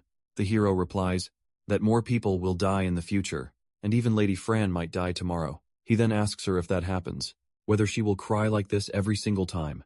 He tells her that sometimes they must let go of emotional attachments and use their guilt as strength to harden their resolve. He adds that if she truly wants to save everyone, she needs to further develop her healing abilities and continue training her magic, as she has the potential to do so. Hearing this, she agrees, and our hero tells her to rest as well, since they must leave early the next day. The next morning, the group exits the underground laboratory and heads toward the location where the portal back to the human world will open. However, a dangerous thing is that Cecila, the human archer, has already arrived in the forest, and she has secretly aimed a powerful arrow at them. From a distance, when Adele and his team reach the designated location, they notice that the exit gate has not opened yet. He realizes that they are not late, and orders everyone to hide as best as they can. He then decides to climb a tree to scout the surroundings. Samuel tells him there is no need to take such a risk, but the hero explains that enemies as strong as Furia's could already be nearby. Hearing this, the student gets stunned, but our hero calms him and uses his position transfer skill to instantly move onto a tree branch. At that moment, the human archer fires a powerful arrow at the exact spot where Adele was standing. The attack creates a large blast, but she feels bad because she has missed her target. As the dust settles down, Adele's teammates panic and start searching for him. However, he calls out from the tree, assuring them that he is unharmed, and in a safe position from the attack. He understands that a sniper is tracking them. He orders everyone to stay hidden for now, and once the exit gate opens, they must run toward it. He thinks to himself that he had previously checked the mana flow around the area for safety, but nothing has appeared in his radar. He realizes that the arrow must have been fired from an extremely long distance, far beyond his normal detection range. He then asks Samuel to locate the archer, since he cannot track her position with his own mana. Sensing the student agrees and releases his mana waves across the surrounding area. After scanning, he identifies the enemy's position nearly 5 kilometers to the north on a small hill. Hearing this, Adele recognizes the archer as Cecila, a member of the student council at that range. He understands that neither his position transfer nor his daggers can reach her. As he is deciding about how to deal with the situation, the student suddenly informs him that the exit gate is about to open. He asks if there is any way to survive the incoming attacks. The hero replies that there is no safe method, but comments that if they sacrifice themselves, they might still be able to save the other cadets. Samuel feels strange at first, but agrees to follow the plan, for the sake of their teammates. However, our hero reassures him that he was only joking, and declares that he will protect everyone from the attacker. He activates his Eye of Superbia skill, which blood comes out of his eye, and a powerful mana spreads around him. With this skill, our hero slows down everything around him, and he also locates Cecila on the hilltop. He sees her preparing another arrow, this one charged with enough power to potentially destroy the entire forest. When she releases it, the hero jumps down from the tree to lure the strike. At the same time, the exit gate finally opens up, and the rest of the team, immediately, starts rushing toward it. Adele instructs the student to use his monostorm and block the incoming arrow at any cost. The student follows his instruction and creates a massive tornado in front of them. The hero then enters the storm and infuses it with his own dark energy, just to make it stronger. When the arrow collides with the combined barrier, Samuel struggles. Because of the overwhelming pressure of its force, the others continue moving into the exit gate, while the healer girl calls out for the hero to follow them. The hero then activates his telekinesis skill as well, and with combined effort, they finally deflect the arrow back. Doing this, our hero also starts running toward the exit gate. However, Cecilia gets angry by his trick and fires another arrow toward him. Seeing the situation getting worse, he uses his position exchange skill with a teammate's sword that is already inside the exit gate. By swapping positions, he safely enters the gate's dimensional space and ensures the survival of himself and his team. He warns everyone that the dimensional space is about to collapse and tells them to hurry and pass through to their own world. With some effort, the group manages to escape the collapsing space and successfully returns, where they meet Instructor Idea, who is waiting for them afterward. They return to the academy. Saturn Adele submits his report, stating that 21 cadets were sent to the human world, but 4 were killed in action. The instructor acknowledges the report and commends their efforts, saying the fallen cadets will be remembered. She then takes back the flower badge from the hero, which contains the whole mission's recording in it. At this moment, other class monitors mock the hero, claiming that his weakness caused the deaths of his teammates. The hero dismisses their remarks, thinking that if they had entered that battlefield, they would have been killed instantly. He then notices Princess Renee and Lady Diana nearby, who have also successfully completed their own missions. Seeing the hero's injuries, the princess gets worried and decides to take him to the infirmary. However, when she notices Luna standing close to him, she gets serious and orders her to stay away. As the hero belongs to her, before the situation gets worse, our hero calms the princess and explains that she is misunderstanding the situation, as Luna is only a friend. The princess accepts his explanation and leaves, telling him to get proper treatment. At that moment, the headmaster calls everyone together. She states that the exam has been a harsh experience for all of them. She also acknowledges the comrades who did not return, but instructs the students not to cry about them. Instead, she urges them to strengthen themselves, so they can defeat their enemies in the future. Saying this, she orders them to return to their dorms and do proper rest afterward. Samuel asks the hero whether their class is truly that weak, since they suffered 4 casualties, while no other class lost anyone. Our hero mentions that their class is actually stronger than Guar and Aaron's classes. However, he also feels regret because, if he had chosen a different area during the mission, their losses might have been much lower. But the student reassures him that there is no need to be sad about the losses anymore, since everything is already over. While they are talking, Cadet Baltan arrives and remarks that the hero seems injured. Our hero explains that his opponent was strong, which made the battle difficult. The guy mentions that his own opponent was also powerful.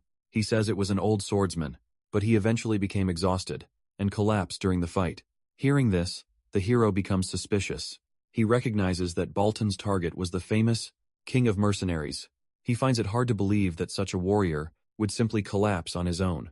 After that, Baltan leaves the area, telling the hero to treat his wounds properly, as the next time he would like to face him directly. Once he is gone, the hero tells Samuel that this guy is extremely strong and could even stand against the ice monster they fought earlier. He also thinks to himself that at the current level, only this guy and Diana are capable of matching the student council, and in a few years, Princess Renee and Samuel may also reach that level. At that moment, Lady Fran approaches and starts speaking, as if she is the senior among them.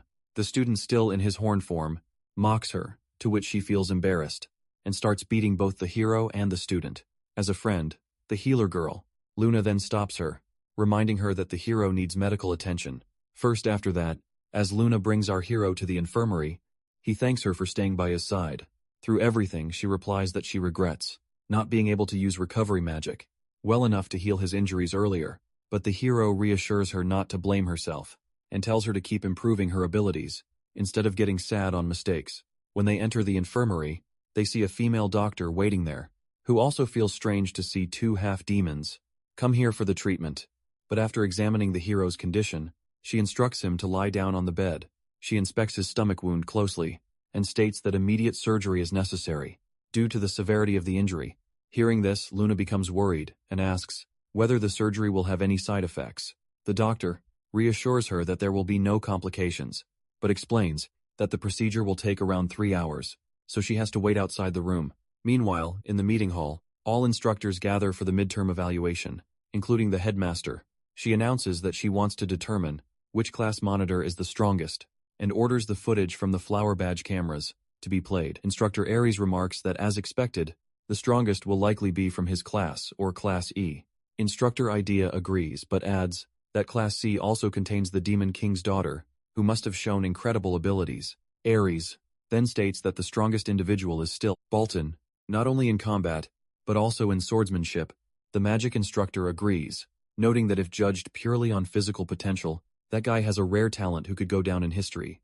However, the lady comments that she doesn't like that guy, because he passes a smile like a madman. Hearing this, Instructor Aries also mocks the lady's class monitor, who is nothing else but our hero, Adele. As they are arguing, a staff member announces that all preparations are complete, and the recordings will now be played. Starting with Class E, the footage shows Bolton engaged in combat with the powerful mercenary king. During his mission, the instructors get surprised to see the guy is handling the opponent very easily, with his exceptional combat skill. As the mercenary king prepares a final strike, Bolton has not yet fully infused his fighting will. However, some instructors note that he is already capable of imbuing weapons with fighting will, and has only recently learned this technique. Before the midterm exam, when the cadet defeats the mercenary king, the instructors acknowledge his outstanding performance. Next, the footage of Class D is shown, featuring Aaron as the class monitor. They observe that his opponents are newly formed knights, which he is able to handle without difficulty. However, they also note his weak leadership skills, and the fact that he often sleeps during missions. Afterward, they move on to Instructor Aries' class footage, where Princess Renee and Lady Diana are seen taking active and important roles in the mission. When the instructors observe the princess's swordsmanship, they feel impressed by her ability and power. However, they soon realize that her opponent is no ordinary enemy. It is a 6th circle mage who has already caused massive destruction on the battlefield. At that moment, Lady Diana steps in and blocks a powerful attack with one hand. The instructors notice that her crown is suppressing her power, yet even under that restriction, she defeats the mage very easily. Seeing this, the magic instructor remarks that at this level, there is only one cadet who could potentially match her in magic, and that footage will appear later. Next, they review Class B's mission, where Cadet Guar acts as the senior and leads his team with strict discipline. The instructors acknowledge his leadership skills and agree that he deserves credit for his command ability. Finally, it is Class A's turn, where our hero is the class monitor. However, the lady instructor feels bad, knowing that this footage will reveal the deaths of 4 cadets during the mission. When the footage begins, the instructors get totally surprised to see the Imperial Academy. For the first time, they observe Adele following a map, secretly provided by the lady instructor, and leading his team directly toward the secret domain. After arrival, they notice multiple entrances to the area. However, the hero identifies a hidden passage that the others fail to notice. Instructor Aries feels confused about how the hero could know so much about a place he is visiting for the first time.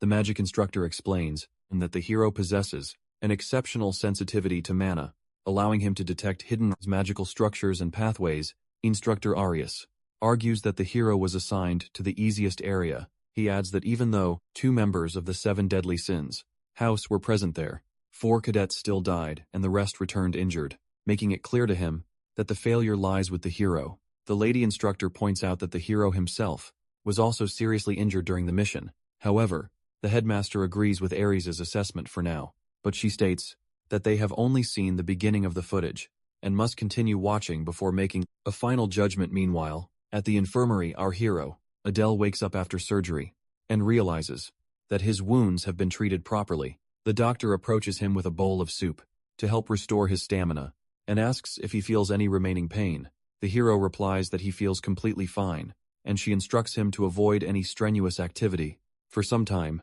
explaining that he will recover fully in a few weeks.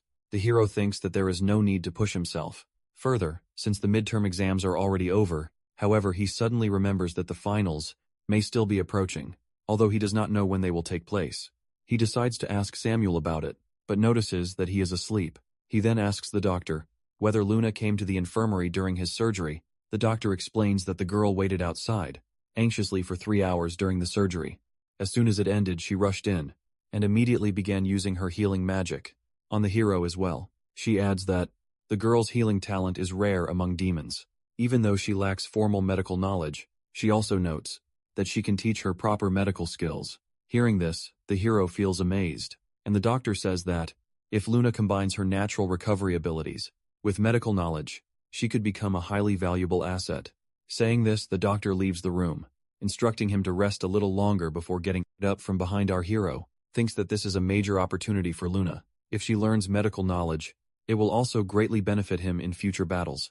Meanwhile, the instructors finish watching the full footage of Adele's mission. Instructor Ida states that based on what they have seen, the hero is not a spy. The magic instructor also adds that defeating a 5th circle mage alone proves his strength is significant. Instructor Arias still remains doubtful about his abilities. However, the lady points out that the hero's willingness to risk his life for his teammates is something truly remarkable. The instructors discussed that the human cadet, wielding the ice hammer, was also a highly dangerous opponent, and they did not expect the Imperial Academy to have students of that caliber. They note that the archer, at the end, displayed abilities far beyond expectations, meaning they had seriously underestimated the academy. The lady headmaster then explains that the cadet, who directly fought Adele, appeared to be even stronger than the mercenary king. Hearing this, the instructors realized that the area they assumed would be the easiest was actually one of the most dangerous. She adds that excluding Balton and Diana's classes, any other group would likely have been wiped out in the same location where the hero was assigned. The instructors then understand that the hero coordinated well with his teammates and ultimately ensured their safe retreat.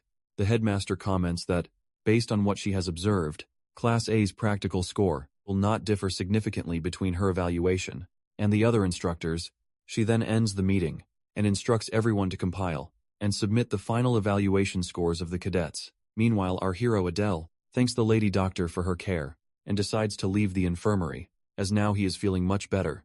Before he goes, the doctor informs him that an instructor had come earlier, looking for him when he comes outside. He wonders who it might be, but decides to return to his room first, to bathe and rest. At that moment, the sparrow appears in front of him, to which he gets surprised. However, he notices that it is not alone. Instructor Aries is also there. Seeing him, the hero tries to leave, but the instructor stops him and says he has something important to discuss.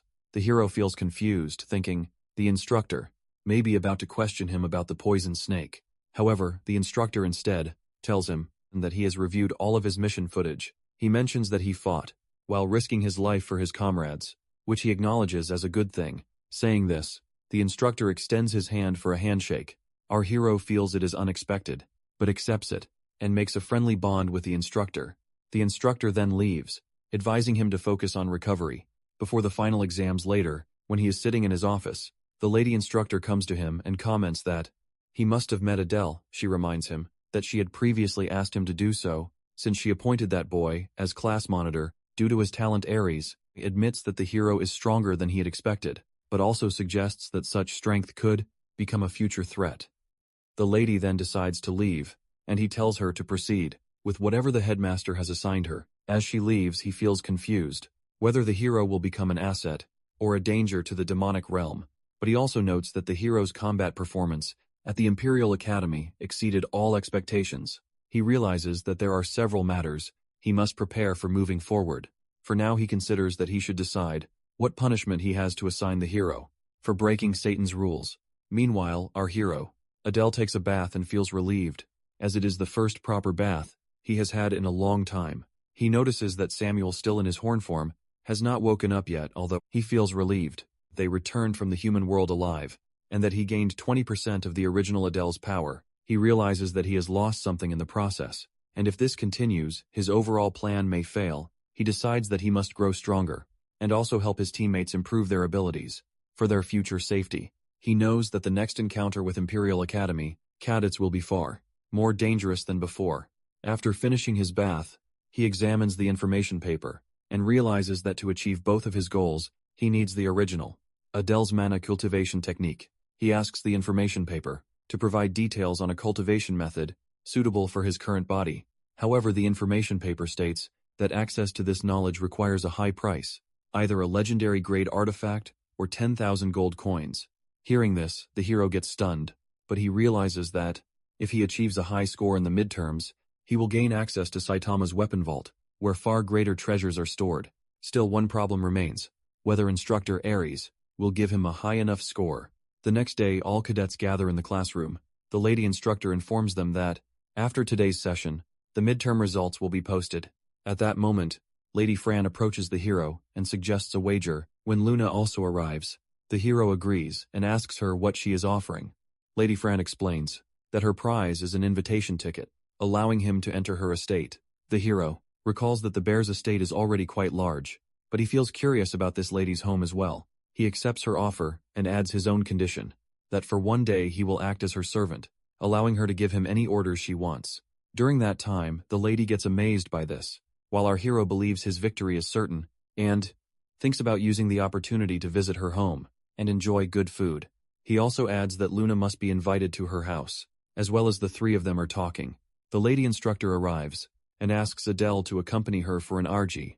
Important discussion once outside. She directly tells him to be honest about what he is hiding. Hearing this, the hero gets shocked and realizes that she has seen the mission recording and discovered something about his secrets. Trying to act innocent, he says that the emergency rations she gave him were difficult to eat, so he threw them away. However, the lady instructor clarifies that this is not what she is referring to. She explains that based on what she has seen, the hero has brought a monster into Saitan without official permission. In response, our hero takes out the snake worm from his pocket and shows it to her. As this is the creature she is referring to, the instructor then asks where he obtained and tamed it. Adele considers that mentioning house bears could raise suspicion about the creature's true origin, so he lies that he found it in the human instructor's laboratory. He adds that it seemed to react to his darkness and eventually bonded with him. The lady instructor remarks that the snake looks cute, but reminds him that academy rules require any creature kept by a student to be officially registered as a familiar. Because of this, she informs him that he must pass a formal examination in 1 month. As she is about to leave, the hero takes out the sparrow and asks if it can also be registered. The instructor agrees, stating that if it is a special creature, it may even assist him in his training and missions. After some time, all cadets gather in the auditorium, where the midterm results are about to be announced. When our hero notices that Luna looks worried, she explains that she needs a high score to secure a scholarship. This time the hero reassures her that she will succeed, and thanks her for staying by his side. During his treatment, he then notices that Lady Fran is looking unusually confident. Feeling confused, he asks her the reason, to which she replies that everyone will soon realize she is the main highlight of the results. Today, Samuel mocks her by saying she is just being delusional. The lady feels bad by his words, but before the situation gets worse, an instructor orders everyone to pay attention. As the results have been posted on the notice board, our hero sees that 120 cadets are listed, so he decides to start checking from rank 50. Since scholarship begins from rank 40, as he scans the list he finds Luna's name at 38th place, to which she gets amazed, because she has gotten the scholarship. He then reviews the top 10 rankings, where senior cadets such as Aaron, Samuel and Guare are also listed. Among the top performers, he sees that Princess Renee has secured 5th place, to which he feels surprised.